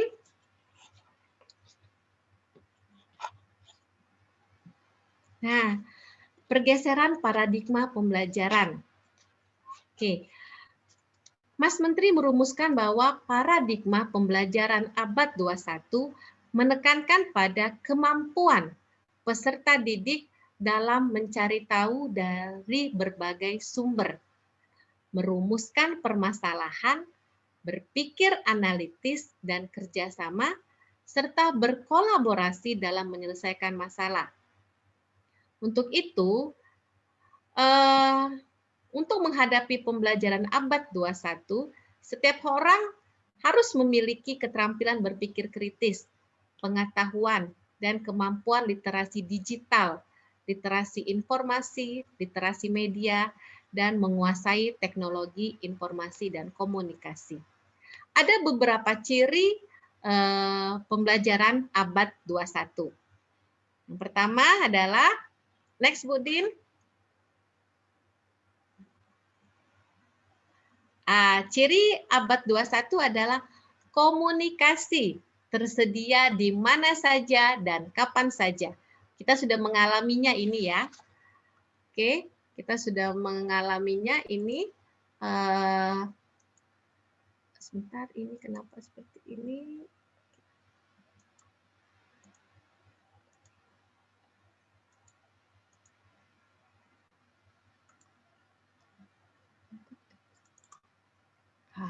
Oke. Komunikasi tersedia di mana saja dan kapan saja. Informasi pada waktu saat ini sudah sangat berlimpah-limpah dan tersedia luas kapan saja, di mana saja, kapanpun kita bisa mengaksesnya melalui media digital. Jadi, saat ini bukan waktunya lagi semua informasi itu dikuasai oleh guru. Anak dapat memperoleh informasi dari berbagai sumber. Guru hendaknya menjadi motivator yang memotivasi peserta didik untuk mencari tahu, serta menjadi mentor dalam upaya memperoleh informasi yang benar dan kredibel. Nah, ini yang harus kita tekankan kepada anak-anak, bahwa memang informasi nggak bisa didapat di mana saja, tetapi tidak semua informasi yang kita dapat dari dunia digital itu bisa kita percayain. Saring sebelum sharing. Jadi kita benar-benar harus mampu memilih. Jadi supaya apa? Supaya tidak gampang termakan berita bohong atau hoax. Pembelajaran diarahkan untuk mendorong peserta didik nih, mencari tahu dari berbagai sumber informasi, bukan diberitahu. Mencari informasi. Salah satu dari 5M dalam pendekatan saintifik ya Ibu-ibu. Ya. Jadi anak itu tidak perlu diberitahu begini. Biasa mengatakan bahwa anak menemukan sendiri pengetahuannya melalui pengalamannya sendiri. Nah, jadi didorong untuk mencari tahu dari berbagai sumber, bukan hanya gurunya saja yang memberitahu, tapi biarkan anak mencari sendiri informasinya. Dengan begitu ingatannya akan melekat dan akan dibawa sampai mereka dewasa nanti. Oke, next, ciri abad 21 adalah komputasi. Ya, lebih cepat memakai mesin. Betul, ya sekarang kan kita lebih praktis kalau mau lebih cepat. Di pabrik juga sudah mulai berkurang. Bahkan sekarang pun kita sudah bisa setor tunai di bank, tidak perlu lagi mengantri di teller. Jadi memang ada beberapa pekerjaan yang bisa digantikan oleh mesin. Berkembangnya perangkat teknologi memungkinkan mesin melakukan pekerjaan lebih cepat dan akurat. Jadi nanti di abad 21 nanti anak-anak kita bukan cuma bersaing dengan sesama manusia, sesama kita, tetapi juga mereka sudah bersaing dengan robot. Di beberapa bandara malah sudah bisa check-in mandiri, jadi tidak perlu lagi melapor ke bagian tiket. Sama seperti kita sudah bisa juga setor tunai di ATM, berarti jumlah teller juga sudah mulai dikurangin. Jadi memang kita harus menyiapkan, beradaptasi dengan keadaan seperti ini. Banyak pekerjaan-pekerjaan yang sudah mulai bisa digantikan oleh mesin. Kenapa? Karena lebih cepat, menghasilkan lebih cepat, lebih banyak, dan tidak rewel begitu kalau mesin kan. Kalau rusak bisa diganti suku cadangnya. Tapi satu hal yang tidak boleh kita ingat, yang mengoperasikan mesin itu tetap manusia. So, manusia lebih higher, seharusnya lebih pintar, lebih canggih dari mesin-mesin tersebut. Oke, next, ciri abad 21 yang selanjutnya, otomasi. Otomasi adalah pekerjaan yang menjangkau segala pekerjaan rutin. Ya, jadi pembelajaran diarahkan untuk melatih berpikir analitis, mengambil keputusan, bukan otomatis. Jadi kita menyiapkan anak untuk mampu mengambil keputusan. Jadi kita meminta anak untuk membiasakan anak untuk bisa mengambil keputusan, decision maker, pembuat keputusan, bukan membeo saja, bukan terserah kayak gitu, tapi mereka berani untuk mengambil keputusan. Maksudnya otomasi ini pekerjaan yang sifatnya rutin dan berulang-ulang dengan prosedur yang sudah baku. Jadinya menjangkau segala pekerjaan yang rutin. Jadi apabila kita sudah terbiasa melakukan pekerjaan yang itu saja dan kita tidak mau, kita harus mampu mengembangkan dari yang membuat kreasi lagi dari yang telah rutin kita lakukan sehari-hari. Oke. Next, lalu ciri abad ke-21 yaitu komunikasi. Ya, pekerjaan-pekerjaan di abad 21 memerlukan adanya komunikasi yang kompleks serta adanya kolaborasi dan kerjasama dalam menyelesaikan masalah. Komunikasi dan kolaborasi tidak sekedar bekerja dalam kelompok kecil, tetapi juga bekerja dalam skala yang besar dan global. Pembelajaran diarahkan kepada melatih kemampuan berkomunikasi dan berkolaborasi dengan baik. Oke, itu dia. Itu adalah ciri-ciri dari pembelajaran abad 21. Oke. Next, Bu Dina. Ya, ini ya. Komunikasi bisa dari mana saja dan kemana saja. Sehingga pembelajaran menekankan pentingnya kerjasama dan kolaborasi. Sekali lagi, kerjasama dan kolaborasi dalam menyelesaikan masalah. I2N Aceh mampu menampilkan webinar yang luar biasa seperti ini, tentu saja karena adanya kerjasama dan kolaborasi yang solid di antara ketua dan staf serta jajaran pengurusnya, sehingga mampu menghasilkan, memberikan secara rutin, mengadakan webinar-webinar, menyebarkan kegiatan-kegiatan yang bermanfaat bagi guru dalam meningkatkan kompetensinya. Karena kita seperti yang Bu Dina bilang, punya 500 JP yang siap dibagikan ke semua guru-guru. Asik. Oke, next.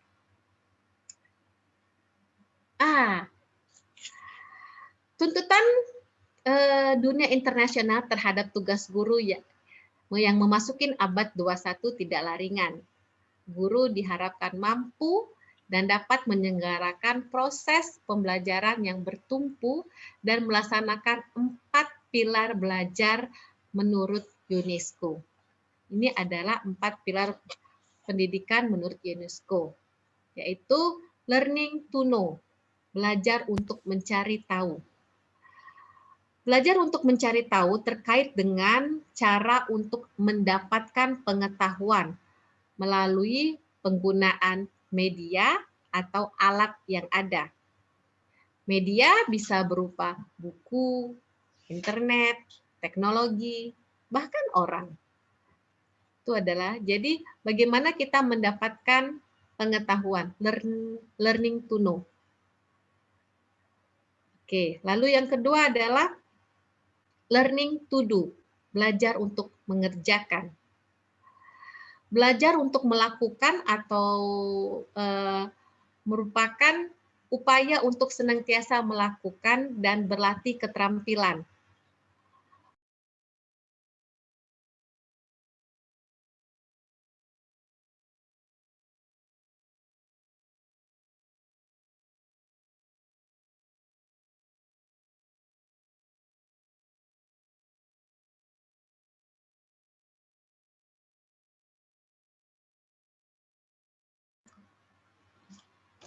Halo, Budin? Suara saya jelas terdengar? Bu Resi, jelas. Oke, jelas, iya. Oke.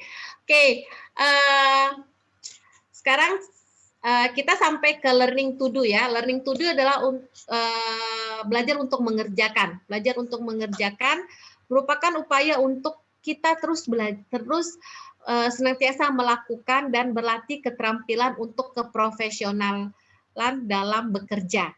Nah, salah satunya dengan mengikuti webinar-webinar sekarang ini. Jadi kita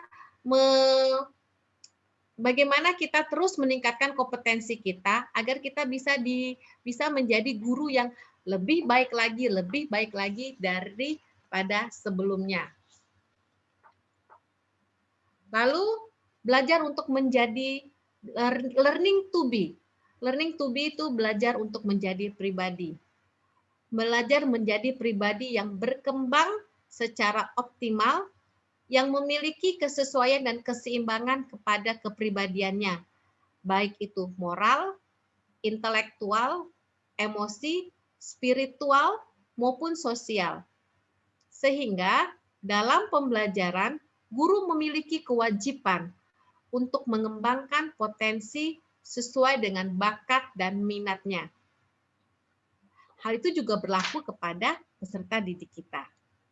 Oke. Lalu yang terakhir adalah learning to live together.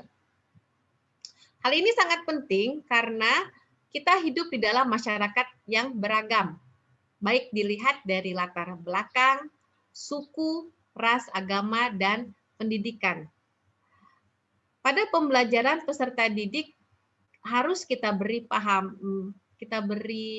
pemahaman bahwa keberagaman tersebut bukan untuk dibeda-bedakan dan dijadikan suatu masalah. Tetapi dengan saling membantu dan saling menghargai satu sama lain, maka akan terciptalah suatu hubungan masyarakat yang harmonis. Berbeda itu indah. Jadi bukan berbeda untuk memecah belah. Oke. Lalu masih ada waktu, Bu Dina, saya? Masih, Bu Resi. Oke, sedikit lagi, Bu Dina. The International Society for Technology in Education ya memberikan 5 karakteristik tentang keterampilan guru dalam abad 21. Nah, apa saja sih karakteristik menurut Society of Learning Center? Yaitu, next Bu Dina, izin.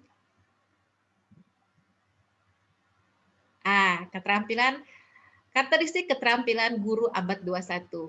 Kenapa saya share ini? Supaya bisa menjadi bahan evaluasi kita, apakah kita sudah siap menjadi guru yang sesuai dengan karakteristik keterampilan abad 21. Dan saya yakin teman-teman pasti sudah memiliki kelima karakteristik ini. Yaitu apa saja? Next.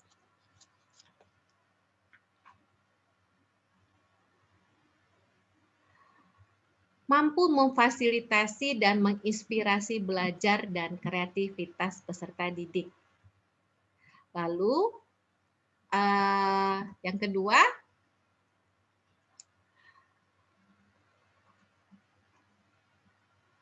Next, Bu Din.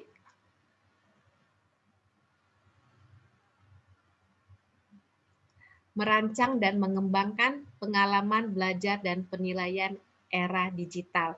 Nah, ini cocok dengan yang tadi sudah kita dapatkan materi sebelumnya oleh Pak Kahrul Alam tentang digital portfolio. Nah, berarti kita sudah masuk ya, Bu, ke dalam salah satu karakteristik keterampilan guru abad 21. Oke. Next, Bu Dina.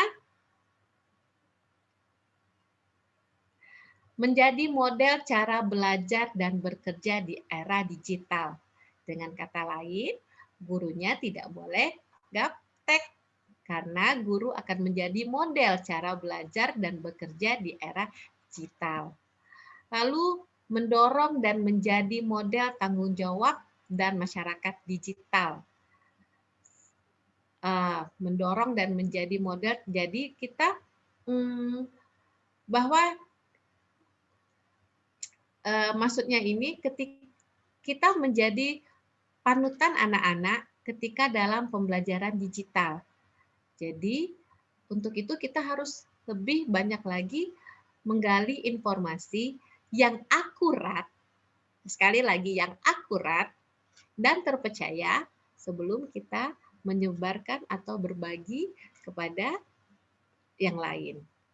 Oke, lalu yang terakhir karakteristiknya, next Bu Dina.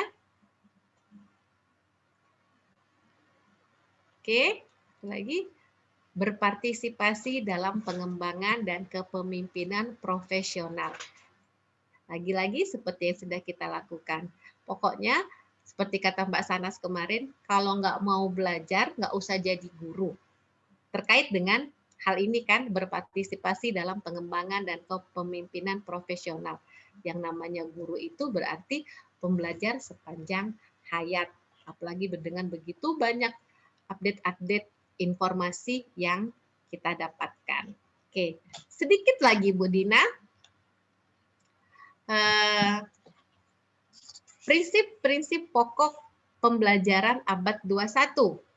Pendekatan pembelajaran harus berfokus pada peserta didik. Oke, guru perlu memberikan aktivitas bermain yang menarik minat anak untuk terlibat di dalam pembelajaran.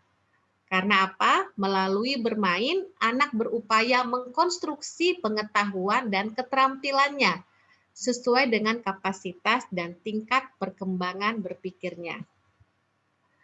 Pendidikan harus bersifat kolaborasi. Maka anak perlu didorong untuk bisa berkolaborasi dengan teman-teman di kelasnya.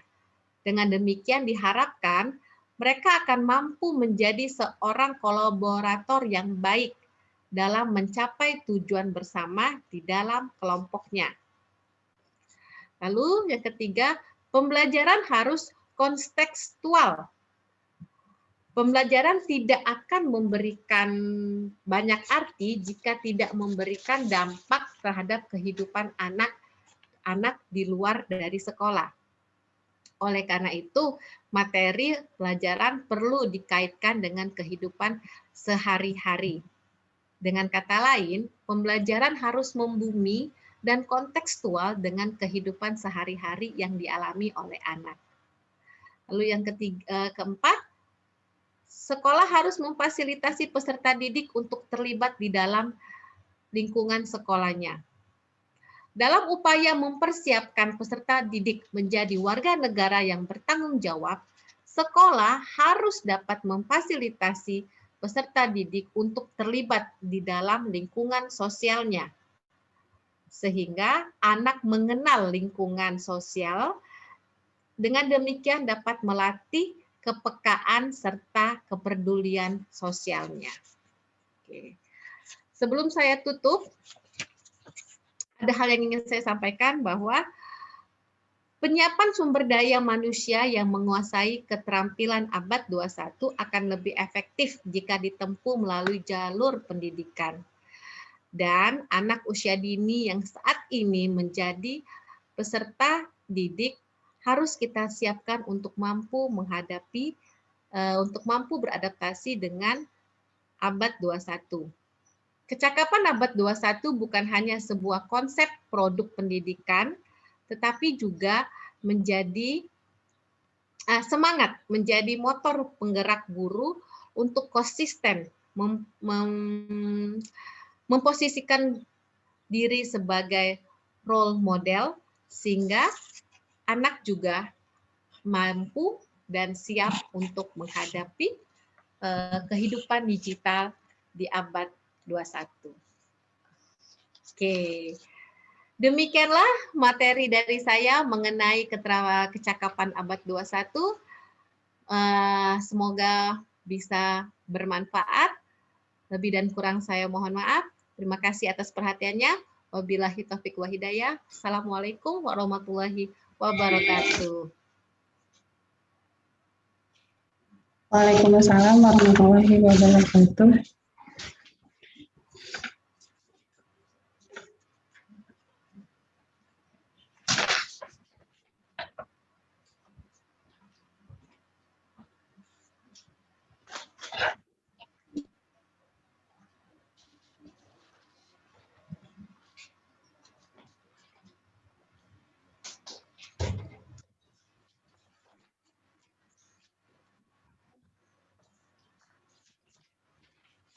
Ya.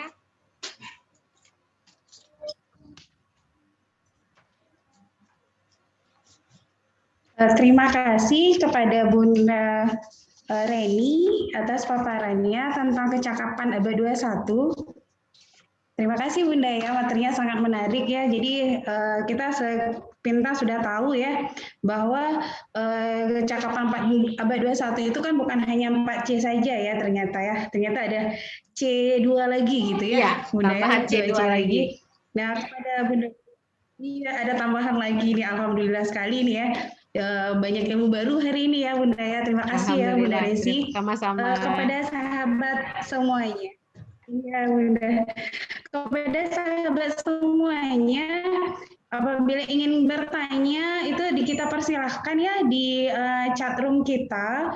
Boleh bertanya semuanya, juga nanti kita akan membagikan absensi ya, link absen untuk siang hari. Oke Bunda, minta maaf ya sebelumnya. Kok tiba-tiba berubah ya moderatornya ya. Bunda, sebelumnya saya perkenalkan diri dulu ya. Nama saya Nova. Saya adalah IN dari Kota Banda Aceh. Jadi insya Allah moderator ini akan saya ya Bunda ya sampai penutupan ya Bunda. Siap Bunda Nova. Ya. Walaupun siang tetap semangat. Pagi. Ya, oke Bunda ya. Oke. Terima kasih Bunda Resi. Ya, jadi sama-sama. Nanti apakah sudah ada yang ingin bertanya? Sebentar ya, kita lihat dulu di ruang chat. Oke. Kalau misalkan masih belum bertanya nanti, kalau enggak kita setelah selesai satu sesi lagi gimana Bunda? Bisa boleh, ya boleh. Bunda ya? Oke Bun, siap Bun ya. Oke. Oke, siap Bunda ya. Oke Bunda, sebelumnya saya ingatkan lagi kepada teman-teman dan sahabat-sahabat semuanya bahwa untuk kegiatan kita hari ini kepada semua sahabat hebat itu untuk mengganti nama, sudah ya semuanya, sudah merename semuanya, lalu juga tetap mengaktifkan video dan tolong ini di mute dulu ya, mikrofonnya di mute dulu. Dan video tetap di-on-kan ya. Semangat ya Bunda-Bunda ya. Coba kalau misalnya semangat senyum dong semuanya. Yes. Show your best smile gitu. Ya Bunda. Oke, gimana nih Bunda? Selanjutnya itu kita tadi sudah yang pertama itu kita tentang digital portfolio. Lalu yang kedua tadi tentang kecakapan abad 21. Nah, sekarang di sesi kita yang ketiga yaitu tentang RPP, rencana pembelajaran ya. Kira-kira apakah sama seperti yang sudah kita buat atau mungkin ada yang sedikit berbeda ya. Nah, ini kita langsung saja nih bentar lagi kita dengan Bunda apa ya? Ini sama-sama kayaknya dari Palembang, kita makan pempek ya. Ya Bunda ya. Ini dari Bunda Teresia Reni Andarwati ya. Bunda Teresia Reni Andarwati, yaitu tentang RPP 3 moda, yaitu tatap muka, daring, dan blended. Oke, sebelum kita ke Bunda Reni, itu mari yuk kita lihat Bunda Reni ini apa sih gitu ya, siapa ya beliau gitu ya. Pasti teman-teman nih ada yang udah kenal pastinya ya. Ini semuanya sahabat, ini kami bangga ya dari Aceh Milad kami ini banyak teman-teman baru ya. Kami dari daerah, dari provinsi lain ya. Dari teman-teman Kalimantan, dari Sulawesi, dari Jambi, ada dari Jawa, Pulau Jawa ya. Ada juga dari Pulau Sumatera. Ya, apa kabar semuanya? Salam kenal ya semuanya. Oke, sebentar ya Bunda ya. Untuk profil Bunda Reni. Bentar. Oke, ini sudah. Sebentar. Ini walaupun ini Bunda, nanti kita ingatkan kembali untuk absensi itu untuk yang sesi pagi masih kita buka sampai jam 15 waktu Indonesia Barat. Itu bagi yang belum silahkan langsung mengisi absensi. Kalau untuk akan bagikan mungkin sekitar jam 15 untuk sesi siang ya. Jadi mohon bersabar Bunda-bunda. Oke, ini beliau Bunda Teresia Reni Andarwati. Ya, beliau lahir di Lumbuk Linggau 8 Desember 1982, bekerja di TK Metodis Lumbuk Linggau, Sumatera Selatan. Ya, jadi kalau ini itu kita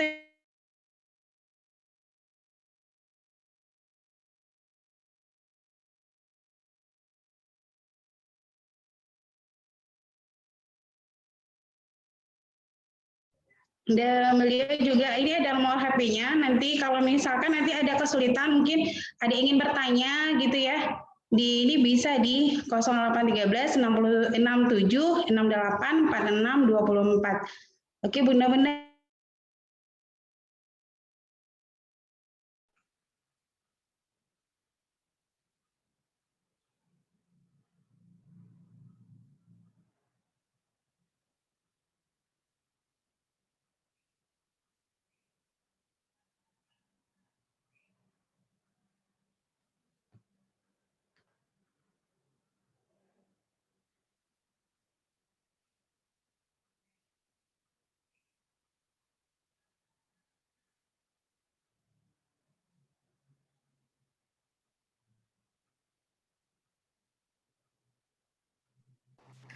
Ya baik, sahabat I2N Aceh, ternyata Miss Novanya terpental. Baik, kita lanjutkan dengan profil Bu Reni. Ini banyak sekali. Bu Reni adalah guru berprestasi dan dedikasi Lubuk Linggau tahun 2013, instruktur nasional TK juga, narasumber diklat media atraktif juga, peserta short course Fun Learning Korea Selatan juga bersama Bu Resi, lalu narasumber manajemen kelas di Korea, guru inti program PKP, narasumber bincang bintang edukasi NSIN. Beliau juga sebagai narasumber dan di diskusi berbagi fun learning at Hosmal, program P4TK, narasumber Bintek belajar dari rumah Lubuk Linggau, narasumber webinar series pembelajaran abad 21 bersama P4TK TKPLB, juga narasumber pembuatan video pembelajaran, guru mitra program pemerataan mutu GTK PAUD melalui kemitraan Dirjen GTK PAUD tahun 2020 sampai dengan sekarang, luar biasa. Selamat siang Bu Reni. Bu Reni sudah hadir? Selamat siang Ibu Dina. Iya, mana nih Bu Reninya? Wah, cantik sekali hari ini. Sudah siap Bu Reni? Sudah siap Bu. Baik, kepada Bu Reni kami persilahkan untuk 1 jam ke depan. Silakan Bu Reni. Baik, terima kasih Ibu Dina. Sebelumnya saya mau menyapa dulu sahabat luar biasa khususnya di Provinsi Aceh dan kota-kota yang ada di Indonesia. Apa kabar hari ini? Tetap semangat ya. Terima kasih kepada Bapak Asari EPD, Kepala BP PAUD Dikmas Provinsi Aceh, kemudian Ibu Ketua I2N Aceh, Ibu Dina Fajriah, dan jajaran pengurus yang luar biasa yang sudah menyelenggarakan acara kegiatan hari ini. Izinkan saya untuk sharing sedikit tentang RPP 3 Moda. Hari ini kita akan sharing bersama mengingat kembali tentang pembelajaran yang akan kita laksanakan. Apakah sudah tampak, Ibu Dina? Sudah, Bu Reni. Oke. Kita akan mulai saja. RPP daring, tatap muka, dan blended. Jadi di sini kita akan melihat beberapa penyesuaian sesuai kondisi COVID-19 yang terjadi di negara kita. Dan bukan saja di negara kita ya, di seluruh dunia. Nah, kita akan mulai. Perencanaan pembelajaran menurut Bapak Ibrahim mencakup kegiatan merumuskan tujuan apa yang kita akan capai dari suatu kegiatan pengajaran, cara apa yang kita akan gunakan untuk menilai, materi bahan apa yang akan disampaikan, dan bagaimana cara menyampaikannya, kemudian tidak kalah alat atau media yang kita perlukan. Mungkin saya akan sedikit cepat ya, karena agak banyak. Nah, rencana pembelajaran itu sebaiknya, bukan hanya sebaiknya ya, memang disusun sebelum pembelajaran, mengacu kepada karakteristik usia, sosial budaya, dan kebutuhan individual anak. Nah, di masa COVID-19 yang jadi prioritas utama adalah keselamatan dan kesehatan anak didik secara lahir dan batin. Kemudian, kegiatan bermain yang dilaksanakan harus memberikan pengalaman bermakna sebagai kecakapan hidup yang dimiliki anak didik. Kemudian, tidak kalah penting, penguatan pendidikan karakter. Ini 3 hal utama yang menjadi prioritas dari pembelajaran di masa COVID-19. Nah, apa tujuan dari pembuatan rencana pelaksanaan pembelajaran? Yang pertama tentu saja mendukung pencapaian kompetensi dasar dan kompetensi inti, mendukung keberhasilan pengelolaan pembelajaran yang bermakna, mengarahkan guru untuk menyiapkan alat dan bahan, mengarahkan guru untuk membangun sikap pengetahuan dan keterampilan yang diharapkan dimiliki anak, dan mendukung keberhasilan pelaksanaan pembelajaran itu sendiri. Nah, apa saja rambu-rambu menyusun perencanaan? Tentu saja kita hanya ingat kembali, kita harus memahami STPPA, kemudian memahami KD tentu saja, dan menetapkan materi pembelajaran sebagai muatan untuk memperkaya pengalaman belajar anak. Nah, kita akan melihat apa perbedaan di masa pandemi, pembelajaran di masa pandemi. Kita akan bandingkan masa aman COVID dan masa COVID-19. Dari pengembangan tema, pada masa COVID tentu saja tema tidak dibatasi, tetapi di masa COVID kita akan mengalami penyesuaian, yaitu fokus pada tema kesehatan dan keselamatan dan benda-benda di rumah. Kemudian, RPP pada masa COVID sesuai dengan yang disarankan pada pedoman kurikulum. Nah, di masa sekarang, di masa COVID, RPP itu disederhanakan, cukup membuat RPPM. Nah, tapi di sini nanti kita akan sedikit melihat bagaimana bentuk dari RPPH yang mungkin bisa kita gunakan di 3 moda yang mungkin disesuaikan dengan daerah kita masing-masing. Kemudian, bagaimana dengan alat bahan main di pembelajaran sekarang? Kalau pada masa aman COVID itu disesuaikan dengan tema pembelajaran. Kalau yang sekarang mengutamakan menggunakan barang-barang yang ada di sekitar rumah. Jadi, poin penting dari pembelajaran dari rumah adalah menggunakan bahan sederhana seadanya yang ada di rumah dan tidak membebankan orang tua. Jadi itu poin yang harus sangat kita ingat. Jadi bagaimana kita bisa menggunakan semua bahan yang ada di rumah untuk pembelajaran. Jadi di sini dituntut ke kreativitas dari guru. Jadi bagaimana kita mendesain pembelajaran itu dengan kreativitas hanya dengan menggunakan bahan-bahan yang ada di rumah. Kemudian kita akan melihat lingkup kegiatan belajar. Pada masa aman COVID, kegiatan bermain sesuai tema dan mengharuskan mencapai target kurikulum.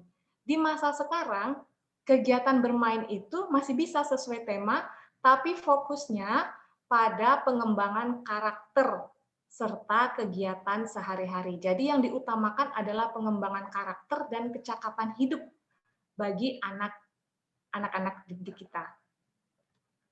Kemudian, kita masih bisa melihat, nah, di pembelajaran di masa COVID, kalau yang sebelumnya kegiatan dilaksanakan secara individu atau kelompok, kalau selama masa COVID, kegiatannya bersama orang tua atau saudara.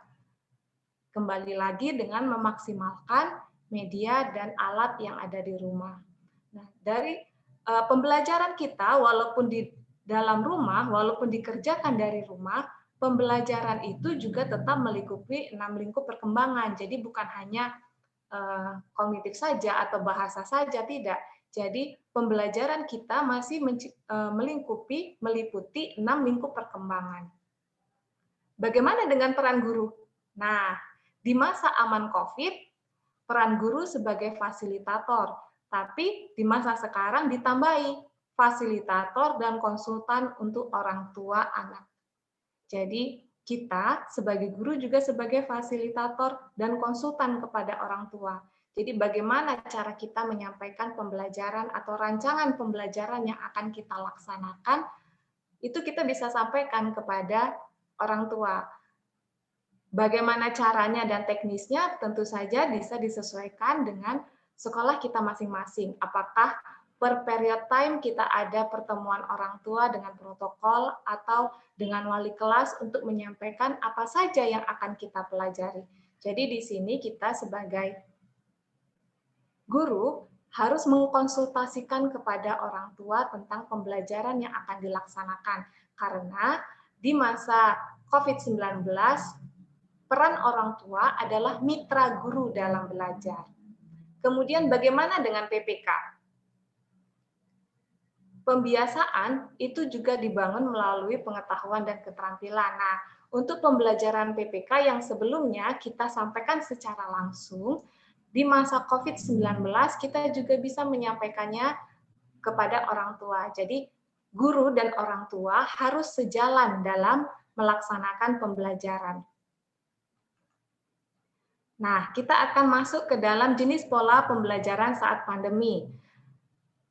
Ada 3 pola pembelajaran saat pandemi. Ini memang disesuaikan dengan daerah-daerah yang ada di Indonesia. Kalau untuk Aceh, mungkin sebagian besar sudah tatap muka ya, Ibu Dina?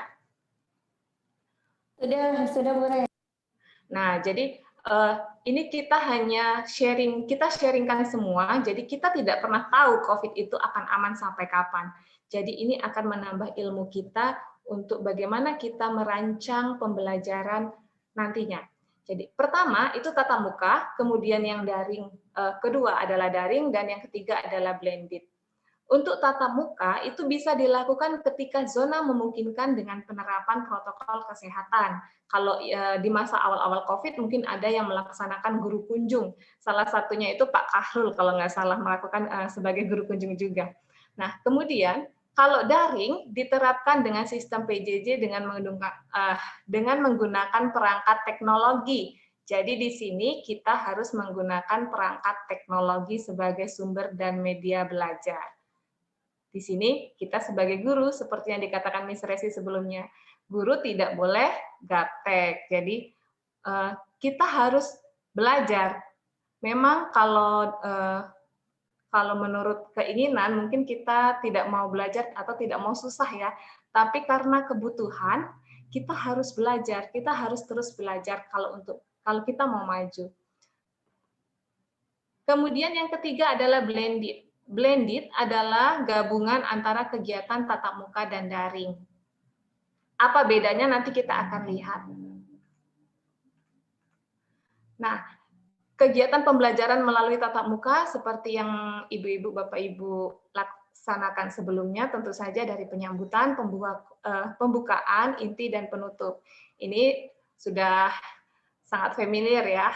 Kita akan lanjutkan saja. Nah, bagaimana penyiapan fasilitasnya kalau tatap muka? Tentu saja dengan protokol kesehatan. Nah, strategi penyampaiannya mendorong pengembangan karakter, literasi, numerasi, 4C, dan ditambah 2C tadi. Ini dengan peran orang tua. Kalau misalnya di tatap muka, mungkin peran orang tua adalah mendukung pembelajaran dengan menyiapkan pernyataan izin tatap muka dan berpartisipasi dalam mendukung sistem belajar masa pandemi. Nah, kalau yang dalam jaringan, ini memanfaatkan media digital. Ada 2 sifat, yaitu sinkronus dan asinkronus.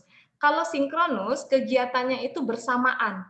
Jadi, mungkin satu kelas dilaksanakan pembelajaran lewat Zoom meeting.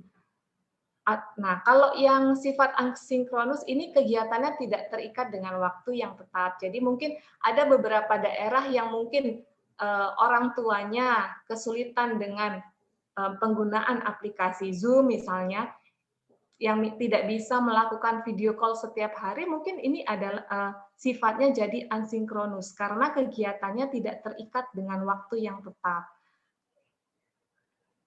Ini pembelajaran dalam jaringan. Nah, pembelajaran dalam jaringan, penyiapan fasilitas ini dimulai dari menata lingkungan dan memotivasi orang tua untuk penyiapan perangkat daring. Jadi, guru itu harus fasilitasi orang tua bagaimana bisa menggunakan kegiatan pembelajaran dengan menggunakan aplikasi yang kita rekomendasikan dari sekolah. Misalnya apakah itu Zoom Meeting, ataukah WA Group, ataukah penggunaan Google Meet, itu kita juga harus fasilitasi orang tua untuk boleh bisa belajar menggunakannya. Itu adalah termasuk penyiapan fasilitas. Kemudian ketika penyampaian pembelajaran ini disaring dari RPP yang diinformasikan kepada orang tua melalui pesan pembelajaran. Jadi pesan-pesan pembelajaran ini bisa kita sampaikan kepada orang tua, teknisnya kembali kepada sekolah. Atau misalnya bisa melalui ada yang Google Classroom, ada yang sudah menggunakan yang familiar biasa digunakan itu adalah WA Group.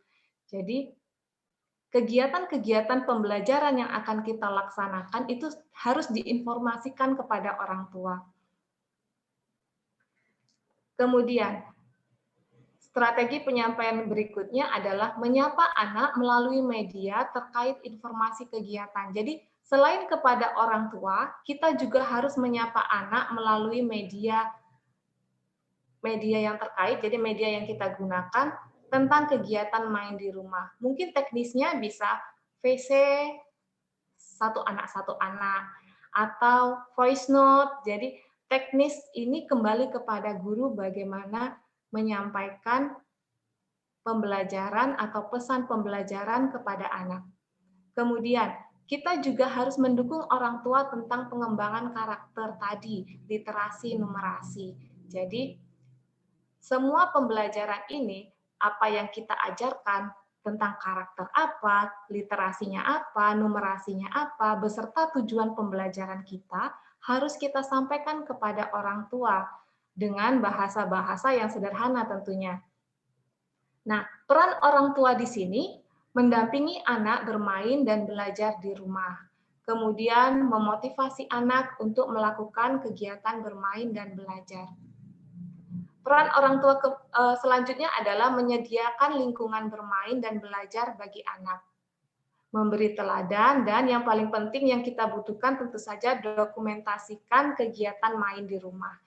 Nah, dokumentasi kegiatan ini akan menjadi feedback bagi kita guru bagaimana pembelajaran ini berhasil atau memberikan dampak kepada anak.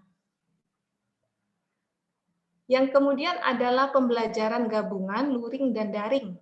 Jadi, kalau digabungkan luring dan daring, ini misalnya luringnya, jadi guru melaksanakan kegiatan tatap muka, misalnya dengan kunjungan rumah, daringnya menggunakan media audio, bisa visual ataupun audio visual. Jadi pembelajaran dilaksanakan secara penggabungan antara daring dan luring. Kalau misalnya kita lewat WA Group, itu menyampaikan materi-materi ataupun video pembelajaran, kemudian ketika luringnya ketika kita bertemu dengan orang tua. Jadi ketika kita bertemu orang tua untuk menjelaskan pembelajaran, itu termasuk juga kegiatan luring. Nah, pembelajaran secara gabungan, kalau yang tadi penyiapan fasilitasnya tentu saja berbeda. Kalau yang secara gabungan tentu saja lingkungan yang disiapkan ada dua, yaitu lingkungan sekolah dan rumah. Strategi pembelajarannya juga harus double karena kita juga harus menyiapkan bagaimana informasi kegiatan itu bisa terjadi secara luring dan secara daring. Kemudian pembagian peran sebagai pendidik itu mendukung kegiatan anak main. Jadi pendidik itu membantu anak dan orang tua untuk mendukung kegiatan main. Jadi kita juga harus memberikan dukungan kepada orang tua, bagaimana kita harus memberikan dukungan. Jadi intinya kita sebagai guru harus bisa berkomunikasi dengan baik kepada orang tua untuk dapat mendukung anak-anak melakukan kegiatan bermain yang bermakna. Kemudian peran yang berikutnya tetap didokumentasi kegiatan main.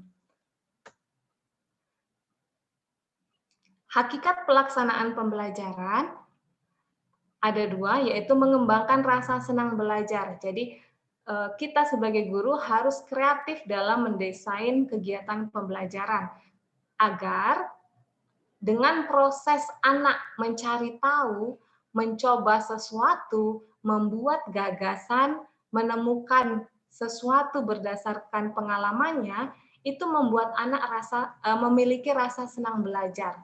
Nah, ini yang penting. Jadi, ketika seorang anak memiliki rasa senang belajar, ini akan membangun pengetahuan anak sampai dia dewasa. Jadi, dia nggak akan males-malesan belajar. Kemudian kedua, melalui bermain mengembangkan seluruh aspek pengembangan. Jadi, kembali lagi, si guru harus kreatif bagaimana bisa menciptakan bermain yang mengembangkan seluruh aspek perkembangan. Nah, kesimpulan dari semua proses yang kita laksanakan, baik secara luring, daring, gabungan, dengan memuat materi-materi PPK, literasi, numerasi, 4C, bahkan 6C, dan meliputi 6 aspek perkembangan itu, output yang kita harapkan dari anak adalah untuk memperoleh perkembangan anak secara optimal dan bermuara pada informasi capaian perkembangan anak. Apa fungsinya?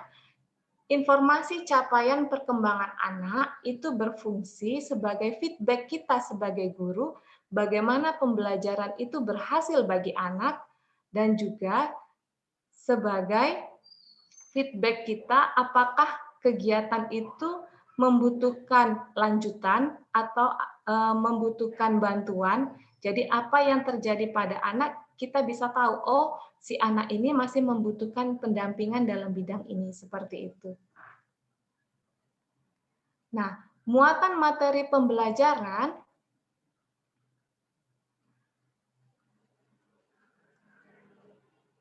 harus mampu mendukung, jadi kegiatan main yang kita laksanakan itu harus mendukung dan mengoptimalkan pendidikan karakter, literasi, numerasi, kecakapan abad 21, dan merdeka belajar.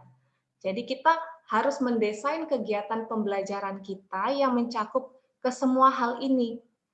Karakternya ada, literasinya ada, numerasinya ada, kecakapan abad 21-nya ada, merdeka belajar. Dan semuanya ini bermuara pada anak nanti memiliki kemampuan HOTS. Jadi anak nanti diharapkan memiliki kemampuan berpikir tingkat tinggi. Nah, apa itu pendidikan karakter? Nah, sebelumnya pasti kita sudah di kegiatan kita sebelumnya itu sebenarnya kita sudah melaksanakan ini. Hanya sekarang memang digalakkan kembali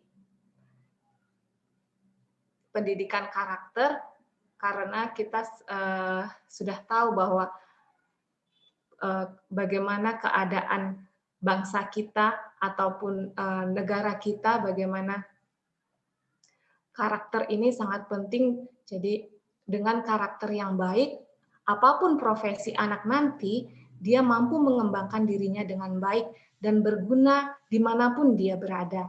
Jadi diharapkan karakter ini menjadi poin utama dalam pendidikan anak usia dini.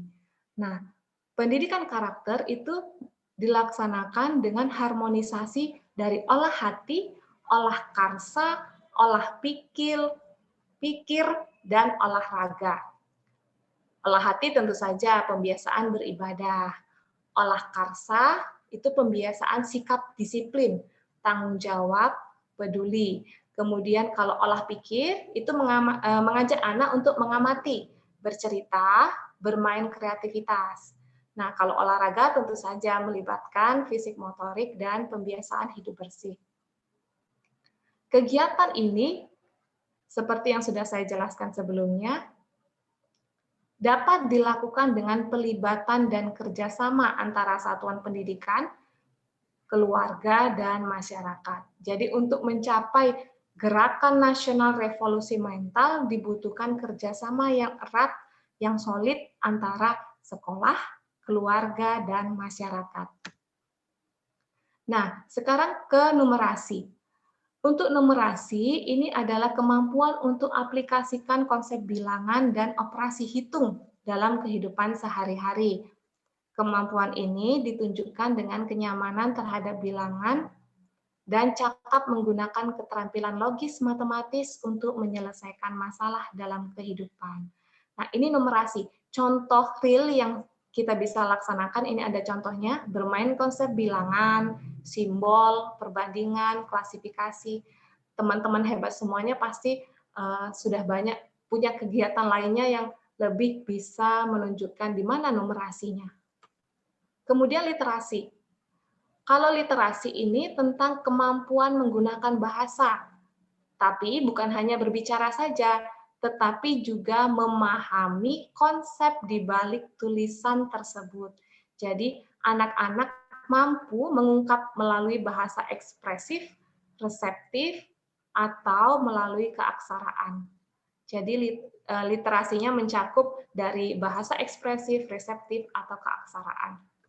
Kemudian kecakapan abad 21 tadi sudah dijelaskan dengan sangat jelas oleh Miss Resi ya, bagaimana keterampilan yang penting untuk dimiliki seseorang pada kehidupan abad 21 dimulai dari communication, creativity, collaboration, dan critical thinking, bahkan ditambah ada 2C lagi tadi ya.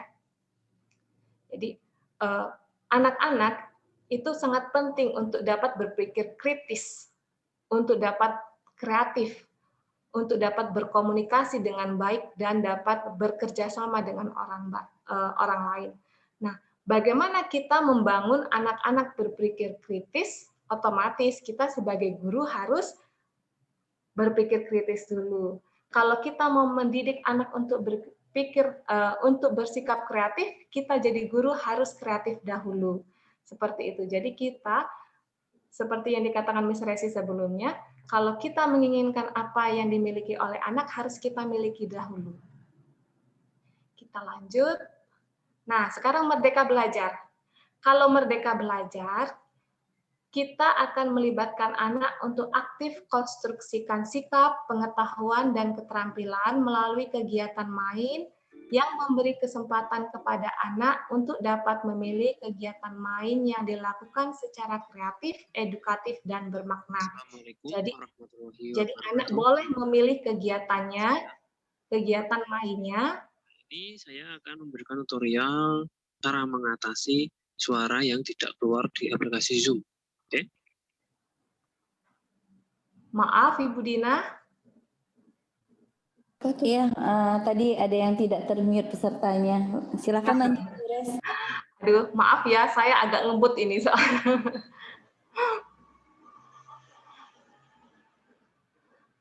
Nah, sekarang kita masuk ke poin utama dari materi kita hari ini. RPP. Ini contoh program semester seperti yang pernah kita buat ya, yang selama ini kita buat masih sama untuk program semesternya. Kemudian untuk RPPM-nya, kita selama masa COVID-19 kita menggunakan model RPPM yang ikut pada pedoman belajar dari rumah yang dikeluarkan oleh pemerintah. Jadi kalau teman-teman waktu itu di Aceh sudah mendapatkan materi BDR, BIMTEK BDR juga kan? Jadi disinilah bentuk RPPM yang bisa kita gunakan selama masa BDR. Nah, RPPM-nya tentu saja ada beberapa, di sini ada beberapa contoh, tapi saya hanya skip saja RPPM-nya. Ada yang bentuk sentra, kemudian kelompok, area, ini model RPPM-nya. Nah, kemudian di sini, di pedoman ini, ada yang disederhanakan. Jadi, RPPM yang disederhanakan selama masa pandemi. Itu dibuat per hari, jadi dari atas itu disusun per hari, dari hari Senin.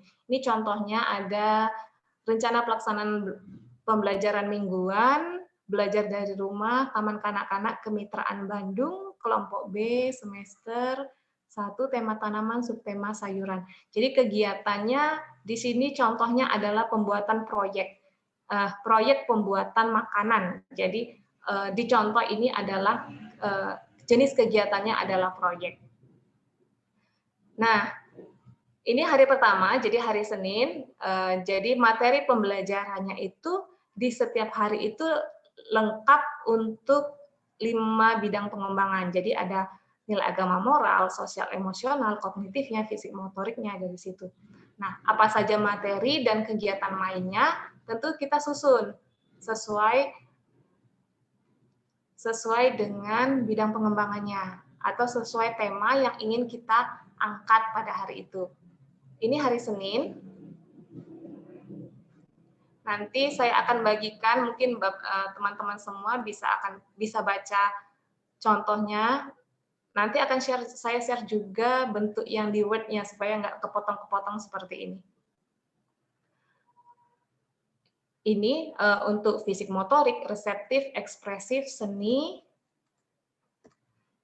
Nah, di sini dijelaskan ada materi dan kegiatan main. Jadi ini hampir sama dengan RPPM yang tadi, hanya bedanya ini dibuat ke bawah per hari. Jadi ini hanya hari Senin.